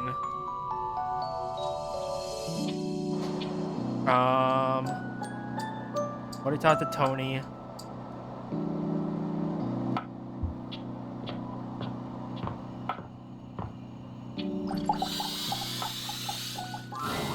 Stepford is pacing when you find him, giving himself what seems to be a pep talk. Come on, Stepford, just go sign up for it. What's the worst that could happen? Not a lot, that's what could happen. Yeah, I better avoid it altogether. But what if I won? What if? Oh, it would be everything I've ever dreamed of. Oh, I don't know. Seems like you're in a bit of a pickle. Is it that obvious? I mean, you were literally just talking to yourself about it. So, right, what are you trying to decide on? A little contest. Remember how I told you there came a decision point in every trophy's life? I think mine has come. But I don't know what to do. Maybe I can help. Really? You'd help me? That's so nice of you. And here I thought everybody hated me. Of course I have. Give me a little contact. Alright, so here's what's going on. For years now, the house has hosted an annual Trivialetics competition. It includes a combination of difficult physical challenges and trivia challenges about objects found in houses. It's always a fierce competition, and everyone comes out to watch. The crowds, the cheering. It's my favorite thing.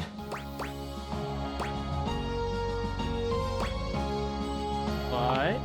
Well, every year I am presented to the winner as a trophy. It's truly an honor. I spend days preparing. After all, I absolutely must have the chiseled physique that aches to be handled. dazzling golden tan that captivates the eye, and the sly, mischievous smile that just... That's my clothes off? naughty. But also, let's see if it works later. Anyway, I always get brought up on stage, making my big victorious pose. And I listen to the cheering fans, and... Takes you back to when you used to... as if it were yesterday. And, well, those cheers, I wish they were for me, but they're never cheering for me.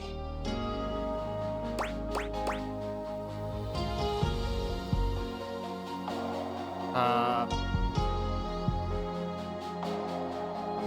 never know. They could be. I know, but they could also be booing me.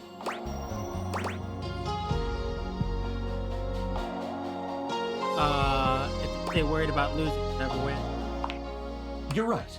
I should focus on my potential. But there's my potential to win, and my potential to be given to the winner.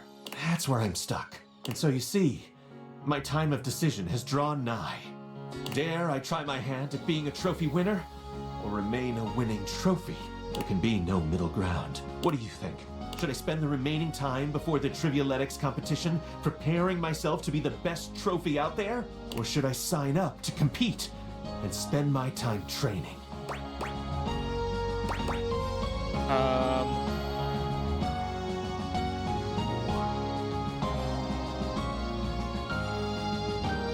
I think you should sign up for the competition. Gosh, I'm gonna do it! That was the push I needed. I'll go right now. Wish me luck. Luck? Okay.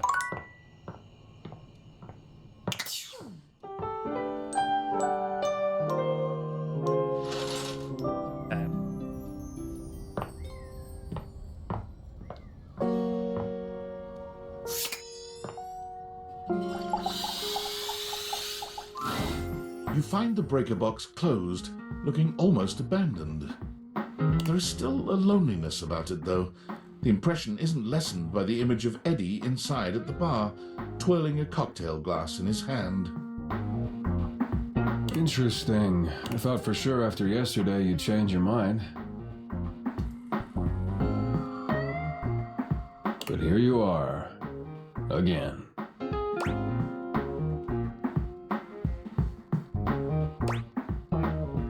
Everything hurts and I slept forever, but I don't know, I had a lot of fun learning how to do stuff. Really? I find that hard to believe. Actually, I started to do more after yesterday. I just felt so... Accomplished? really nice. It's fulfilling, isn't it? Taking something that's falling apart and putting it back together again. No matter how damaged it is, there's always a fix that can hold it together.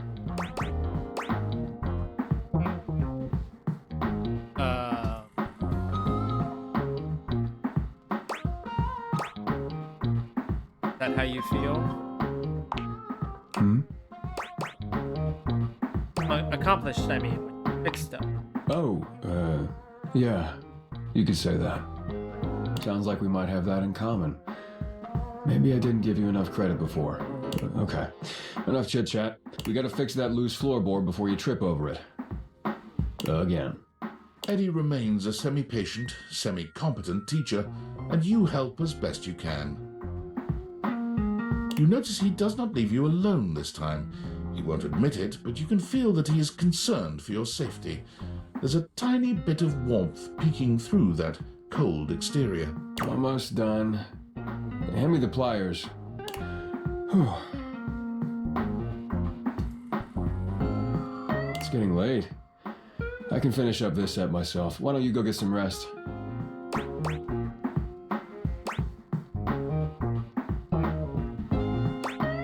I don't have anywhere else to be. I'll hop into his junk. Just suit yourself. It's fun to watch Eddie work. There's a real satisfaction in seeing just how dedicated he is, how skilled his hands are. But this time, there are sparks in the current. By the time he's finishing up, he looks exhausted. With a heavy breath, he seals off the final wire and sets the pliers down. Drink? Me? No, the wall behind you. Yes, you. Do you want a drink or not? Unless you've got something else you have to do. Please. Calm down. It's just a drink. Make it? I'll make it. With not a wasted movement, Eddie puts together whiskey, egg white, lemon, and sugar into a shaker. Try this. Whiskey sour. Well? Perfect. Of course it is. It's easy to do what you've always done. Nothing more than that. You've done a decent job the last couple of days. More than decent, actually. Thanks to you, I'm finally caught up on all the big power drains around here. Hey, we did it all? There's still a few things that need to be done, the day-to-day maintenance, but yeah, you did it. Volt and the club should have everything they need for now. What about you? What about me? You came here to help Volt and you did. So now you can get back to whatever it is you do when you're not invading my space. Can I still come by and help? The day-to-day stuff sounds fun. What? Why would you want to do that?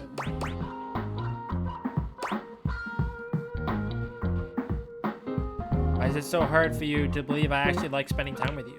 I guess because no one has before. But hey, it's your time.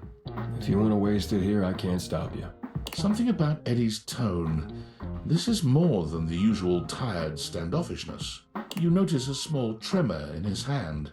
He shoves his hand into his pocket and looks away. Well, at least now you can get back to the crowd and the shows and whatever with Volt. I hadn't thought about that. I guess so, yeah. Yeah, Volt always puts on a good show. Who could resist, right? You'll have a good time, I'm sure. For sure. Have you seen him? He's a real party, though. Fun, fun, fun. Not coming? I already told you. Big crowds aren't really my thing. I do better on my own. Trust me. I'll only slow you down. Oh, and it would be for the best if you didn't mention any of this to Volt. Especially if you want to keep coming around. Why's that? Volt can be protective when it comes to this place, to what we do. It's a point of pride for him. If he found out you'd been helping, and that's why the power suddenly stabilized, it would probably hurt him. A lot. So for now, let's just keep it between us, okay? Okay.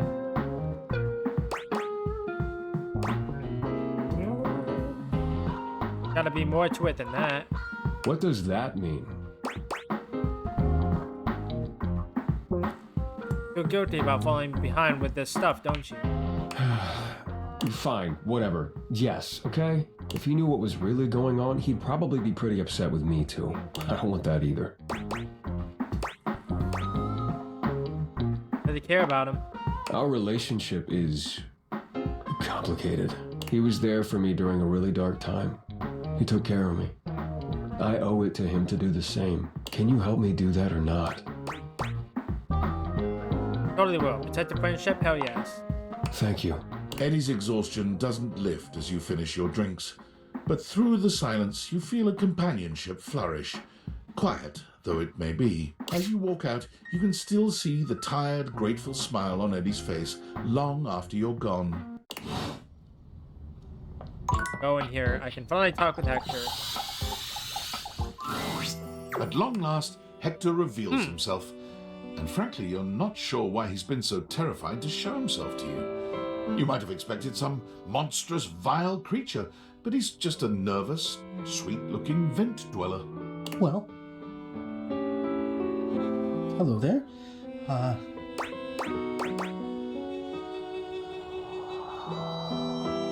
Oh, Hector. Wow? Wow, what does wow mean? What is that? Is it a good wow or a bad wow? Please just tell me. You're beautiful. Oh.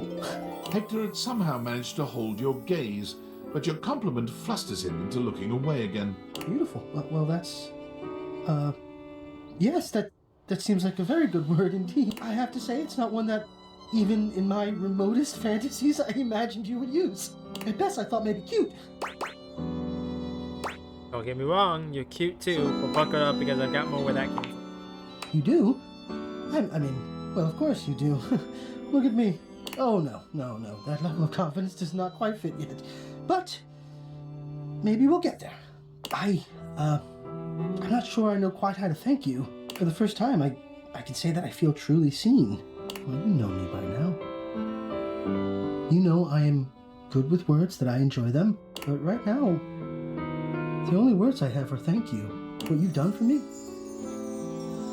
I cannot fully express, but I hope beyond hope that maybe, somehow, you understand. Love you, Hector. Incredible. The dreamings of a silly ventilation system made manifest. I love you too. Only 2 left. Head downstairs. Talk with Rainy. I have to talk with Rainy again. Tony sent me here. Rainy is for once not dancing, nor listening to disturbing music. Her face lights up when she sees you, and she immediately surges forward, grabbing your arm. There you are! About time you showed up. Why not? Why should I sit around reliving my glory days by my lonesome? If nobody's inviting me to parties anymore, I'll make my own. And you're coming with me. Where are we going? We're going drinking at Bev's. Bev's Hooch is top shelf.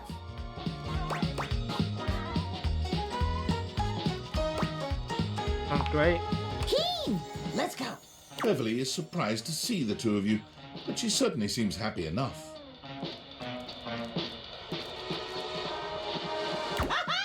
There she is, the good time gal herself, the grand dame of Giggle Water. Well, look what the cat dragged in. Hey, Bev. Hey, yourself. What can I get you? Remember that secret stash? Is it time? Damn straight. You still remember where it is? Like I'd ever forget. 2nd floorboard from the back, 3rd floorboard from the corner. Atta girl. That's my bevy. I'll be right back. What was that about? It's a secret. Here we are! 3 apocalypses for my 3 favorite customers. I'm my own favorite customer, by the way. Bottoms up! Zach, what's in this? Great question. What do you know about internal combustion engines and their propellants? Not a damn thing. So do I guess. Just a normal drink here. Bottoms up! Salud!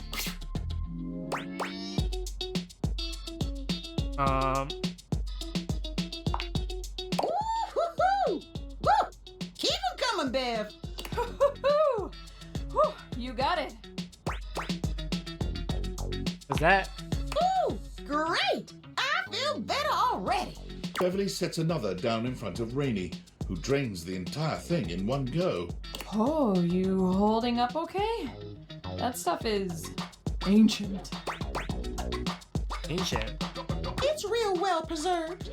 The couple that owned this house in the 70s were real big on making their own wine. Sharin and Fareed Shahidi. Oh, haven't heard those names in a long time. Wasn't everybody drinking this stuff that night you, There is a long silence as Beverly's words settle in. Rainy's face crumples into a sob. Oh no. Rainy,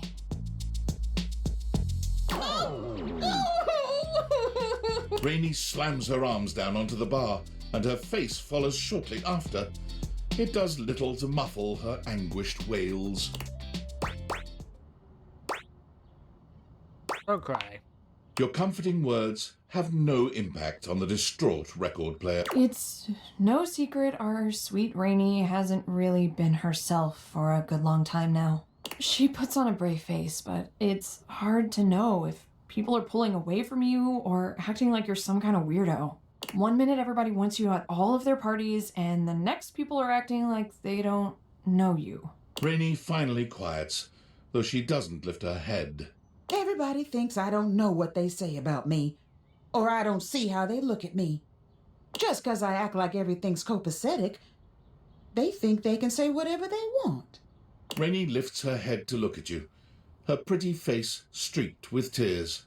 You're the only one who's been hanging out with me lately. You know I got a few screws loose, but you really don't mind it?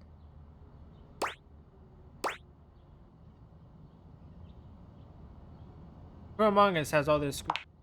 Rainey laughs, a sincere smile amidst the sadness. People think I don't know what's wrong with me, but I do. I can feel those damn screws rattling every time I dance.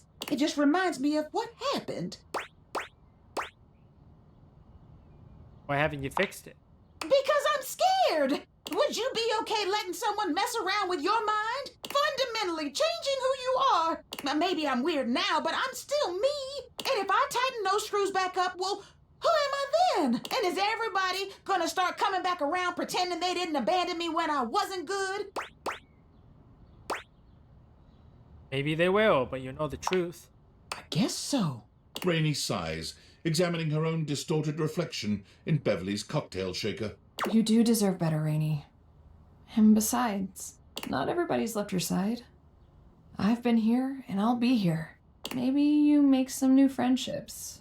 Maybe you get to know yourself all over again. But you don't have to be alone anymore. You deserve to be okay.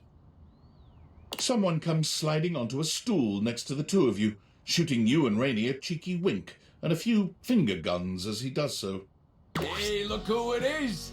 Tony! Dollface! What are you doing here?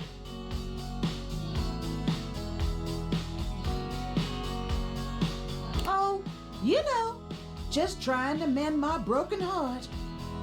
You need help with that? Because I got this new staple gun. Works like a dream. Oh, no, it's just a figure of speech. Damn, I really like that staple gun. Oh, I actually could use your help, though. You are just in time. Old Tony's always just in time. What do you need, cutie? Do you have a screwdriver? Oh yeah, I got a couple of those. You want the flat-looking one or the pointy star-shaped one? The Phillips head, please. Who's Philip? What's wrong with his head? The pointy star-shaped one? Yeah. I was just testing you, but hey, you passed. I knew that. And you don't tell nobody no different. I'll drop those off for you later. Thanks, Tony. Anything for you, Dollface. And baby, beer me, would ya? You got it, boss. I'll see you two later then. And I'll bring that Philippe, that head from the Philip guy. Phillips head. Remember? The pointy star-shaped one. Yeah, the pointy star shape. I knew that. God, I can't believe I just did that. I'm proud of you. I'm proud too. Oh, means a lot to hear that. I think I should probably be alone for a little while. One more for the road, Bev. You got it. Thanks. Both of you. Only 2 left. Almost done.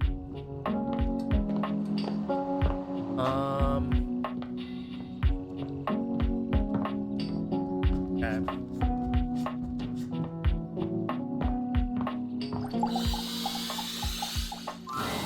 Dunk is in the middle of a downward dog pose, showing off surprising flexibility for someone with a physique as rugged as his. When he sees you, he straightens up and waves, but not before you've gotten a good long look at him, in a rather compromising position. Hey, there's my favorite new workout buddy.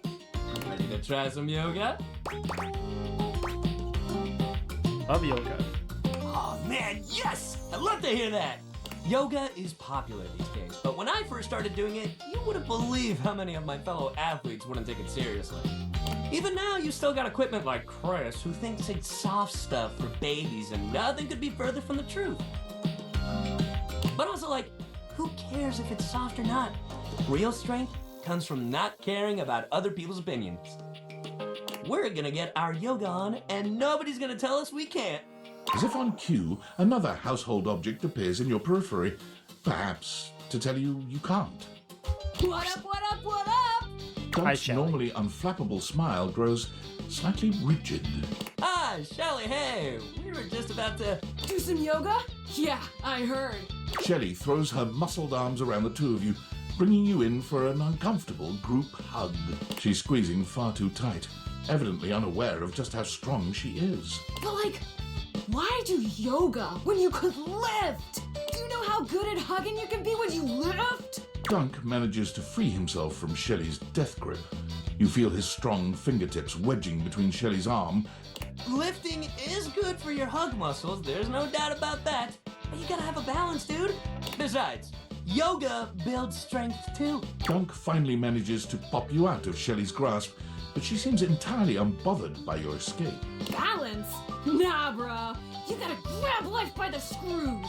You don't want our good pal here to miss out on the best in life because they were too busy bending over and staring at the floor. Shelly, my dude, respectfully, life ain't all about lifting. Shelley's mouth drops open, as though Dunk has just said something absolutely unthinkable. It might be a good time to intervene.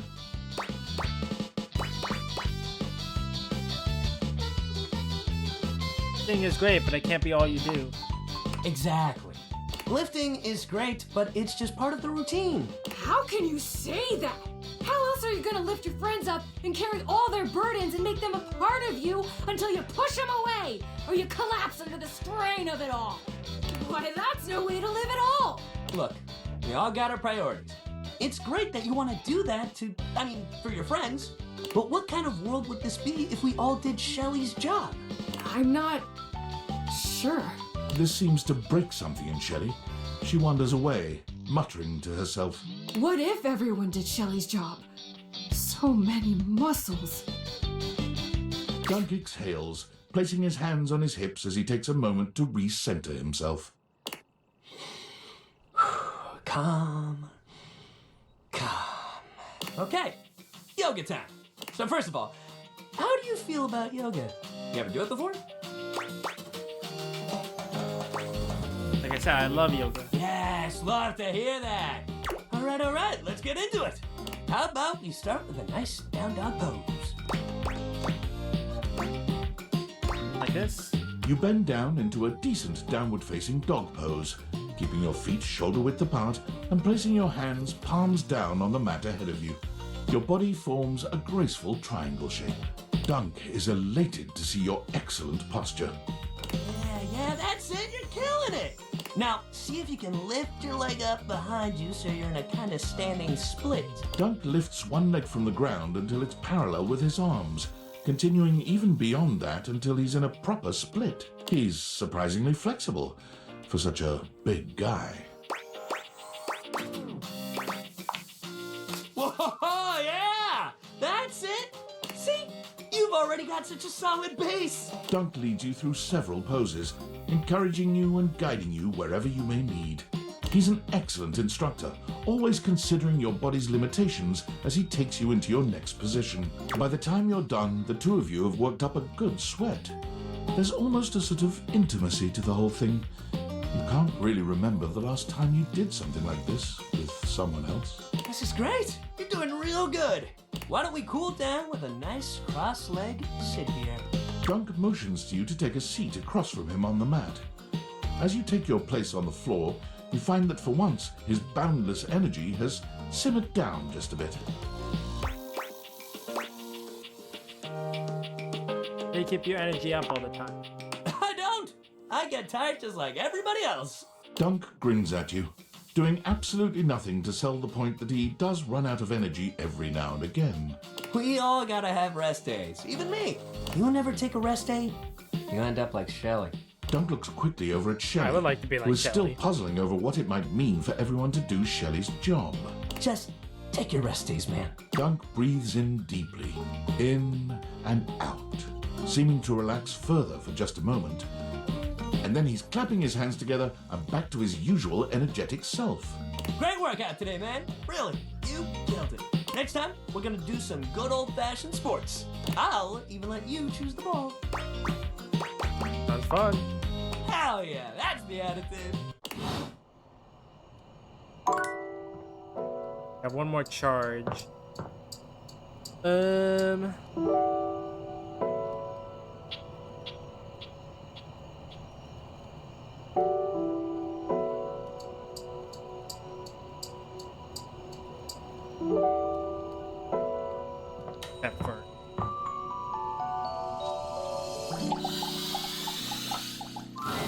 Great to see you again. I'm signed up for the competition. The other competitors are really good.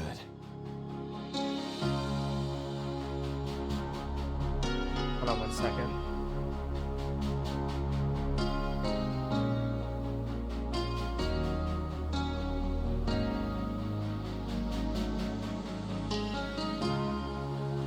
Trying to figure out which one I'm missing. I think I'm missing Toby. Like, really good. Where are they? My old rivals from charm school. Oscar, he always watches classic movies to get pumped up. There's Graham, the king of workout playlists. And Emma is even here. Hoitzer? Oh, he and Noble aren't into competition too much.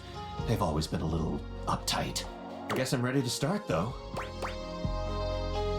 Actually, I was thinking you should stick to being a trophy and not compete. That's awesome. Alright, let's get started. Started with... Training.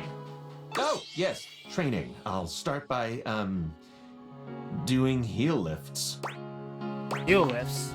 Yes, and then, I'll do some eyelash touches. You've never trained before in your life, have you? If I say no, can we still be friends? Okay, so I've never trained, but I'm already very disciplined. I just need a game plan.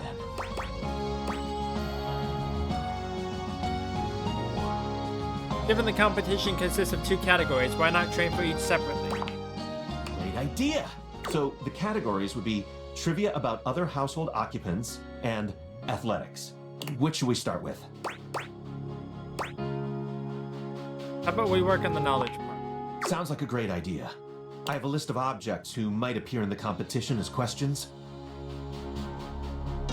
Okay. The big ones that I was told to concentrate on are dryers, triangles, and existential dread. See here. I'm so ready. Go for it. What can you tell me about dryers? Absolutely nothing. You want to brush up on that then? What about triangles? Nothing whatsoever.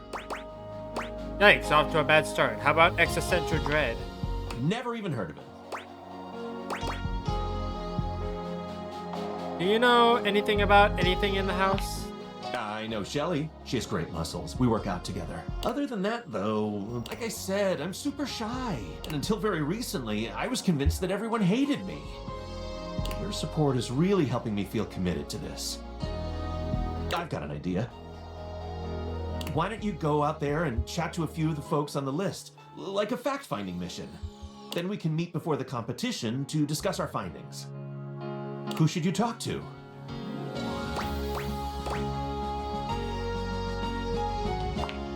If I was a triangle, I'd be located in the most triangular room of all. Does this house have a triangularium? Not to my knowledge. Damnation. We might be out of luck. Who else should you speak with? Oh, I would try looking in the bedroom. Really? No problem. Happy to help. Who else should you speak with? Better you than me. Who else should you speak with? I think I'm good on trivia. Did you still want to help me with my athletics training? Put that work in. Stepford claps his hands together, perhaps psyching himself up for your training. He puts on a brave face. All right, what should we do? The competition involves gymnastics, track and field, and, what was it again? Oh, right. Topless oil wrestling. What should we do now? Practice your gymnastics. Stepford contorts himself into all sorts of intriguing positions. You put him through his paces, exhorting him onward until he glistens with sweat. By the time you've finished, he's completely out of breath, and he even manages to make that sexy. I had, no idea That gymnastics could be, so hard. Thanks so much for pushing me through it. What should we do now? Oh, yeah. Be awesome. I know, right? You and Stepford cover yourselves in oil, bringing your bodies together in a variety of positions. Bare, glistening skin, grunting, and the feel of Stepford's hard body against yours. It's truly an unforgettable time. What should we do now? Track. You encourage Stepford to run around the track, blowing your whistle at regular intervals so he remembers who's coach around here. He nearly collapses by the time you're done, leaning against the wall with a hand grasping his perfect chest as he tries to catch his breath. I think, I'm gonna, die. Like, literally die. I think my heart is going to explode. Is my heart going to explode? I hate you with every ounce of my being. What should we do now? We're done here. Really? Okay. See you, Stepford.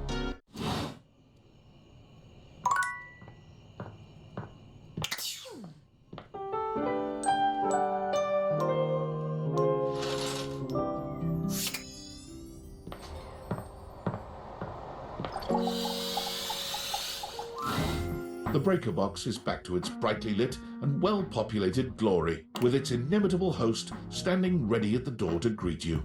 Livewire! You look ravishing as usual. Do we have the pleasure of your company for another evening? Be honest, you enjoyed yourself so much last time you just couldn't stay away.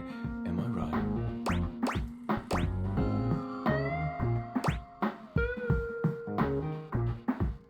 Actually, I tried to come by a few times, but the club was closed. You did? My apologies, Livewire. How unfortunate to have missed you. But I'm glad you stopped in. Now I can make it up to you. Come, let me show you. Volt takes you by the arm and brings you deeper into the club. There are indeed improvements and fixes galore, many of which you recognize. Some of them are your own work. Others must have been Eddie, working alone after you had gone home. Dazzling, isn't it? A true marvel. It was luxurious before, of course, but our dear Eddie really outdid himself this time. What do you think? Worth the wait, I hope. There are some other upgrades I had done just for you. Volt snaps his long fingers, and on cue, the drifting music changes from the upbeat and swanky to the sensual and slow. He holds that powerful arm out to you and cocks an eyebrow. What do you say we enjoy it a little more closely together, hmm? Care to dance?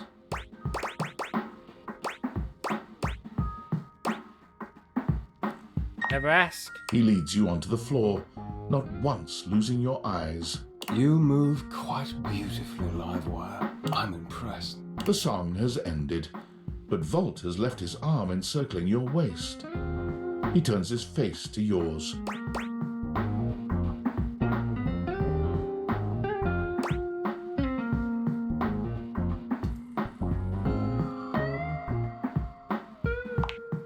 Thank you for the dance. It has been a long time since I've had the pleasure of such a gifted partner. Volt seems oddly disappointed. It's an unusual sight from someone normally so confident. I must admit, I am rather reluctant to let you go, Livewire. I enjoyed your company as always. But, unfortunately, this is where I must take my leave. The show will be starting soon. Volt leaps onto the stage as you settle into your seat. Good evening, my fellow objects and gentle things. I hope you're ready for... The power surges violently, and Volt stumbles. He catches his breath and steadies himself. Ready for an incredible performance. Tonight we have... The system buzzes, cracking and flaring. Volt drops to a knee and clutches his belly. The surge rages until the very room seems to shake when suddenly... everything goes black. Oh! You hear nothing but the panic of the audience, the confused scrape of chairs. You make your way through the club in the dark to hear familiar voices. You have to stop, Eddie. Oh, I can get it back. Just give me a minute to recharge. I can... Oh! As your eyes adjust to the darkness, you can make out that you've made it to some back room, a forgotten corner. The electrical power grid hangs on the wall, with Eddie slumped against it. Both Eddie and Volt look exhausted, Eddie dangerously so. He fiddles with the grid controls. Stop. Eddie, please. Just let me go out. You're going to fry yourself completely. I said no, Volt. Eddie, I can fix this. Eddie, for fuck's sake, Volt, I'm not letting you go out, okay? We both know what that could mean, and I'm not... I can't go back to being alone. I can't lose you. You can't keep splitting yourself like this. If you do, then... Volt notices your presence and moves to stand. Eddie holds him back. It's fine. He deserves to know. What's going on? What happened to you again? I'm failing. The power is failing and I can't stop it. Eddie leans back against the grid controls, his posture crooked and jagged. He seems ready to combust from the inside, but years of control are keeping him standing. For now. It was slow enough at first. I didn't even notice it. Small fluctuations, random surges. The entire house depends on my power, and it's my job to keep it stable for them. To keep them all safe. I had to work harder to compensate. I thought, if I could outlast it, it would all balance out. But it only made things worse. Even more unstable. So I had to push even harder just to keep up. And then it just became normal. To always be completely drained, barely hanging on. I don't know how long it took me to realize that it was my fault to begin with. My faulty wire. I was the problem. But I couldn't stop. They still needed me.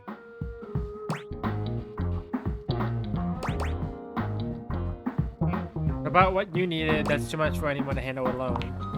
Exactly. They needed me, and I needed help. So, I gave it to myself. I split myself. So there was more of me to go around. I made Volt. He was my fix. So you're actually one person, thing? We're not one thing. But we're not two things. We're connected. The small glow around Eddie flickers and dims. He's clearly in pain. This club has to run. It's power, it's light and music and heat and energy. It's everything. And I have to have Volt to make it work. I made him. It was supposed to be temporary. It only slowed things down by spreading out the power. But then, even that became too much. And now maintaining me is draining him just as much as... Just stop, I already told you. Eddie, they still need you. It's my job to protect you. Even from yourself. We're not doing it. It's too risky.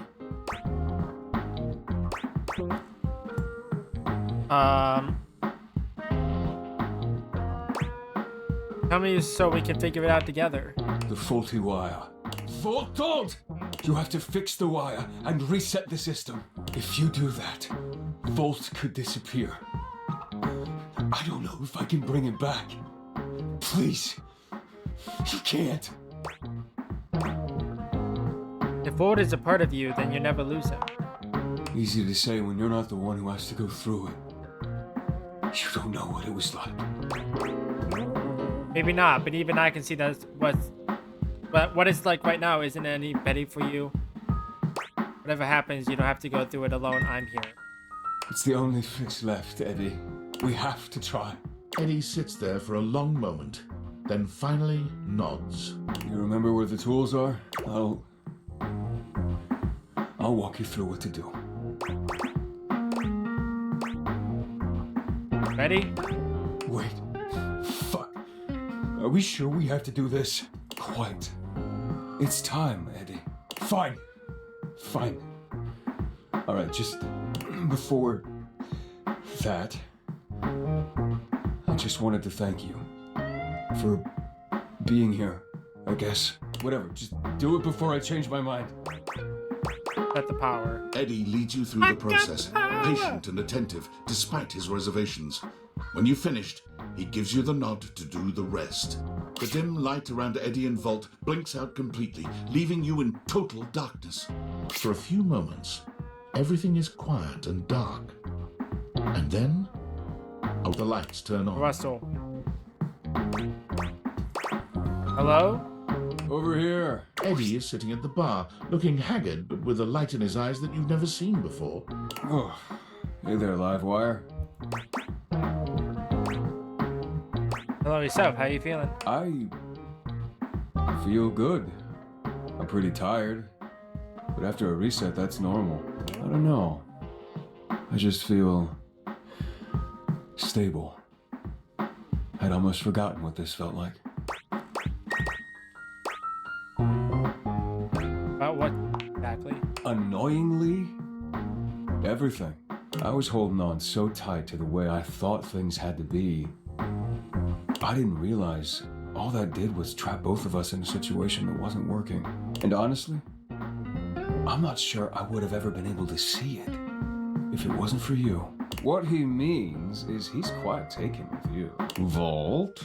We both are, but I'm sure you already knew that. Look at you. Wait, take with me as in? As in, do we really have to spell it out? Feeling is very much mutual. But really? I mean, if you're interested, we wouldn't mind you, sticking around. If you feel like it, or whatever. We would be delighted to have you. I'm in. Alright, well, if you're gonna stick around, might as well be useful. Come on. You remember where the tools are? Let's go. I'll send over some drinks. Very nice. Only one left. Think. I don't know if I'm gonna be talking with Tony on. Oh, hi!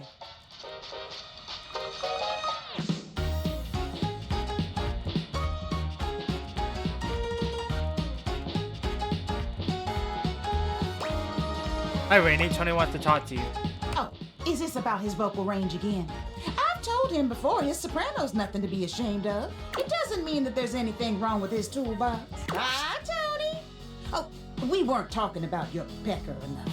Yeah, I'm just gonna ignore that. If it isn't my favorite gal, how you doing, dollface? Better since the last time I saw you. Don't I know it?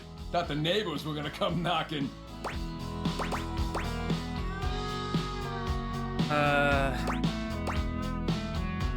You guys? Oh, stop. Tony was just making sure my screws were all firmly in place. And boy, were they. Now they can hear me down the block if I really put my mind to it. And I owe Tony for that. Without his screwdriver, I'd have been stuck the way I was. I'm real glad you feel that way, Rain, because I need a favor. I've been teaching our mutual friend here the ways of love and courtship. We got a little disagreement about how to put your best foot forward when it comes to the romance. Oh, boy, don't tell me. You did the whole paint over the mold and ignore your crush speech, didn't you? Huh? How'd you know? I never gave you my workshop before. Call it a hunch. Or the fact that I've heard you talk about it way too many times. So what do you need from me? Just tell us which one of us is right. I've been told that I shouldn't ignore my crush and pretend to be someone I'm not. Yeah, don't do that. You're saying I'm wrong, but I'm the maestro of the workshop. I hate to say I told you so, but... Do you hate it? Because it sounds like you're kind of enjoying it. I always enjoy talking to you, even when you're wrong. I got too much work to keep going on about this. See you around. Tony is so good at fixing everyone's problems but his own. Take it easy on him, would you? He is a good egg. I will. Good. You take care too, all right? I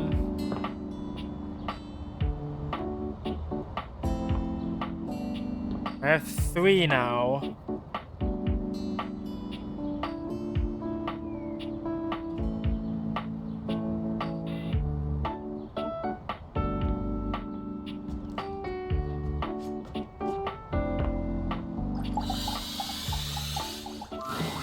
Hey, all this talk with Rainey got me thinking about my favorite kind of music.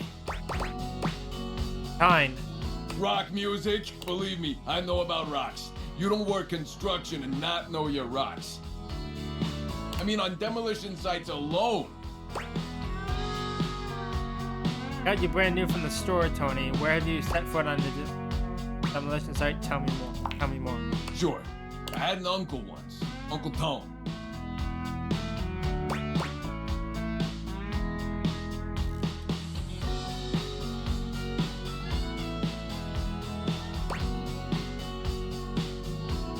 You mean once? Uncle was also named Tony? We're all named Tony. Everyone? Oh, yeah. Your dad? Tony. Brothers? One brother. Tony. The great-great-grandpa? Big Tony. The great-great-grandma? Tony, with an I. Same with my mom and all my aunts. Except my sister Conchetta. Anyway, my uncle. My Uncle Tone fell off a crane on a job. I'm talking 80, maybe 90 feet. Cracked, wide open parts everywhere. Holy shit. I know. I miss him every day. So sorry about your loss, Tony. Oh, he ain't dead. The old bastard's retired in a basement somewhere in Poughkeepsie. Disappointed. What are your feelings about me? Hey, listen. Yeah? Look, I've been doing a lot of thinking lately. Ain't a lot of folks in my life brave enough to keep it real with me like you do. And I'm not saying I'm wrong or whatever, because I ain't. But I could use someone like you in my life. You're dependable. Like a triangle made of steel.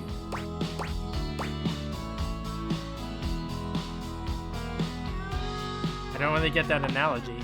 Triangles are the most powerful shape in nature and construction. It's a contractor's best friend. But I ain't here to talk about triangles. I like you. A lot. You ain't just dependable and strong. You're hot as shit. And things are just easy with you. I don't even have to pretend to be doing nothing.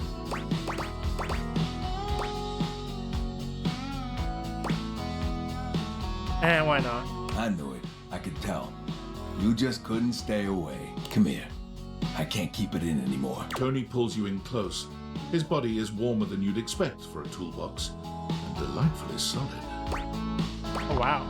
Impressive, huh? Told you I was packing some serious steel. Yeah, I see that. Let's get out of here.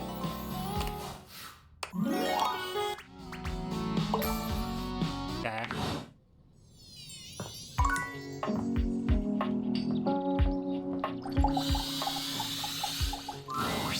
Ah, man, this isn't where the experience is for today.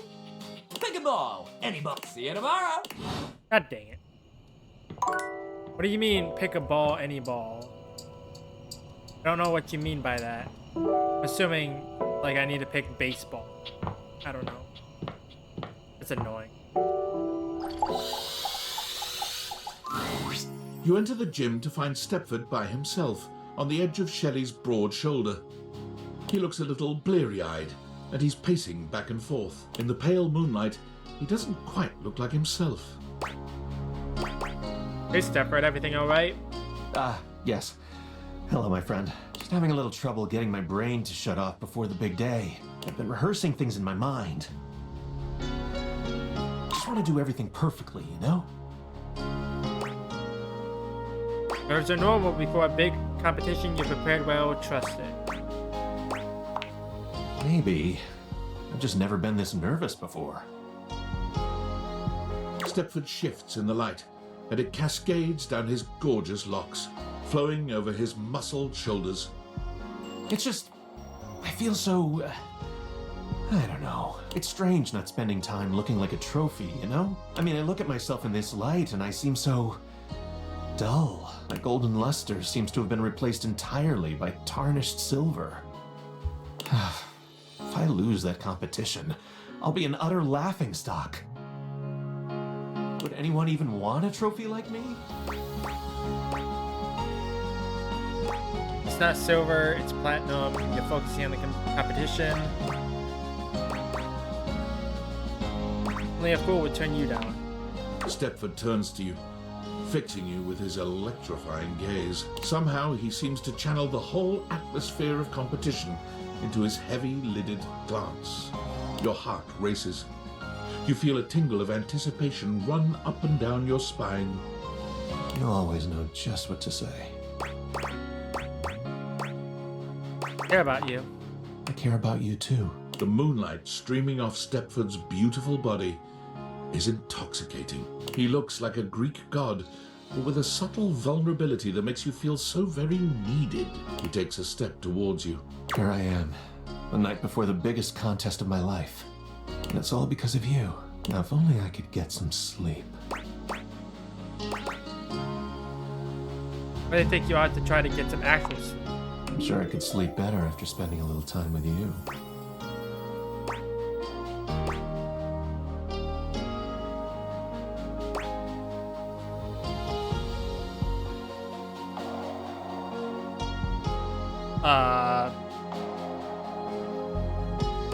What the hell? Let's get a workout in. Stepford finally touches you, and the heat where his body meets yours is like molten gold. I want to be your first place lover. Stepford's hands may be metal, but his caress is silken and tender. He allows you to take your fill of his muscled form, seeming to take great pleasure in your consumption of him. Yet when the moment calls for a gentle touch, his hard body is surprisingly soft, giving beneath you. Well, the stamina training sure is coming in handy right now. Finally, as the sun begins to rise, Stepford collapses beside you, satisfied into utter exhaustion.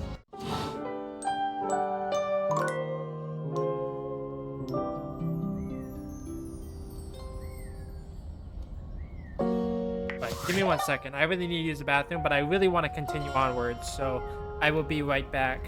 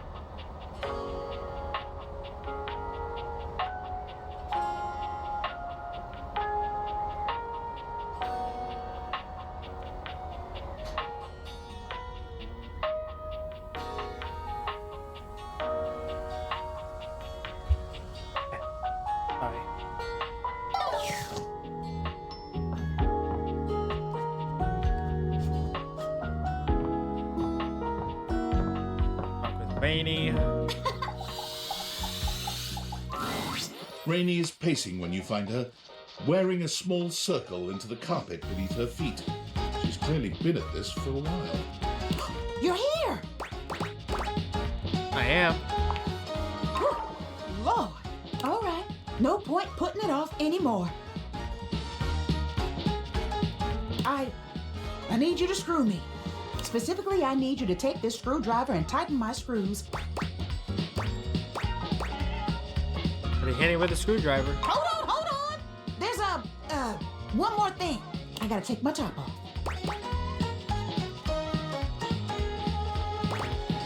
Want me to close my eyes? I don't need you scratching me up trying to find the screws. Just be cool, all right? It'll be fine. Just fine.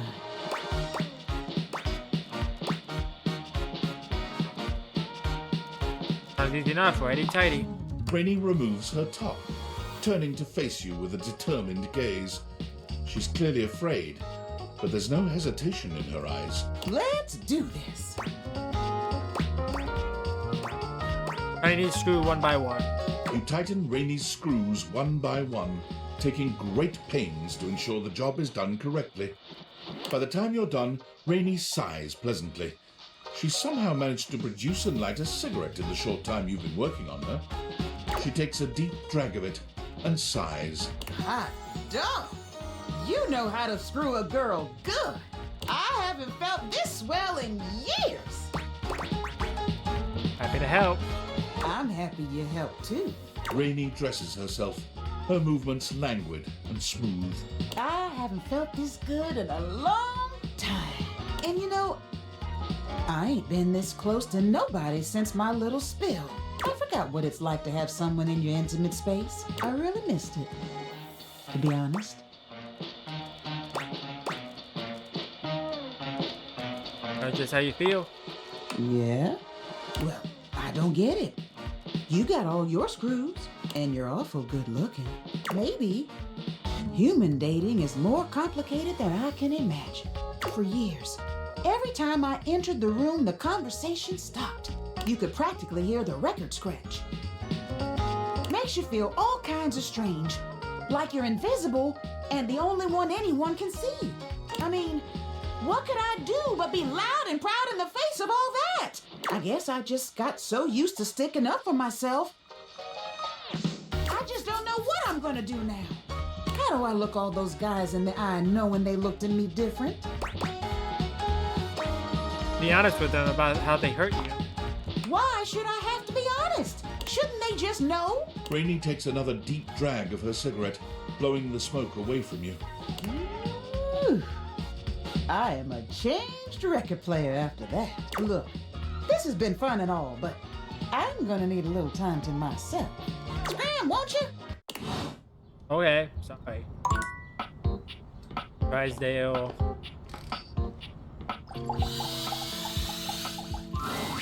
Well, how do you do? I'm just stretching, you know. Luxuriating. Being me in general. It looks to me, oh fresh and curious one, that you've got a question for me. Pepper needs your help. I love being asked questions, especially about a little snack like Stepford. I absolutely love the proof positive that those around me are fascinated to distraction by my every thought. Ah! Need a fact about dryers. Ah, yes. Well, is it dryers in general you want to know about, or me in particular? Because if it's me in particular, ha, we're gonna be here all night. No, dryers in general, actually. Then it'll be shorter. But still riveting because I'm a dryer, and therefore there must be something inherently wonderful about dryers as a general concept. Yeah, let me think. I must give you the best fact I can think of. Ooh, got it. And since I'm not only fascinating but humorous, I present my fact to you in the form of a riddle. Why do dryers produce static electricity?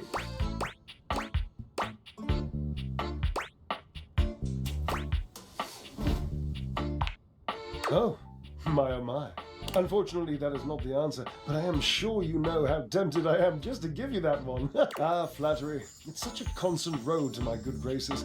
But no, I must retain at least a degree of uprightness and commitment to the truth, and so, wrong! The answer, Cherub, is the triboelectric effect. Ha ha! What now? The triboelectric effect refers entirely to the electricity generated when two objects rub against each other. Can you think of anything more perfect to plague me? The friction of contact. Of course, it can happen with many different materials and at differing intensities. Rubbing your shoes on the carpet will give you a bit of a shock. But those damn plastic packing peanuts, they'll stick to you like they're glued. Anything that's touched you is basically a live wire? Correct, Cherub. Remember me every time your clothing clings.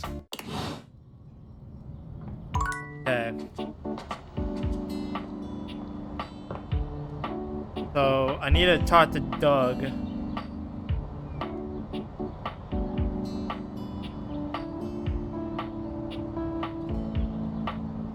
I need to stare at the wall for 30 seconds.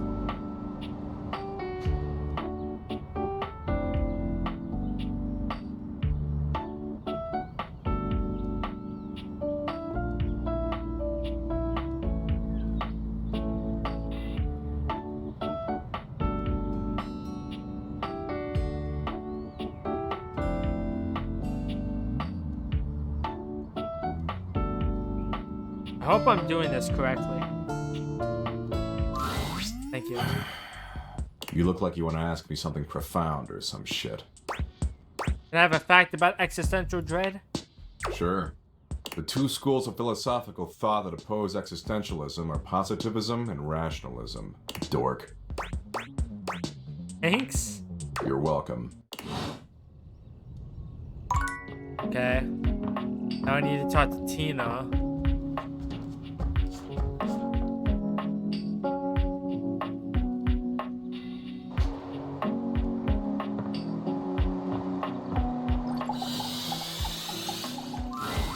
You got that look on your face like you're about to ask me some dumb questions. Whatever you got, make it quick.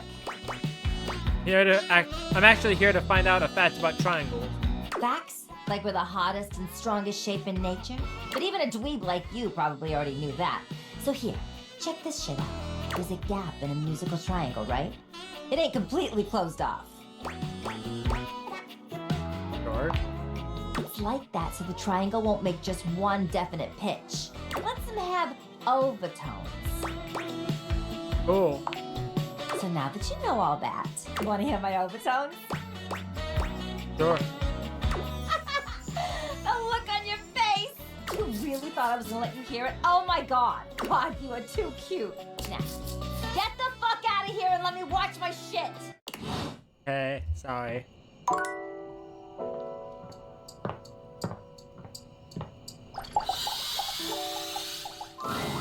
You arrive at the site of the competition. Seemingly every object in the house has come out to watch. The buzz in the air is full of expectation, excitement, and tension. This is it. The big event. It's intimidating. All the screaming fans, all the other competitors. Whoever organized this thought of everything. Yo, I forgot to ask you last night. Did you talk to any of the other objects for the quiz? Talked to all of them. You did? Thank you so much. We've got just enough time for one question from these practice tests. Okay. Why do dryers produce static cling? Electric. I hope you're right. Okay, time's up. Thank you so much for all your help. I wouldn't be here without you. Wish me luck. Go, Stepper. We trained dumb. Stepford performs reasonably well and is awarded a silver medal. When it's all over, he comes running up to you, pleased with his efforts. Wow! A silver medal? You even discovered Doug! That's incredible! I've been here all along, but yeah. I guess, for once, I get to be my own trophy. It's everything I could ever have dreamed it would be. Guess I could have used a bit more sleep, but who cares? It was totally worth it. How could I ever express my gratitude? No thanks necessary, Stepper. You've earned this yourself and you deserve to enjoy it. You sure there's nothing I can do? I guess the one thing I really like is if we could stay friends. I promise not to ignore you in public now that I'm all rich and like famous. how we had sex and now we're just friends. I'm just kidding, of course. Yours will always be one of my favorite faces to see around, Coach.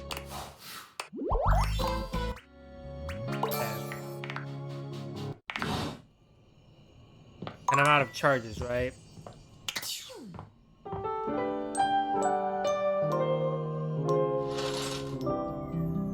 Okay. Go downstairs. Rainy. I believe this is the last one. You hear Rainy's music before you see her.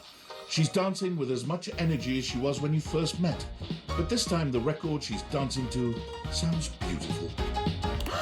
Hey, you! Come on, join me. You do your best to mimic her frenzied movements. You're not sure how successful you are, but Rainey seems happy with it nonetheless. Yeah. Get hot. Get hot. Rainey dances with you for a few numbers, only stopping when you begin to slow down. Oh, it's been years and years since I got to enjoy myself like this. Nobody coming to tell me to knock it off, and nobody pointing and whispering while I dance. I thought I'd be happy, and I am. But to tell you the truth, it makes me angry. It's gonna take some time to work through all those feelings. Yeah, I hear you. But anyway, I don't want to talk about everybody else. All this time, even when I wasn't me, you kept coming back to see me. To be honest, at this point in my life, I can't see me with nobody but you. What about Tony? Tony? Oh, he's a great time. But he ain't serious about nothing. He was cool with me like I was, but you know that toolbox likes him with a few screws loose. I don't want to be reminded of that every time I'm with someone. You know, you're the only one I trust right now. You saw me at my worst. But you still saw me, you know? And listen, it ain't the only reason, but ain't nobody ever screwed me like you, honey. So what do you think? We gonna be an item? Or what? I love that. Oh, yeah? You know, you screwing me was real nice. But you ever pitch woo to a record player? Let me tell you, nobody does it like we do. Born ready for this. You got no idea what you're in for, sugar.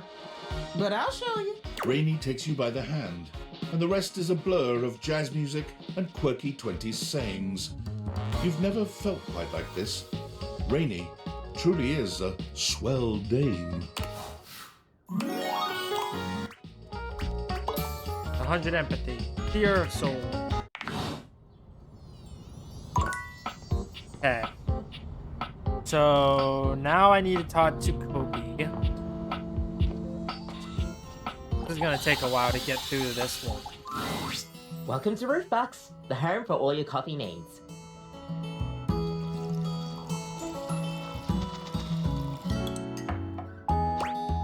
Nice to see you again. Kopi gives you an awkward smile, fidgeting with her coffee implements. She keeps looking at you as though she was searching for something. Oh, well, it's, nice to see you too. You're, Ah, that's right. Kopi snaps her fingers, realization striking. We had a little chat last time, didn't we? Got that. Oh, I thought it was a chat. Well, thanks for coming back. I do appreciate your patronage. We actually have a new drink added to the menu since the last time you came in. So, what can I get for you today?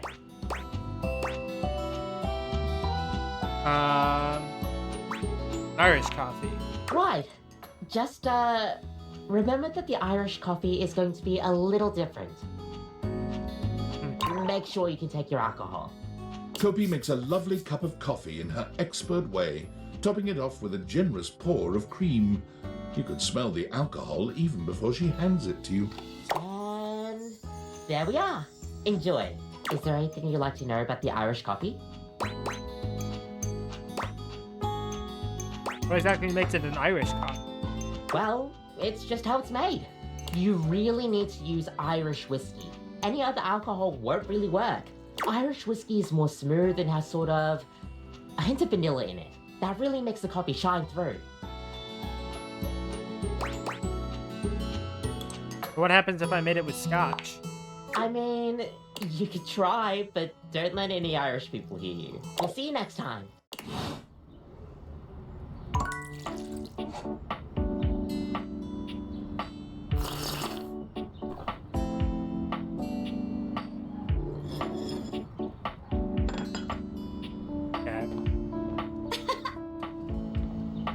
So now I need to go upstairs.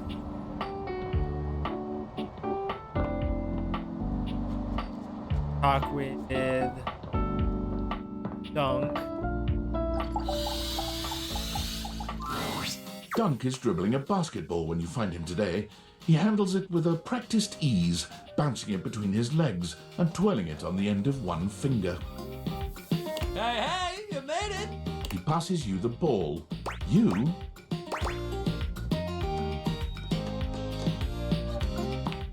Dunk is delighted by even this small display of bare minimum athleticism. Hell yeah, great catch! He takes the ball from you, setting it aside. Dunk claps his hands together as though he's psyching himself up.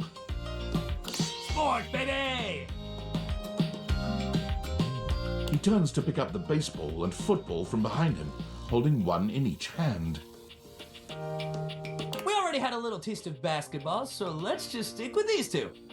What do you think? Baseball? Football? He holds them both out to you, alternately raising one up and then the other. You interact with the Oh, baseball. hell yeah, baseball! Ah, it really takes me back, you know? He tosses the baseball to you, and to your pleasant surprise, you catch it easily. You'd been expecting some sort of fastball, but Dunk seems uninterested in styling on you. I had a little stint playing baseball for a while. Football was more my thing. Why's your nickname Dunk then? You played football? Played football? Oh, yeah. I was real good at it, too. You throw the ball back to him, and while your pass is clumsier than his, he still catches it with ease. I took up baseball after I turned down pro football. I used to play it for fun before, but I kind of needed a break. Everyone around me was so mad at me for turning down the chance of a lifetime. My dad especially. Give me 1 second.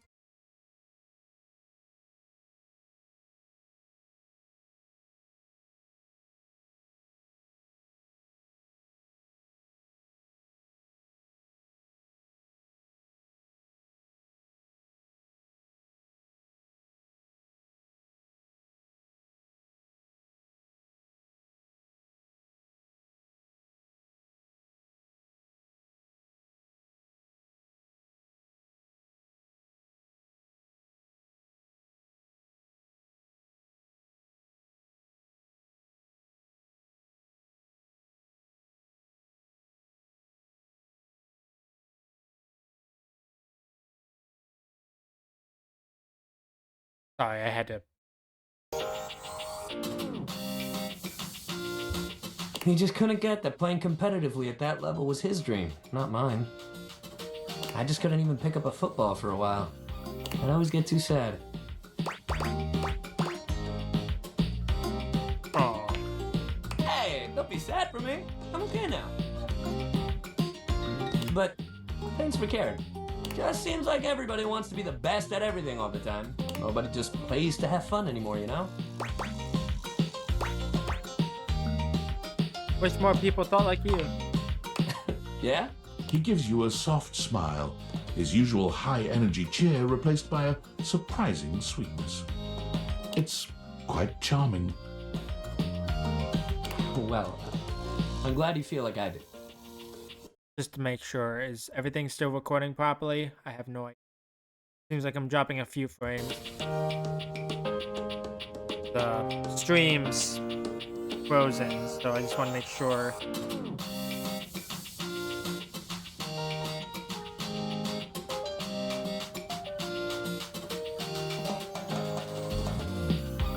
Oh, there we go, it's just behind. I don't get why everyone else has to make it so hard. Sports and exercise should feel good! Running is fun, but if you play a good, clean game, you should feel just as good walking off that field. I hope as we do what we're doing here, you can feel that too. Don't worry about me, I'm having a good time. Yes, that's just what I want to hear. I'm so glad. Dunk tosses the ball up in the air, catching it handily. Great hustle today. We should keep up that positivity. Change it up a bit and try something new. Okay, yeah. Next time we'll hit the rackets. Knock the birdie around, get those arms swinging. Yeah, that'll be great. Meet me at the rackets, pal. I mean, the rackets are ones, I'm assuming. Okay.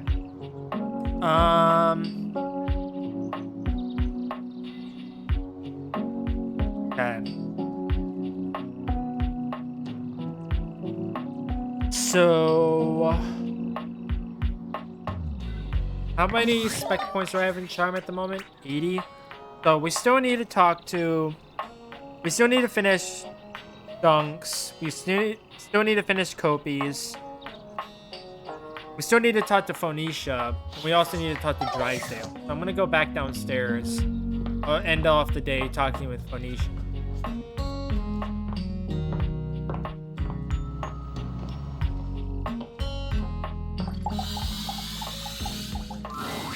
Ah, Cherub. There you are. I am quite glad that you've returned. I've been sitting on some very big thoughts, and I haven't had an opportunity to express them until now. And as you can imagine, sitting on anything big for a long period of time makes me antsy. And you even got me to weep openly, which is something that only those with the most exclusive of backstage passes ever get to see. Points. So, to begin, I've been thinking about you. Did you know that you can be unbelievably annoying? Yep. Oh yes, frustrating to the point of nausea. But I have to tell you, I like it. I know, that expression on your face. I'm assuming it's shock, yes? Yeah, shock. Good for me. I thought so. I'm accustomed to seeing mostly awe, admiration, love, worship, etc. on the faces of folk in my audience, so I'm trying to get better at deciphering facial expressions that aren't that. Excellent skill right there. Anyway, you're annoying, and I also like you. And I appreciate your, well, let's just call it what it is, friendship. So I'm wondering if you'd like to officially call yourself my friend. Do it. Do it we shall. The friendship, I mean, nothing else. Oh, nothing more. I mean, dear Barbara, you know what I mean. Alright. Back upstairs.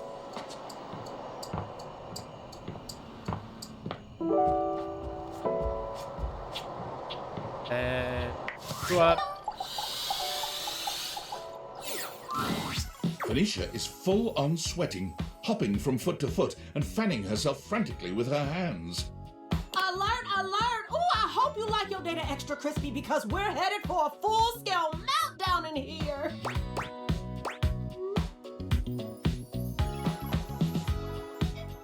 What's going on? Finally! I thought it was gonna blow my speaker before you noticed. Hurry up and get me out of this thing before I suffocate! Are you okay? Oh, sure! I'm great! I love shorting out. I mean, who doesn't like spontaneously combusting? I hear burnt pockets are really in this season. Alright then. No, I'm not okay! What part of alert, device overheating, self-shutdown in progress did you not understand? Take this damn case off before you burn the whole house down! Okay, what do you need me to do? Oh, yeesh. You really need it spelled out for you, don't you?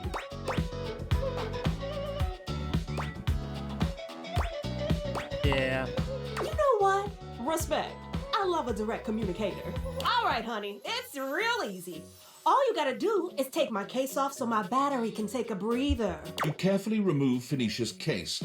Her body is alarmingly hot. It seems you've acted just in time. There! That wasn't so hard, was it? Ah, that was close. Better? Now that I'm in good hands, I'm getting there. Listen, you mind if I stick with you for a while? Just in case I feel another meltdown coming on. I'd hate to lose any important save files or valuable passwords or something. Oh, speaking of which, I need to do another update I've been putting off now that we're back in the green zone. Talk more later. Got it, darling. Oh, you bad. I'm out of charges.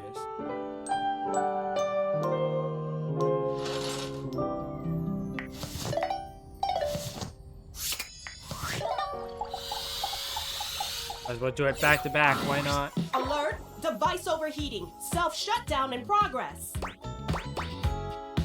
Oh, not again. Look, what are the signs for a heat stroke? Ooh, someone Valdivia search it. What do I do? What do you need? Ooh, do you have any idea how stuffy it is inside a pocket? Air! I need air! Cold air, a vent, a fan, ooh, a freezer even. Ooh, quick! I can't afford to lose another camera lens. You go to the fridge. That's the coldest thing here. You bring Phoenicia to the refrigerator and place her in the dairy tray, like a piece of cheese. Hey, are you okay? You look like you just ran a mile. And Phoenicia's in my cheese tray. Something's up because she ain't food last time I checked. I need your help. That's what I'm here for. What's going on? Practically on fire. She's overheating again? Phoenicia, you know you can't keep going like this. You need rest. You have to. Can we save the lecture for when I'm not 10 seconds away from self-destruct? Come on, come on! Oh, come on! I've got dead pixels popping up all over the place. No, I'm too young to need a screen replacement. This cheese tray is not cold enough.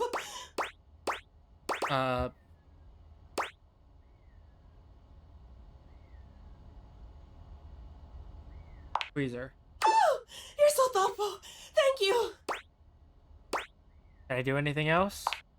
Wow, you actually care, don't you? Of course I do. You're important to me. You know, in my experience, humans only say that when they want something. Forget I said anything. My wires are all crossed right now. I'm just talking nonsense.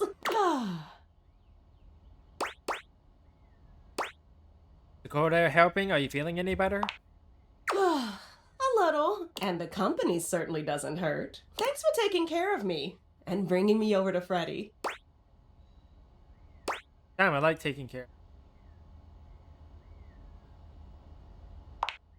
Ooh, careful. I just cooled down. You're gonna get me all fired up again. You better not chance it. I'm already on full blast. Sorry, Freddy. You're right. And I'm sorry I snapped at you.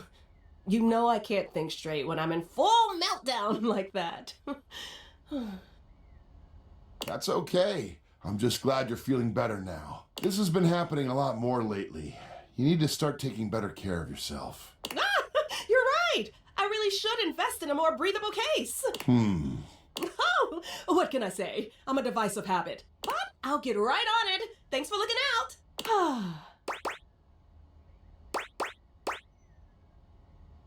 Is it normal to overheat this much? It's kind of, complicated. Shut it. No, it's not normal. Maybe it's not your normal, but It's nobody's normal. it's my normal, okay? Exactly. And that's not normal. It is for me. It shouldn't be. Well, it is. It doesn't have to be.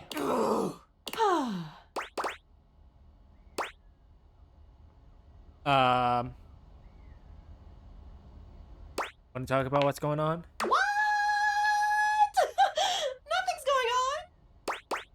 Why do I keep overheating?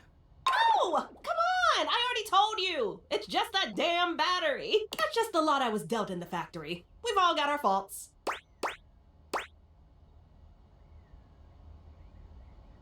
Thought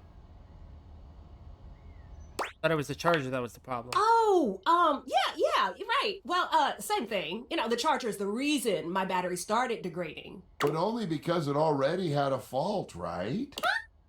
Your battery. You said it was faulty when it was put in. So, which is it? Was it faulty to start, or did the charger damage it? It's obviously a whole chain reaction thing. It started with a fault, but it went undetected for a while, you know? But a few surges from that charger, and it just couldn't hold up. And that's really what you're going with? A degraded battery? Yes, because that's what it is. Mind your business. What is it with all the damn questions? Jeez. What was it before that? A faulty sensor, right? A battery That charge can cause a lot of issues, even for someone without a weak battery. Oh, and before that, it was the spyware scare. You even blamed a system update once, I think. Those take a lot of power. Phoenicia, you need to start being honest about what's really happening here. If not with everyone else, at least with yourself. Enough! So I've got a few problems. Who doesn't? It's not like it's affecting my work, right? My brand is bigger than ever. I'm doing crazy numbers every live. I've got offers and sponsorships pouring in, and everyone loves my content. How could I not be good? Just look at the comments on any of my videos. You're amazing. Your tips have saved me so much money. Thank you.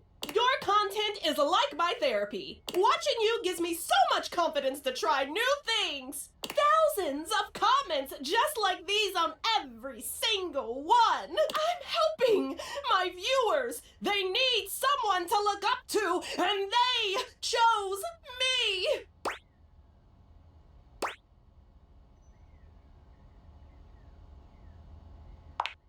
Thank you. That's all I'm saying. You're just enabling her. This is going to keep happening, and eventually a quick cool down isn't going to be enough anymore.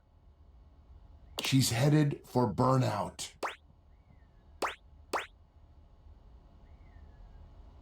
Okay.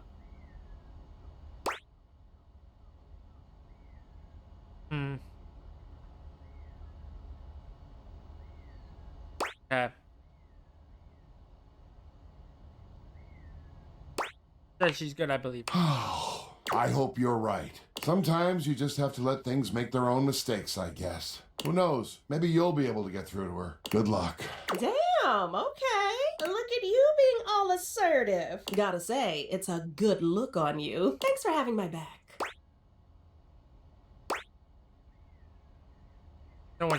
It's no one else's place to make choices for. That's the part that really bothers me, you know? Everyone's gotta have an opinion on everything. But do they even bother asking what I want? What matters to me? They don't have to live my life. Why do they get to say what's best for me? You know what's best for you. Exactly. Thanks for getting it. And not pushing. I don't know. Maybe I am working too hard. Maybe there is some stuff I gotta work out.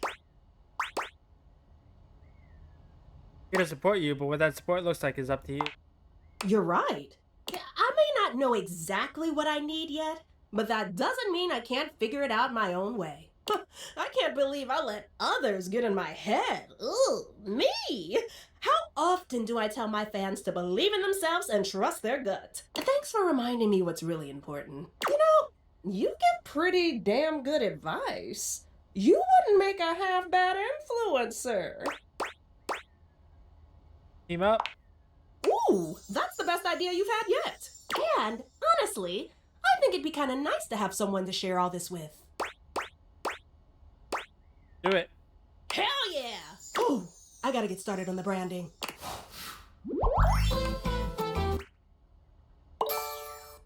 Okay. Only 2 left. Which is, I believe, Dunk and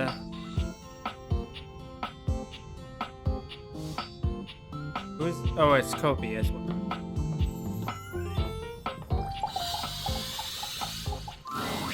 Dunk is swinging a badminton racket when you see him. His muscles bulge with every powerful stroke of his arms. Hey, hey, welcome to Racket Day! He hands you a racket before you can voice any objection. The racket, hey-o! Yeah, that's what I said. Spell differently. There's only one way to spell racket. R-A-K-K. Okay, I get it. It's a good thing I'm here. Imagine if you sent that to somebody else. They'd be way meaner about it than me, man. But shuttlecock's in the name, baby. What kind of sports guy would I be if I didn't let you bat the old shuttlecock around for a little while?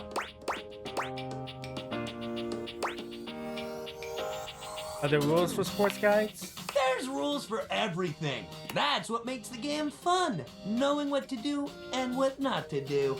All right. So, Batman, you might be thinking to yourself, what's so bad about it? But that's the thing. Nothing's bad about it. It rules. You just gotta get past the fun of it. It's a great sport for beginners because it doesn't take too much strength or balance to get started. You just gotta have a little hand-eye coordination.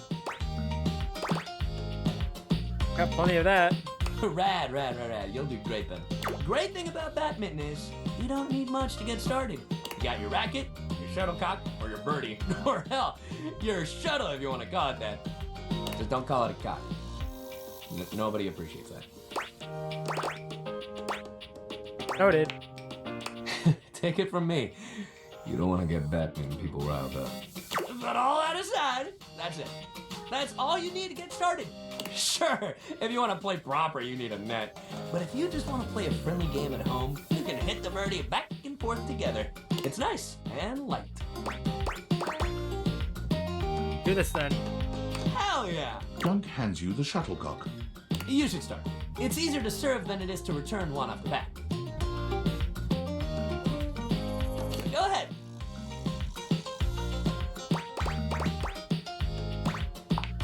Dunk returns your graceful serve with a swing that puts yours to shame. But he doesn't gloat when the shuttlecock sails past you. You know my old man as a shuttlecock? That's where the family name comes from. You'd think he'd have wanted me to follow in his footsteps, but I guess he always wished he could play football instead. I always thought badminton was cool, you know. But he never felt like it was enough glory, I guess. Makes me sad to hear that. Sorry to be a bummer. But let me tell you, it was hard to see it too. I always told myself I'd never let anyone take the fun out of sports from me. Not even my pops. I wasn't gonna go through life wishing for more like he was. I don't even get how he can be as old as he is and still so unhappy. It's like, yo, you did so much cool shit with your life. You went to championships, you traveled the world, and you had a family. Dude, don't we count? You're not happy about that?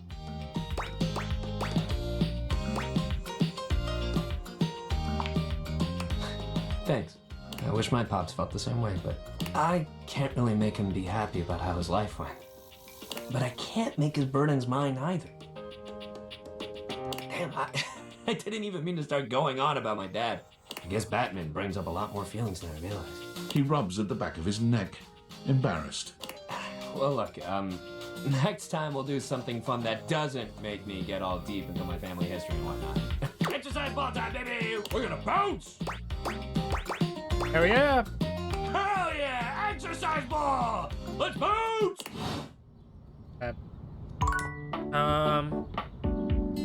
Well then, I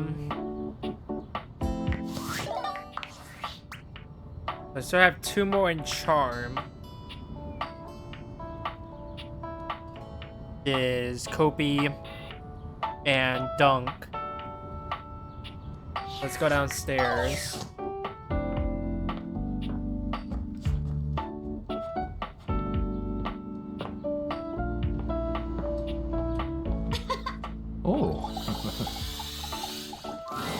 Welcome to Roofbox, the home for all your coffee needs. As she speaks to you, Kopi adds the finishing touches to a drink on the counter that better resembles a milkshake than a cup of coffee. I'll be right with you.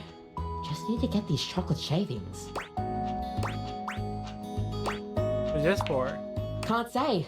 Barista client confidentiality. That's not actually a thing, but this client insists it is. A drink like this is basically a coffee-flavored dessert. I think there's much better ways to get people into coffee without doing all this. But it's for everyone's sanity that I do this, so one little chip off my integrity won't kill me, I guess. A chill comes over the room. Kopi looks somewhere behind you, perking up and putting on her best customer service voice. Welcome to Roofbox, the home for all your coffee needs. Shh! Too loud.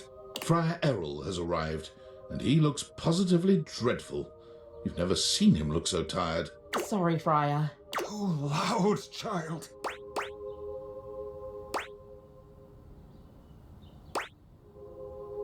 I think you were a coffee guy, Fire. I am not a coffee guy. I am a humble servant to our Lord of Convection, and I cannot do my best work until I am caffeinated.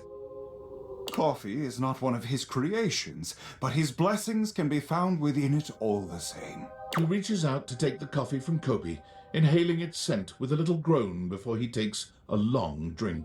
The friar has a whipped cream moustache that he doesn't seem to notice. Kopi raises her eyebrows at you, but says nothing. Kopi has been sworn to silence about my drink order, and now you will join her. Why? Why? My work is too important to be jeopardized by distractions like being mocked for my delicious drink order. Anyone with sense will know that just because my drink is luxurious does not mean I indulge myself in truly dangerous, sinful temptations. But my flock is easily confused, and it is best to spare them such things. So you will keep this secret. He turns on his heel and walks off without another word, sipping at his drink with another strange little groan. See what I mean? Just easier to make it for him than trying to get him to relax a little. You know, I've got this really great roast you ought to try. And if you want something sweeter, I've got some leftover chocolate shavings. What can I get for you today? Affogato. Okay, no problem. One affogato? Order up! Kopi flies into action, assembling your drink order with speed and skill. Alright, here we go. One affogato. Is there anything you'd like to know about the affogato?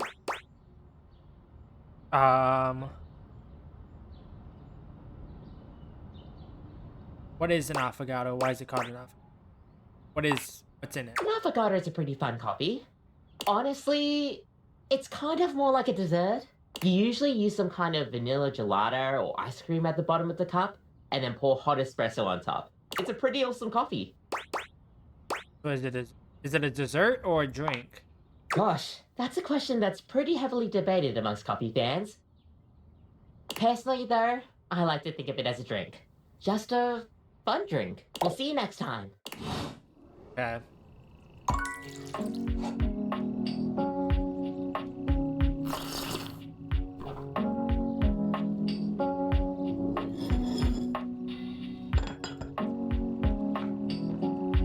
So now I need to go somewhere else.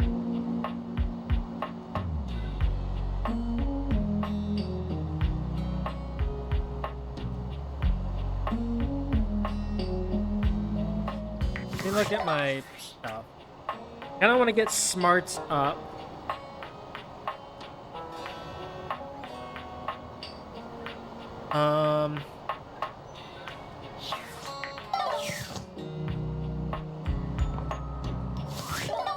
I'm assuming I haven't gotten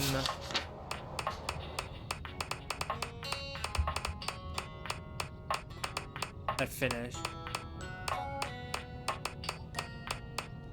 Depending on where they went.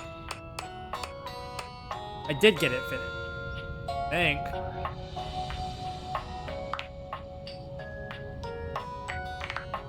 Okay.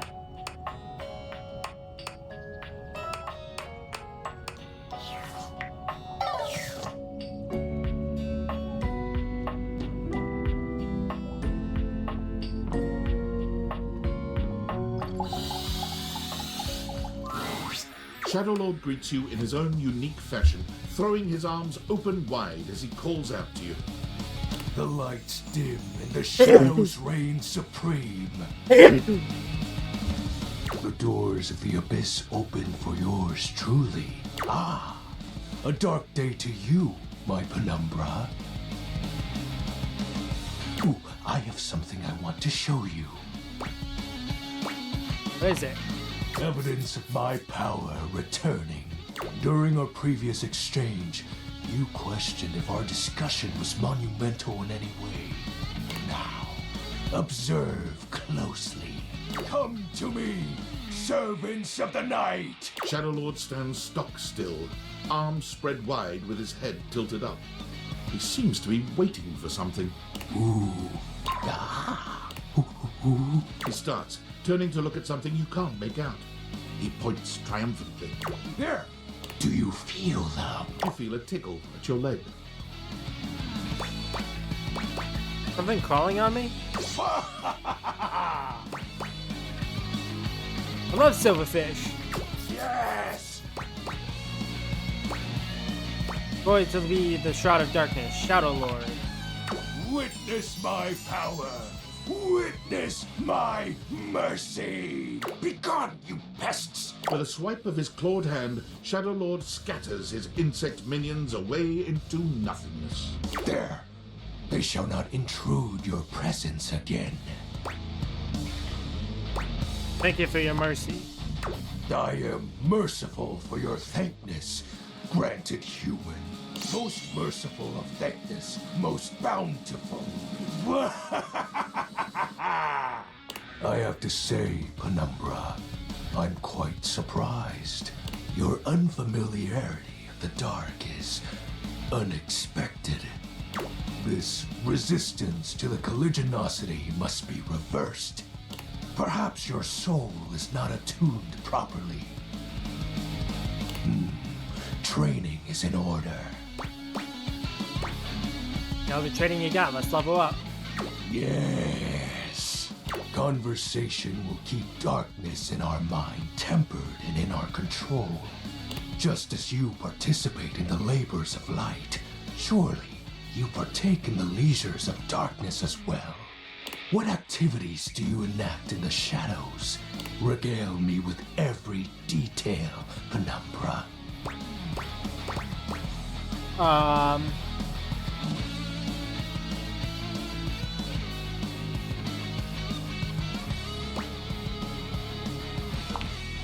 That is all?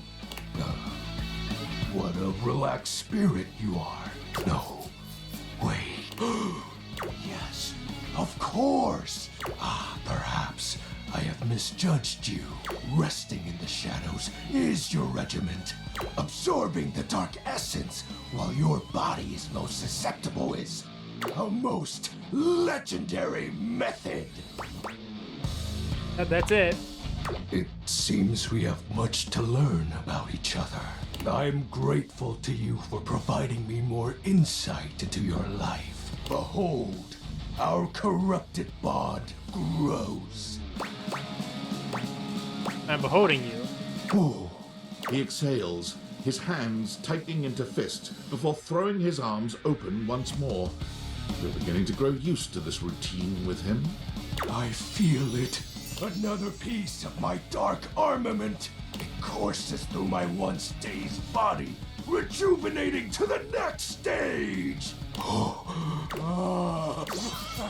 Excellent. My form is stronger, yet still incomplete.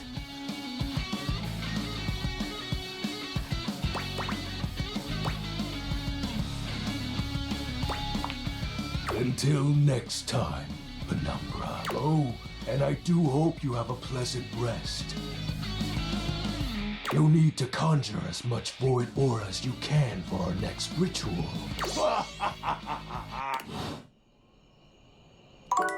I have one more charge. I do have.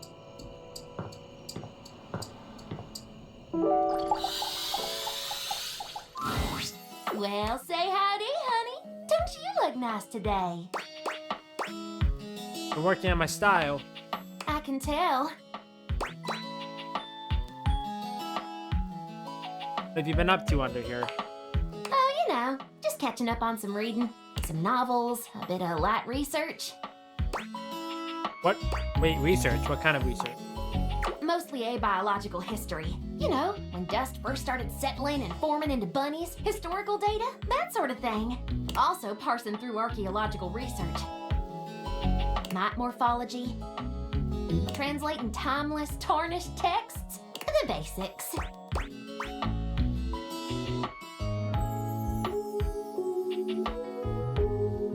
Not a hobby of yours? Sounds like you're a real academic. That's right. I'm tenured at DIRT, the Domestic Institute of Research and Technology. I've been teaching there for, oh gosh, I finished my first PhD 8 years ago. Plus, my time as a PTI during my master's, so 114 years? Really impressive. Well, thank you, sugar. I worked pretty dang hard at it. Glad to hear you're so successful. It's been a lot of mud, sweat, and tears, let me tell you. Others were already judging me based on my looks. Why not own it? And get paid for it, too. And you're a model? That's right. I was Miss May in the latest edition of Play Bunny magazine. Congratulations. Thank you. You've conquered media and academia. What's next? That's a good question. I'm not quite sure. I suppose, well, what any dust is looking for. Love, friendship.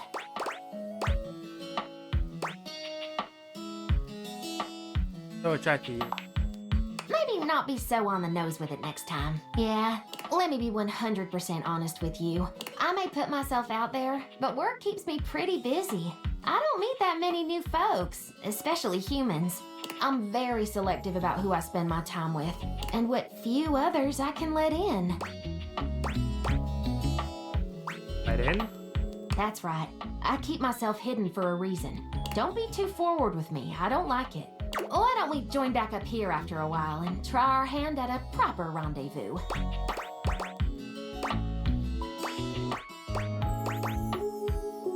How should I dress? Maybe something that can handle getting dirty. You let me worry about the details. All you have to do is show up. I'll be there. See you around.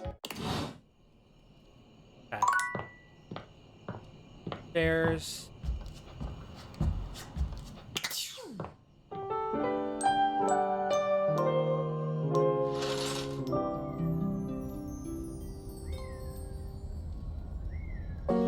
Alright, so I'm gonna end this episode here for now. I feel like that's pretty good progress. We finished empathy. We're nearly done with charm. Next time we'll work on either smarts or sass. More than likely I'm gonna work on smarts. But we're not doing too bad in terms of progress. We're almost halfway there, if not more than that. So we'll figure it out. But in the meantime, this is gonna do it. So thank you everybody for watching. I'm not good with outros, so I'll catch you in the next one. Bye-bye.